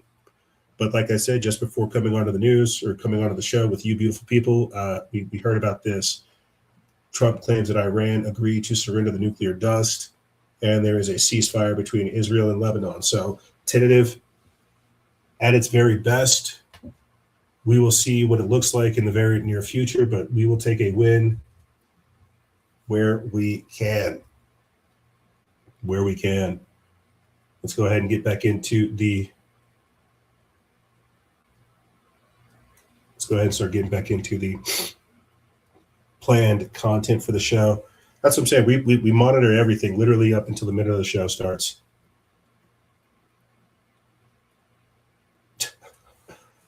Anyway, getting back into the more planned content of the show. Sorry, I was watching this video right here. It's of Iran posting Jesus coming down from heaven and just punching Donald Trump into the pits of hell. They posted this. It's getting some traction over here on our page. People are liking it. Got a couple thousand views. We'd love to see it. It says the video posted by an Iranian embassy linked account appears to build directly on Trump's original post on Truth Social.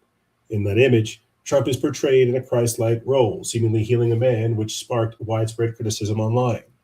As the confrontation unfolds, the character yells, quote, "Your reckoning has come," before striking Trump. Is that what he's saying? Your reckoning has come. What is this?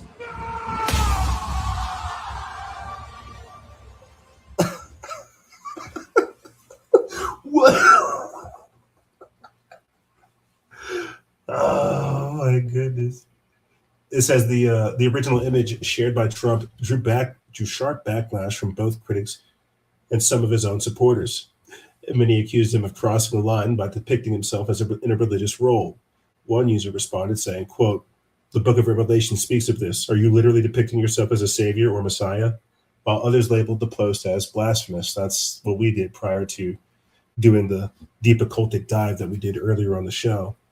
Trump, however, rejected those interpretations when speaking to reporters and said that, quote, "It wasn't a depiction of me. It was me. I did it. I posted. I thought it was me as a done."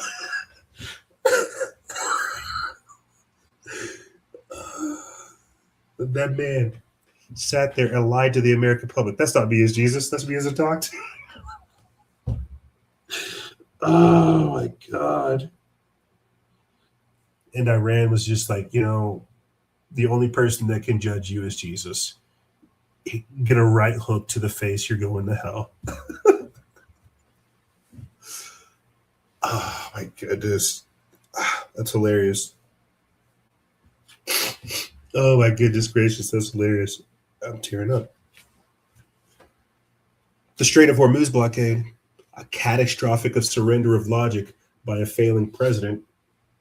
We've got a series of headlines right here. President said other countries would help blockade. So far, there are no takers. This comes from Drudge Report. They put that up April 13th. Netanyahu says that the ceasefire could end at any moment and backs Trump's blockade. Tehran blasts piracy. Oil prices rise after U.S. announces blockade on Iranian ports. Oil price tops $100 a barrel after peace talks fail and Trump orders the blockade. This is the response to the blockade from earlier. Like, this is the American blockade, the Trump blockade. They said, we're not letting any Trumps through, any ships through. And Trump said, all right, cool, we're not going to let you through. And so that's created a whole another literal and metaphorical and strategic layer that people have been dealing with this week. And so oil has topped $100 a barrel after the peace talks have failed and Trump had his blockade. People saying they don't support the blockade and full U.S. blockade of ships entering the Strait of Hormuz. It'll begin earlier. It says that this isn't 5D chess. And again, this is a post we put up 3 days ago that we're now learning because we didn't know at the time that Trump claims Iran surrendered their nuclear dust and that they've secured this ceasefire between Israel and Lebanon. That's a big thing to get both of those done in the same time frame. That's actually very, very impressive given the scale of what we're dealing with right here. But let's read a little bit of this article and then we'll go ahead and proceed forward because they are making some good points because they are having us surrender to logic. I think that's ultimately like what it boils down to is we're no longer participating in the typical war doctrine. We're moving into like the fifth dimensional warfare, fifth generation warfare, 5D chess, that type of craziness. This article from Mike Adams says that I believed from the start that President Trump's demand for Iran to open the Appin Strait was a lie, a piece of political theater designed for domestic consumption, not a genuine strategic objective. His profane rant on Truth Social threatening to bomb Iran's power plants was not a display of strength, but a public admission of panic. The spectacle has now reached its absurd conclusion. After failure of talks, he has ordered a U.S. Navy blockade of the same waterway he demanded open. The cognitive whiplash is breathtaking. His most ardent supporters, trained to treat every contradictory utterance as a stroke of 5D chess, are now celebrating this blockade as a masterstroke. In my view, this isn't strategic genius. It's the mindless celebration of a cult personality. As I've argued before, this pattern reveals a government that cannot admit a failed policy. The blockade is not a calculated move, but a flailing of an administration that promised a quick victory and destroyed Iran's military. Claims utterly shattered by the reality of a massive U.S. aircraft losses and a defiant Iran. This is the sign of a failing leader, not a formidable one. Vice President J.D. Vance's trip to Islamabad was a diplomatic farce from the beginning, and I predicted as much. The so-called negotiations was never about finding common ground. It was about presenting an ultimatum of total surrender. Iran began by stating the U.S. must accept its preconditions, including the control of the strait and a truce in Lebanon, before talks could even start. But the U.S. delegation, led by Vance, was in no position to negotiate anything but submission. So again, this is a damning piece because we now know that they've been able to secure that ceasefire and also hand over some of the nuclear dust. So some progress has been made. But jumping back in the article, it says this charade was a manufactured pretext, a box to be checked before escalating to the current blockade. The administration's core demand was always already in capitulation on its nuclear program and strategic interests. When Tehran refused to bow, Trump had his excuse to declare the talks a failure and initiate his blockade.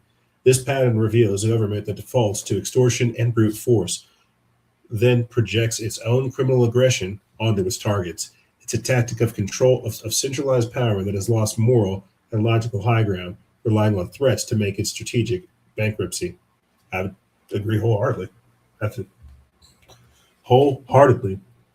Yeah, we're seeing a very ham-fisted approach to this. Very thug-like. And I don't mean like thug-like gangster. I mean like thug-like, very ham-fisted, very not professional, not very diplomatic, just kind of like wrong. Wrong. Let's read a little bit more of this, and I'll go ahead and play a clip of Professor Jiang talking about how Trump's going to revive the draft with this Iran war. It says that the details of Trump's blockade order expose a profound ignorance of both geography and international law. He declared that the U.S. Navy would intercept in international waters every vessel that paid a toll to Iran. This is an act of piracy, plain and simple. More importantly, it ignores a fundamental geographic fact. The Strait of Hormuz is not international waters in the traditional sense. Its narrowest point is within the territorial waters of Iran and Oman. For the U.S. Navy to hunt tankers there is to operate directly inside another nation's sovereign space and act of war. And I didn't do my due diligence. I should have found some of those TikTok clips of young soldiers saying, well, hey, I guess I'm just going to war now. You know, it's just going to happen. So even though we're being told that a ceasefire is reached with Israel and Lebanon, they're not going to shoot each other. We'll see how long that lasts. Even though we're hearing that they're going to surrender the nuclear dust, whatever that could mean, maybe they'll use it to sniff it out and still try to go up in there and take it. But even though we're hearing these declarations take place, I think deep down everybody else knows that more is coming from this war. Here is Professor Jiang sitting down with Jack Neal talking about the draft in Iran. Rally American sentiment, 24-year-old kid like me to want to enlist and go fight in Iran. It's very hard to create an event that rallies Gen Z. The idea of fighting this war is you need ground troops to soak up the air defense. You need ground troops to soak up the artillery. This is the economics of war, meaning you're trying to win this war more efficiently than your opponent. So if they are $50,000 Shahed drones, you need a resource, a weapon that's cheaper than that. So it's possible to use drones, but you also need ground forces. And so where can you recruit expendable ground forces? And it's going to be illegal immigrants. The idea that you're going to have a national draft and all these Gen Z kids who have pretty comfortable lives compared with their parents' generation, and they're going to go off to a desert, a mountain fortress, and they're going to go and die. That to me sounds a bit absurd. But what you can do is you can organize a national draft and then have so much political fervor. People are protesting so much because quite honestly, Gen Z would rather go to prison than go to Iran, I would think. But then what you can do is you can transition and say, fine, let's do a compromise. Let's have the illegal immigrants do this. It's your choice. You can either go back to Latin America or you can go to Iran and win citizenship for your family. Not just for you, but your immediate family, your children, your parents, your wife. And quite honestly, I hate to say this, but for a lot of illegal immigrants, this is actually a pretty attractive offer. If I had to guess, I think they will try false flags, and I think they will have a national draft, and I think this will not work out. And so they'll get desperate, and they'll start to recruit illegal immigrants to fight this war. I love Professor Jiang. Even if he is like you think he's a communist spy? You think he's an operative? I think he's absolutely right with that, though. I definitely see them using the illegal immigrants as like a weapon, right? And he's right. It would be a very attractive offer. Plus, this is why we've been calling them military-age men for years. They already have the training. They already have the exposure. So why not give them the opportunity? Now, that brings up like a whole nother security issue, right? If you have like foreign operatives, dual citizenship and stuff like that. We'll save that for another conversation. I mean, that could be, if anything, how they bring in this globalist idea. Again, most powerful reset ever. Who knows? This could be 5D chess. They're playing it. They're playing the long game, right? And this is what it looks like. We got all these people The deportations haven't stopped just because there's protests.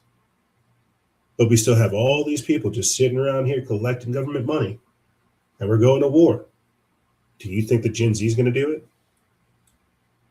Here he is again on that same podcast with Jack Neal, talking about how it's Trump's job to save America. He wants to try to get a third term. Is this him alluding to how they could potentially take us to war, like real war? Not like the soft war that we're doing now, to where there might be troops, it might be there. It's like real actual war to where he stays in office, shuts down elections, a Zelensky-style situation.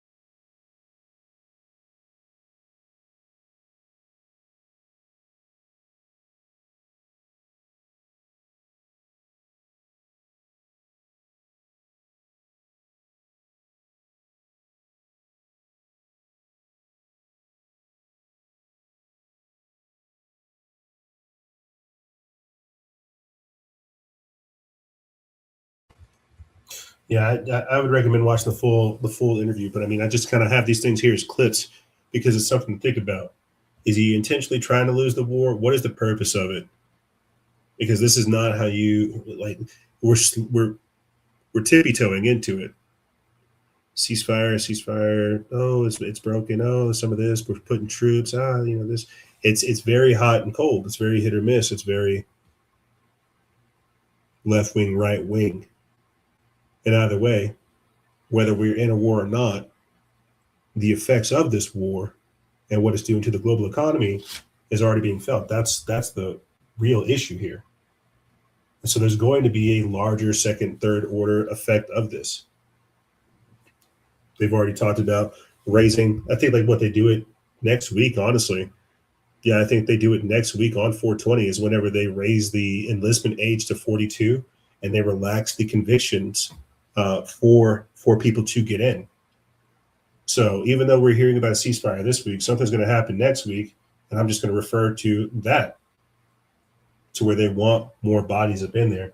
And guaranteed, if you go talk to your neighbor, you go talk to anybody, how many people are going to say, yes, sign me up for this? This sounds like a wonderful idea. How many Iranians do we have here? How many people from foreign countries would love to be given the opportunity to legitimately get all those benefits that they were told they could have of coming to America? You see, 70% of U.S. farmers say that they will not be able to purchase all the fertilizer that they would need in 2026. This comes from The Most Important News. It's by Michael Snyder. They put this up April 15th. And you know how I love Michael Snyder's articles. They just read for, they I don't know if it's because I'm crazy, but they read like articles over really good books about horrible dystopian sci-fi like situations, but it's really just like reality. Like it's like he does a very good job, very painting a picture for how crazy and dire the situation really truly is. I like him as an author is like what I'm trying to say.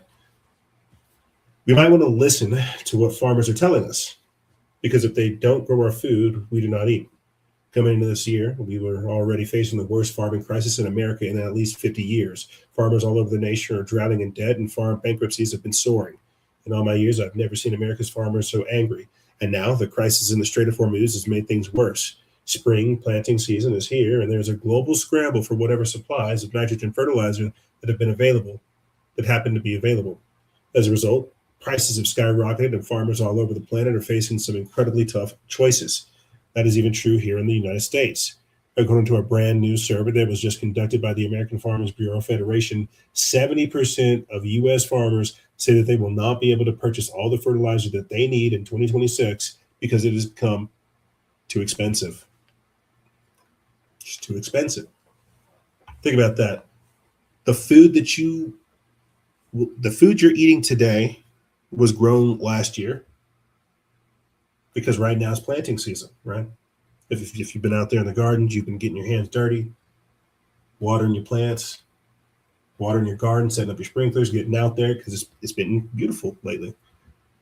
Right now is planting season. The food that you're eating right now was grown last year. They're not able to grow it. They're not able to get the seeds. They're not able to get started. Conducted by the American Farm Bureau Federation April 3rd through 11th, the survey shows that 70% of respondents say fertilizer is so expensive that they will not be able to buy all the fertilizer that they need. More than 5,700 farmers, both Farm Bureau members and non-members from every state in Puerto Rico, took the survey. Farm Bureau economists analyzed the results in the latest market intel. The analysis reveals that almost 8 in 10 farmers in the southern U.S. say that they can't afford all the needed supplies this year, followed by the Northeast and West at 69 and 66%, respectively, compared to the 48% of the farmers in the Midwest. Fertilizer prices were already at frightening high levels even before the war with Iran started, and since that time, they have surged dramatically. Many people out there don't seem to understand this yet, but this is all going to affect us.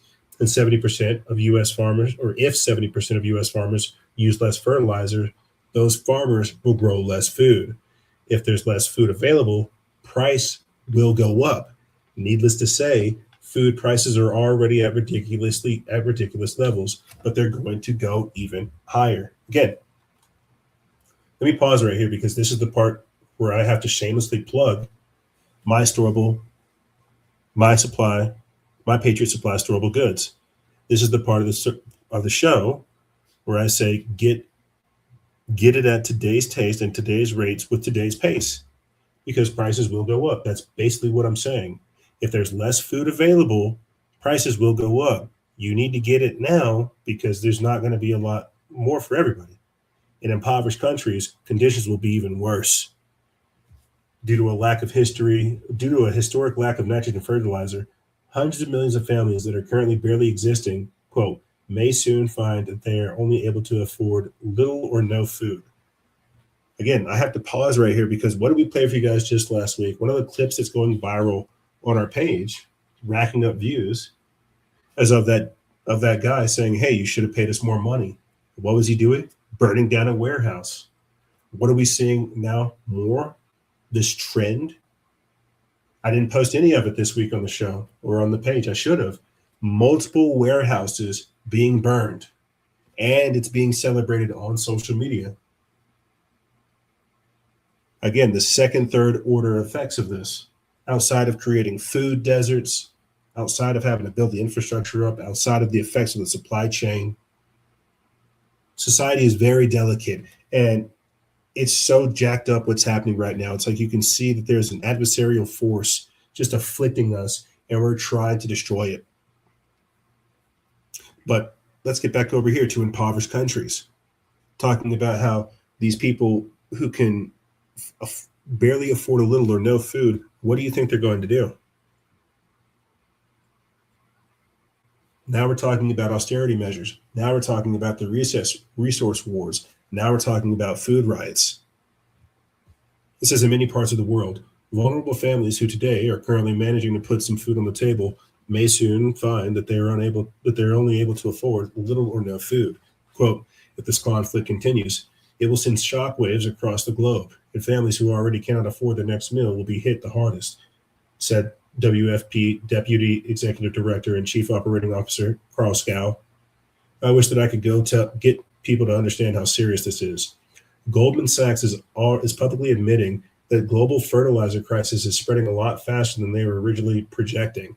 We desperately need the Strait of Hormuz to be reopened immediately, but that simply isn't going to happen. The Iranians continue to strangle commercial traffic through the strait, and the U.S. is, quote, completely cut off traffic to Iranian ports. The Trump administration is convinced that this blockade will force the Iranians to give in. According to the U.S. Central Command, the first 48 hours of the blockade have been a resounding success. It says, but the Iranians are showing no signs of backing down. On Wednesday, an official with the IRGC warned of severe consequences if the U.S. does not end the blockade. It says Iran's Revolutionary Guard announced Wednesday that Tehran would not allow the import or export of goods through the Persian Gulf, the nearby Gulf of Oman, and the Red Sea unless the United States lift the blockade it imposed early this week around the Strait of Hormuz. This is according to Ali Abdullahi, commander of Iran's Qatam al-Anbiya emergency headquarters, said the measures would be, quote, firm and decisive steps to protect Iran's national interests and sovereignty. According to him, if the U.S. continues the blockade, Iran has described that it will, quote, not allow any exports or imports to continue into the Persian Gulf, the Sea of Oman, and the Red Sea. If Iran is able to successfully stop commercial traffic from traveling through all those waterways, it will greatly intensify the economic problems that we are already starting to witness across the globe. In California, the average price of gasoline has already reached almost $6. In the United Kingdom, officials are bracing for widespread fuel shortages in, quote, 2 to 3 weeks. It says that sources told IT News that the UK is, quote, 2 to 3 weeks away from fuel shortages of diesel and jet fuel, although petrol supplies are healthier. The government said it's facing difficult decisions over how to allot fuel supplies, including how to keep ancillary power going for NHS hospitals. If the war with Iran is not resolved quickly, this will only be the tip of the iceberg. And I think that's where my head goes, is looking at the second and third order effects of this. Where are the clip? Let me go ahead and play this quick clip of these protests that are taking place in Ireland right now because the fuel price is going up. So you're having fuel spikes, you're having protests, you're having unrest, you're having inflation, all because of this game of chicken that they're playing down there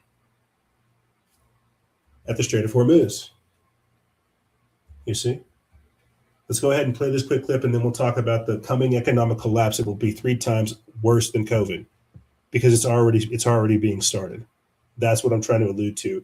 This game of chicken that they're playing, yeah, it might stop, it might not, but the effects of what these people have already done, it's already coming unglued.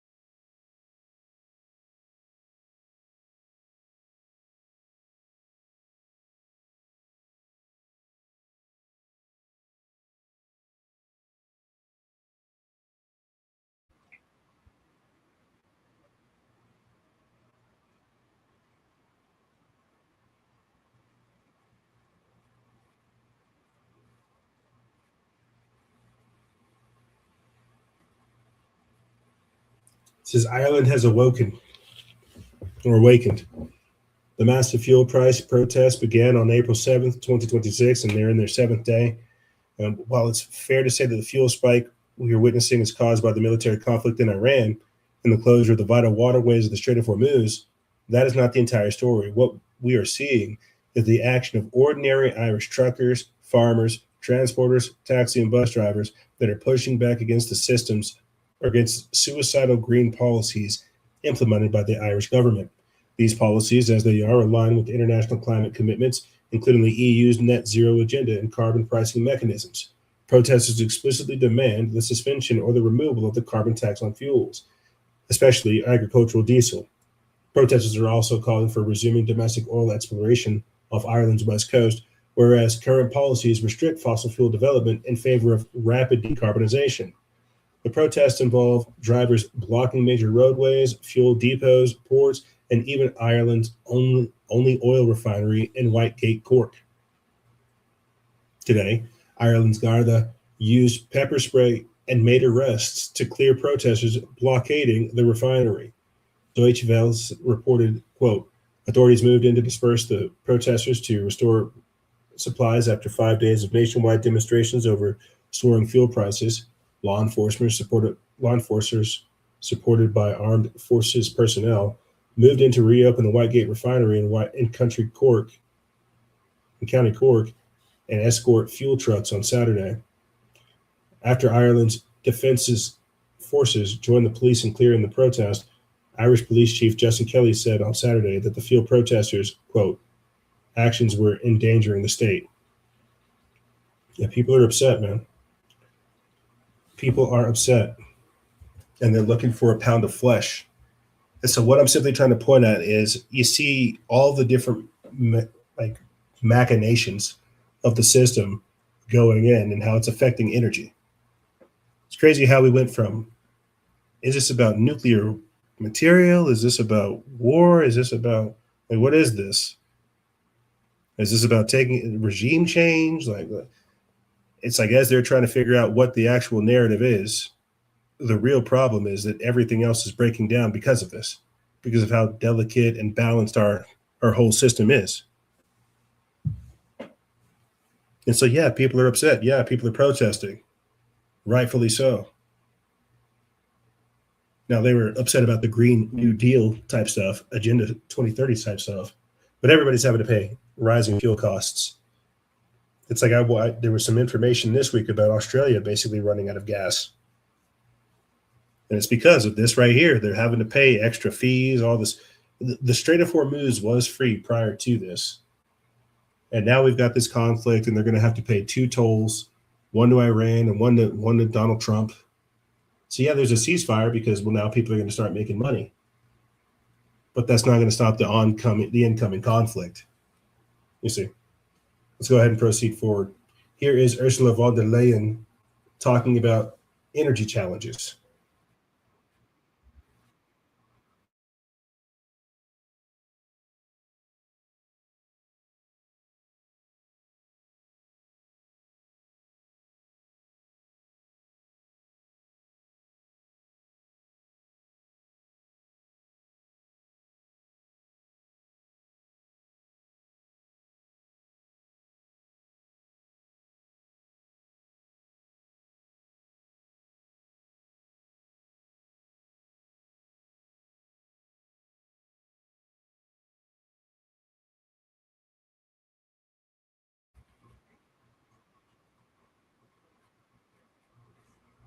It says in a widely shared post on X, unelected European Commission President Ursula von der Leyen has recently been grilled over her approach to energy challenges.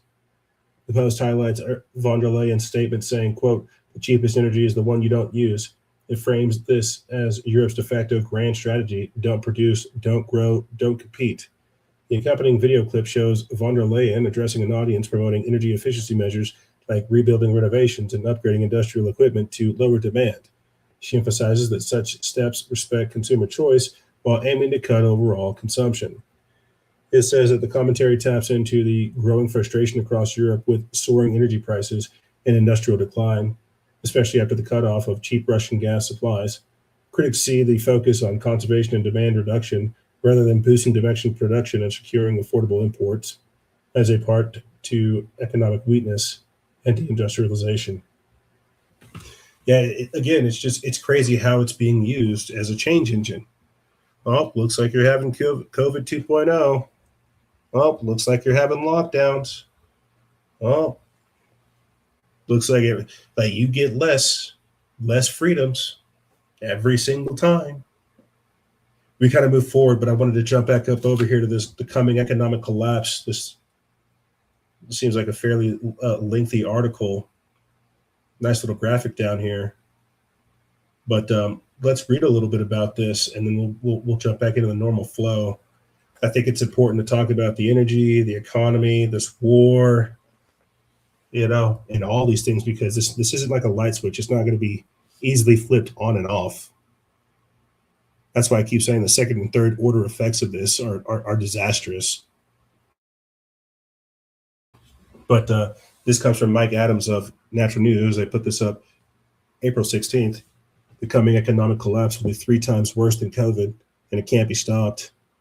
It says, I am watching the numbers flicker on the screen.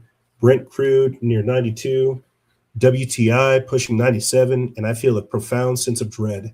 This isn't just a market fluctuation. It's the leading edge of a systemic failure so vast it will make the COVID lockdowns look like a mid-mild rehearsal. The mainstream economic models that guide our world are dangerously broken, treating the lifeblood of our civilization, energy, as a mere optional input, interchangeable with capital or labor. This is not an academic error. It is a catastrophic lie that has set the stage for a collapse I believe will be 3 times more devastating than the pandemic. In my view, we are being lied to on a scale that defies comprehension. The current paper price for oil is a government-constructed narrative, a desperate fiction woven by authorities to maintain a false sense of stability while the physical foundations of our world crack beneath us. This manipulation isn't just an economic tweak. It's a symptom of a fundamental disconnect between the models of our leaders' trust and the biophysical reality that actually powers our lives. The coming energy shock, driven by geopolitics and ecological limits, will cause a GDP contraction far beyond anything our, quote, experts are predicting, leading not to a recession, but to a genuine societal unraveling. It says the root of this impending disaster lies in a core tenet of mainstream neoclassical economics. For decades, models like the ubiquitous Cobbs-Douglas production function have treated energy as just another commodity, perfectly swappable with capital or labor. This is a catastrophic error in logic, a fantasy that severs economics from the laws of physics and thermodynamics. In these models, energy is often not included whatsoever as a factor of production, or is assigned a trivial value because advanced economies spend only 5 to 6% of their economic output on it. This monetary myopia ignores the brutal physical fact that fossil-derived energy gives us the equivalent of 70 or 80 energy workers doing the hard physical work of the past. This flawed thinking leads to grossly unrealistic policy prescriptions and a lethal underestimation of risk. Here's what I want to talk about, the triple COVID. Excuse me, sorry. About the 10% global contraction. That's what I want to hear about. Let's be brutally clear about what a 10% global GDP contraction represents. For perspective, the 2008 global financial crisis saw GDP drop by 2%. The COVID-19 pandemic and its associated lockdowns, which triggered mass unemployment, supply chain chaos, and a wave of fear, caused a roughly 3% contraction. A 10% drop is therefore more than triple the economic damage of the pandemic. It is an unprecedented shock in the modern, globally interconnected era. But this isn't just about abstract numbers on a spreadsheet. This contraction translates directly into human suffering on a scale we have not witnessed in generations. We are talking about the potential for hundreds of millions of people being thrust back into poverty. It means famine, as global food supply chains, already breaking under the strain of war and fertilizer shortages, snap completely. It means violence as desperate populations compete for dwindling resources. The simulation data is chilling. A prolonged closure of a critical checkpoint like the Strait of Hormuz, a very real possibility in the current US-Iran war, could disrupt $1.2 trillion in annual trade and send shockwaves throughout the entire global system. This is the exposure of our entire interconnected system to cascading failure. Again, this is the most powerful reset ever. Isn't that what Donald Trump told us? Isn't that what we're so happy that he's going to be the one to pull the trigger? You see how fragile and how delicate society is. And you see why so many people are genuinely concerned about this. It'll be worse than COVID. It'll be worse than 2008. And think about the conditions of that. We've got a couple of video clips coming up next. That's why we got to get through this part. That's why it's very important that we talk about this first, because we'd be talking about the infinite humanoid labor machine. It's going to be more costly to hire a robot, a clanker, than it is to going to be taking care of you during this time period. It's like, I think that's what's crazy, is it's not a matter of if, it's a matter of when and what specific event is going to unfold to begin to trigger that cascading failure. Some might point to the Great Depression as a historical precedent, but in my view, the coming collapse will be qualitatively worse. Our grandparents and great-grandparents lived in a society with profound reserves of self-reliance. They knew how to grow food, repair things, and build community networks of mutual aid. Modern society has systematically stripped that knowledge away. We are now totally dependent on complex, hyper-efficient, just-in-time systems from everything from food to medicine to information. That makes us uniquely fragile. When those systems fail, most people today lack the basic skills to survive. We have been made helpless by design, conditioned to depend on centralized institutions that are themselves teetering on the brink. The psychological and cultural trauma of this sudden helplessness will amplify the economic pain enormously. As one analysis of our current moment notes, we are living through a time when society begins to feel different in small, almost negligible shifts, prices that no longer make sense, opportunities that seem harder to reach, institutions that respond slower than they used to. That slow motion unraveling is about to accelerate into free fall. Unlike the agrarian base of the 1930s, we have no fallback position. That was very well written. That was very well written, because we can already begin to see and feel that slow motion free fall, that teetering, things taking a little bit longer than normal, prices not making sense, opportunities that seem harder to reach, institutions respond. Like, that was very well written. That slow motion unraveling, and you're already feeling it. Things that shouldn't cost that much.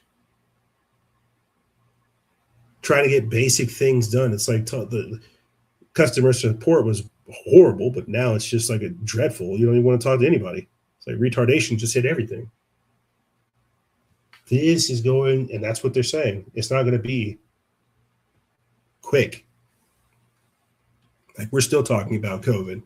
We're still talking about the lockdowns, what it's done to work, what it's done to institutions, Doge. People are still getting caught up running scams and fraud. It's going to be 3 times worse than COVID, and we can already feel it. That's the most disturbing part. And so they're talking about energy.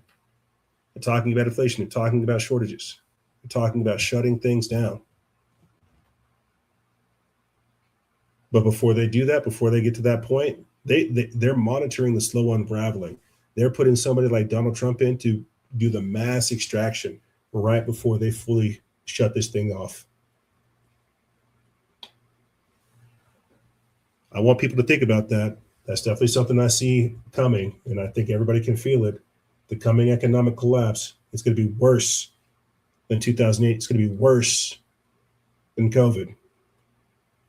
Here is Zohran Mamdani talking about the grand experiment of city-run grocery stores in New York.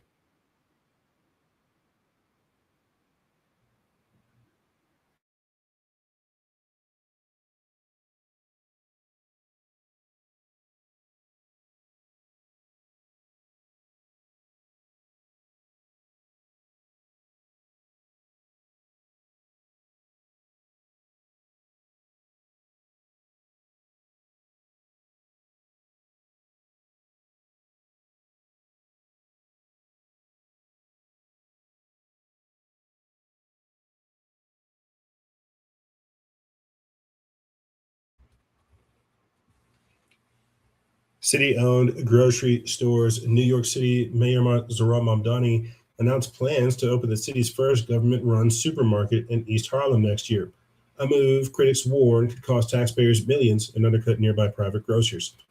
Mamdani vowed during an address celebrating his first 100 days in office Sunday that the city will have 5 government-run grocery stores by the end of his first term on January 1st, 2030, falling in line with promises made during his campaign. Quote, "I was elected as a Democratic Socialist and I will govern as a Democratic Socialist," Mamdani said. But Daniel DiMartino, a Venezuelan-born fellow at the Manhattan Institute, said that Mamdani's plan for government-run grocery stores will fail, quote, "like every other socialist experiment does." Quote, the city is going to spend a very large amount of money, and they are not going to cater to the needs of local consumers because they have no profit incentive, DiMartino said. Why does the grocery store have the items you want? Because they can make money from the things you want. Government grocery stores do not care about what you want because they do not care about profits. In February, Mamdani pushed for $70 million in funding from the Economic Development Corporation to select sites and build 5 city-run grocery stores, one in each borough. Construction costs for the city's first government grocery store at La Marqueta are estimated at $30 million, half the project's proposed budget. Like, that doesn't make any sense at all, bro. Government-run grocery stores. That sounds just like bread lines with extra steps, if you ask me. That just sounds like bread lines with extra steps. How far off are we from rationing?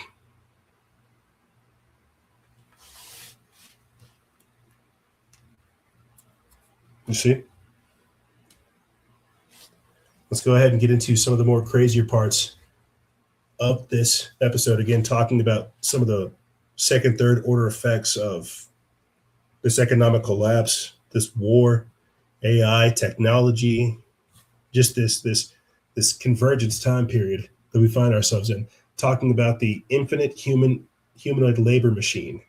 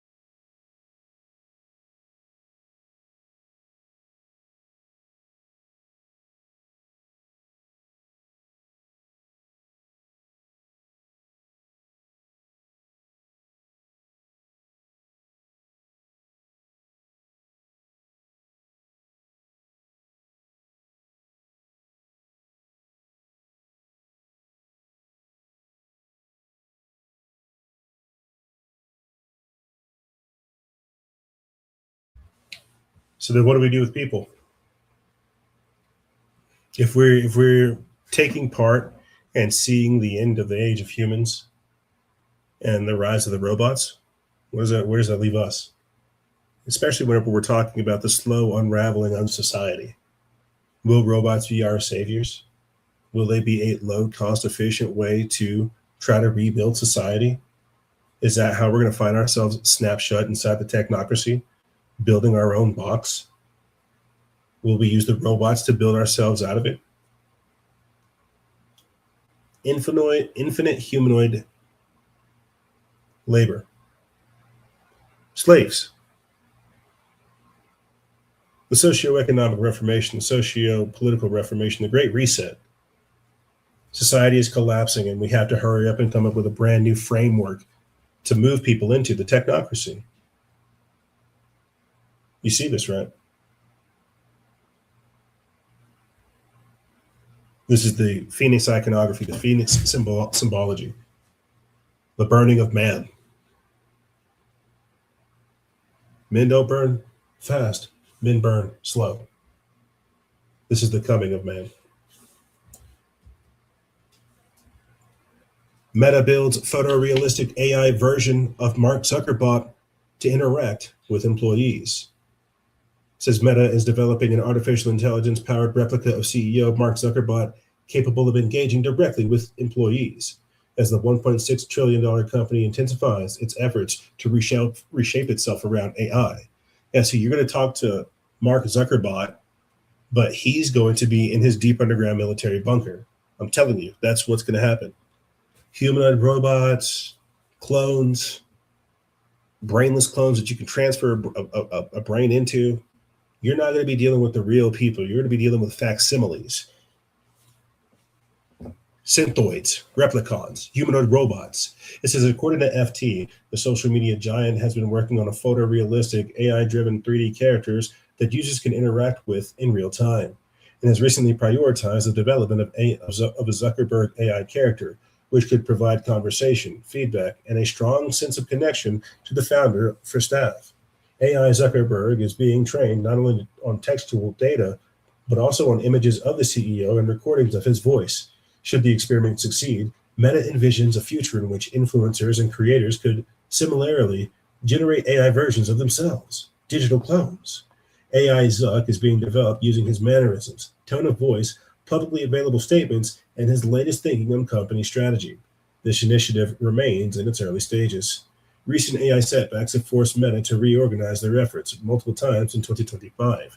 Yet the company is pressing ahead with an ambitious push to embed artificial intelligence deeper into its operations. Llama 4 underperformed expectations on key tasks like coding and long context reasoning, triggering internal chaos, leadership shifts, and roughly 600 layoffs in the AI division, while the next flagship model has been delayed amid staff competition from OpenAI, Google, and Anthropic. This has to offset the ballooning infrastructure costs, now projected to cost at least $135 billion in 2026 alone. Meta is even contemplating broader company-wide cuts of up to 20%. Yet Zuckerberg remains personally hands-on, spending hours weekly on coding and reviews, and the company just launched Muse Spark, a new compact model that drew a positive Wall Street reaction. This unrelenting drive is perhaps best exemplified by the early-stage project to create a photorealistic AI version of Zuckerberg himself, designed to interact with employees and signal that Meta is all in on turning AI into a digital extension of its leadership and culture.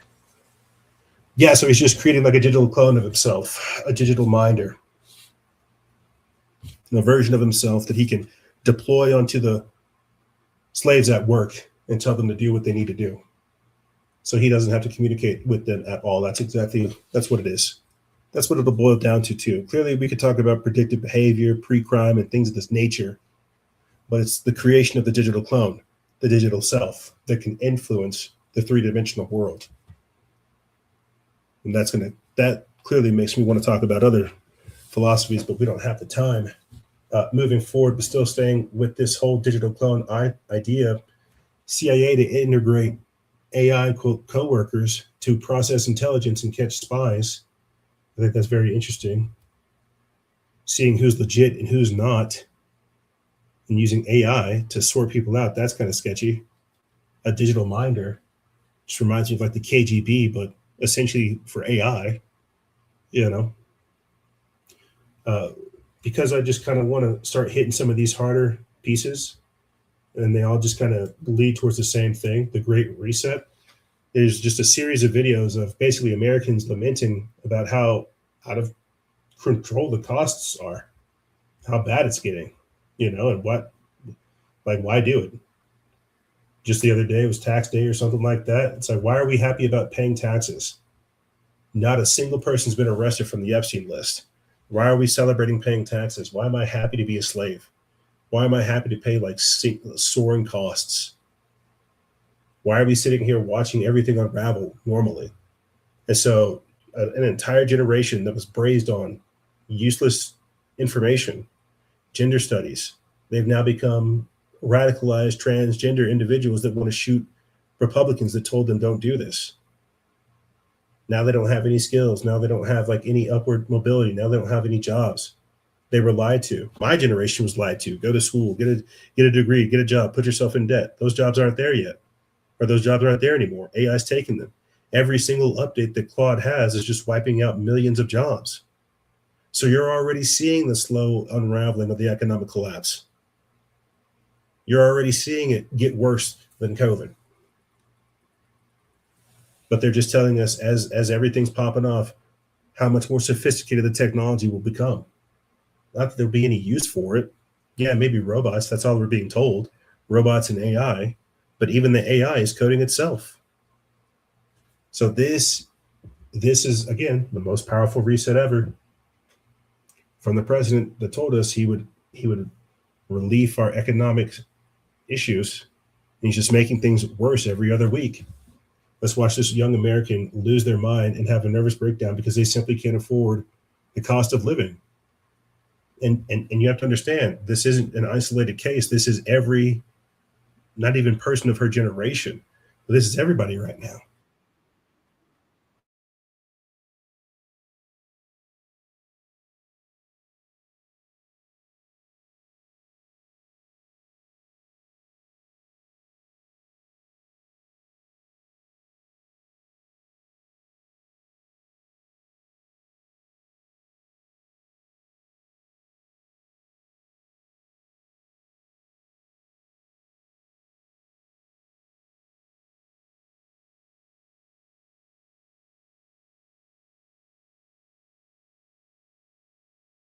Yeah, because rent's like $2,000, your internet's like $100, your insurance is like $200, your electricity's $200. It's like by the time you end up having money, it's all gone. It's all gone. Of course she's stressed out. Everybody's stressed out.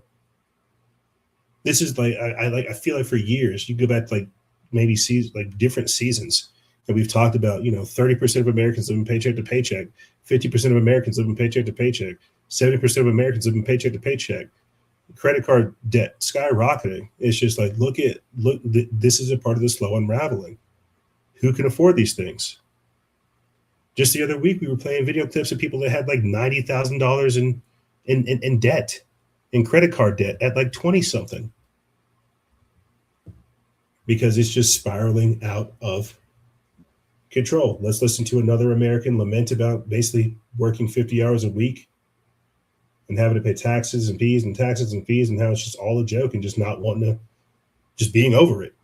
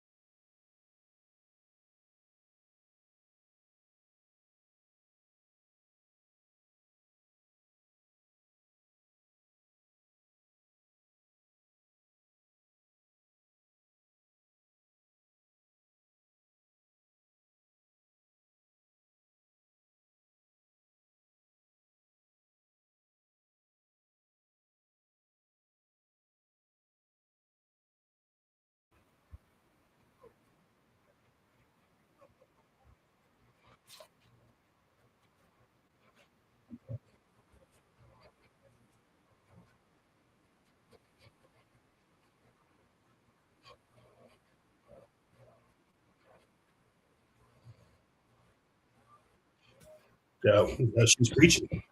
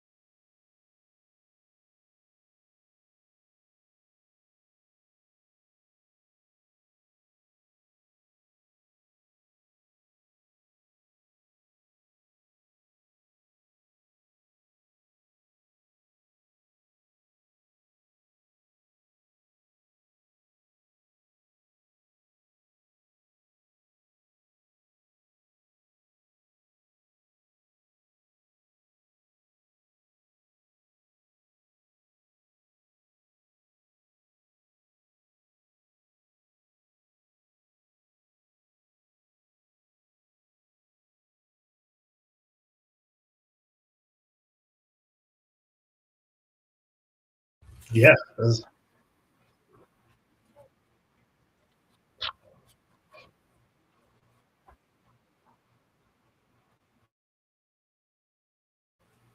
Wow.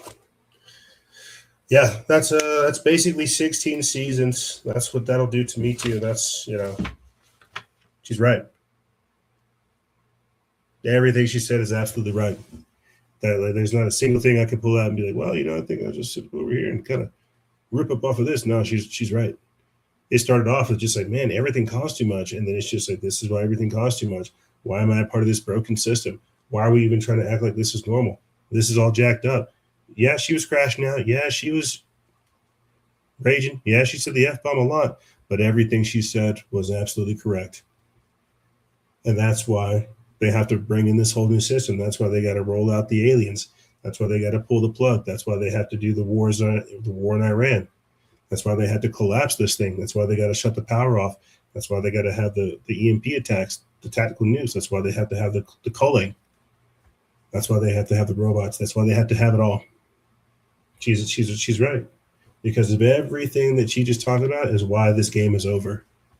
And that's what Donald Trump represents. He's meant to push us to the brink so that we snap, they pull the plug. It's absolute chaos and bloodshed and insanity. And then they come through with this brand new system, and we beg for it. We'll beg for it because you'll have people like this who say, no, like, F this. Why would we want to get the power back on? There's no point. Let's just keep it burnt down. That's why you have people literally burning down warehouses. That's going to be a genuine thing. The societal collapse is also going to be like a psychological collapse. That's what the other part of the Civil War is. The exhaustion of it all, the being done with it. You see, that's also another reason why they got to get the robots out here and get the AI built and get the Project Stargate and the centralized technocracy and this whole system built, because we are done and we're looking to burn it. Then the next problem is going to be taking out these data centers. That's going to be the next battle, right? But right now we're just in the stages of saying, you know what, this system, this way, this is all done. The slow unraveling is taking place. Yeah, everything she said is absolutely correct. It's just too much, and there's no way. There's no way. I've got about, what is this, 2 more clips and then an article, and then we're done for the show. It's of a young man literally sleeping in the back of his car, eating canned tuna and just chilling. He says he's sleeping in a Walmart parking lot, eating a tuna out of a can, sleeping in his car. This is the harsh reality of young Americans with the rising cost of living.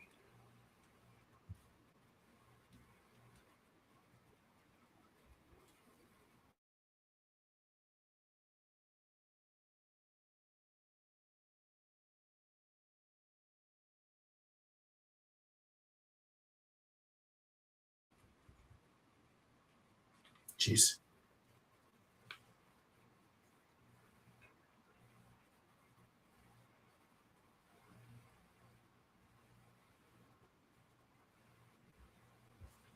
You know, it's sad because this is not the only time that we play this type of stuff over here on the show of Americans sleeping in like Walmart parking lots.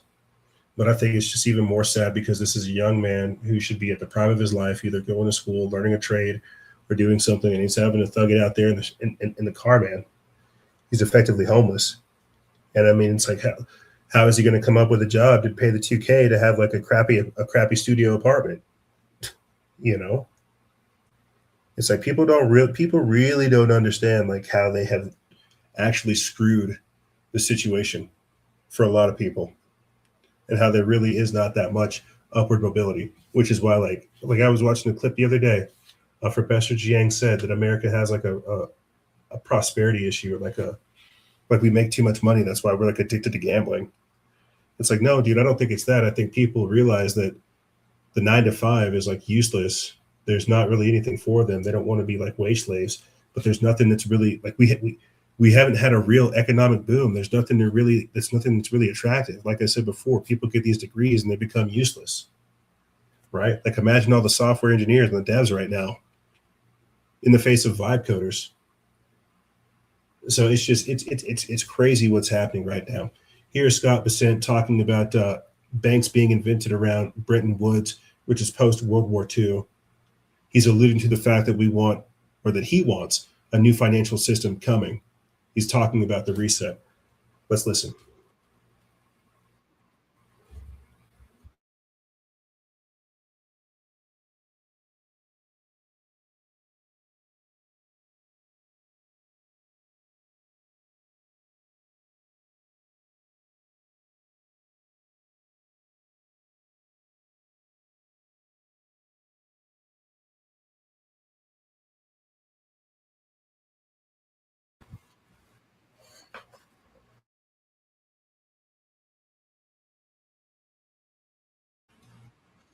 That's a good question. That's a good question. Is it that we've stalled out in peacetime? Is that, again, why Donald Trump is taking us to war? War is always good for business for these type of people. Is that why Marina Abramovich said he's the best thing to ever happen to us? Is this why they're using Donald Trump as a change engine? Is this why we're seeing so much chaos? We already hear them talking about the collapsing financial system. We already hear them talking about CBDCs, stable coins, the social credit score system. They've all but announced that that's what the play is. That is the Great Reset, and that's where we're going. And for my final article for this segment and this episode, it's just that. Donald Trump saying that this is the world's most powerful reset. He just said it all of a sudden on April 10th, no real reason. A Truth Social post by President Trump on Friday stated that the world's most powerful reset, leaving many people wondering, is he referring to the World Economic Forum's infamous Great Reset agenda? It's also possible that the POTUS is trying to launch his own global reset as a counter to the Great Reset, long planned by the World Economic Forum.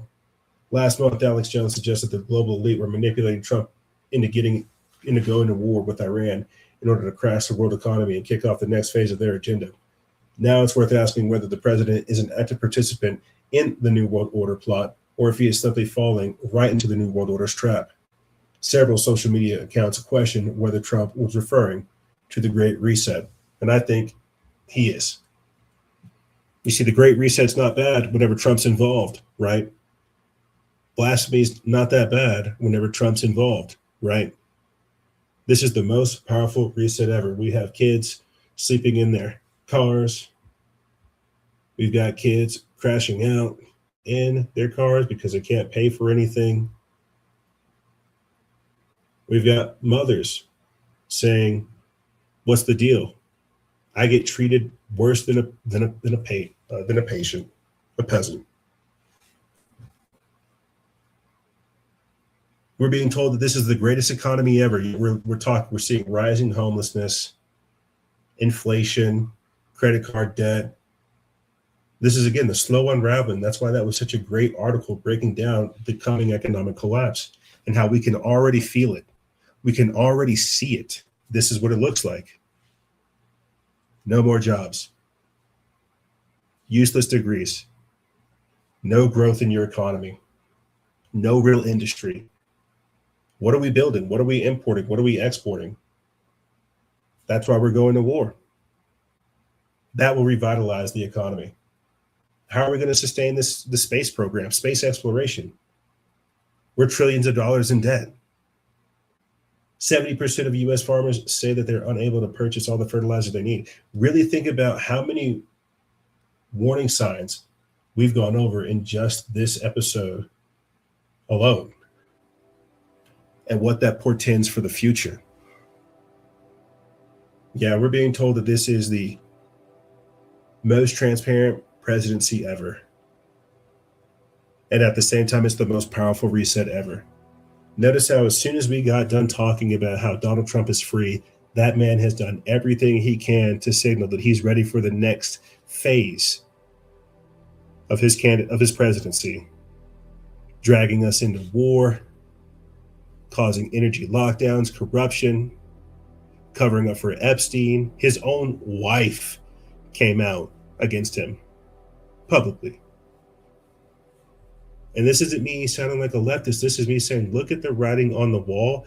You should be kind of terrified. Not me trying to be sensational. This is me saying, I'm kind of worried about what I'm going to do. I'm thinking I need to get out the country. What did we go over just the other week? In Germany, if you try to leave the country, you need to let the military know how long you're going to be gone. They're going to try to hunt people down. We know they're bringing the draft back. I was watching a video clip just the other week of a Ukrainian kid getting kidnapped. You don't think that they'll deploy those type of people here? So I'm looking at all the writing on the wall. I'm hearing this man make statements like this. I'm seeing him post himself as Jesus Christ or the magician or the doctor. I'm seeing the God complex rise. I'm seeing it all. And I can tell you this is going to end violently. And it's getting very dark, very, very quick. But hey, I'll take a ceasefire. Lebanon isn't attacking Israel, or Israel isn't attacking Lebanon. Iran says they're going to get rid of their nuclear dust. We're seeing progress being made, but I know it's shaky at best. I know these people operate through order out of chaos, and I know the chaos is just beginning. Truly a crazy time frame we find ourselves in. We literally have our president who promoted himself as if he was not an insider, saying what the insiders say. He might as well have done his okay sign and said, don't worry, you're going to have the most powerful reset ever. And again, this is the red cap prophecy. This is this man of great change bringing in this new age. And that's why every week I don't try to sound like the news. I don't try to sound like what's happening. I try to describe how we're each week being drawn deeper and deeper into this new time frame, marking the different ways it used to be versus the things I see now and where they're taking us. That's why every single episode has its own energy and has its own vibe and has its own statement because of how quickly we're moving into this time. How this is the acceleration. This is the great awakening. This is the great reset. And as I said earlier at the start of the show, they are trying to control it.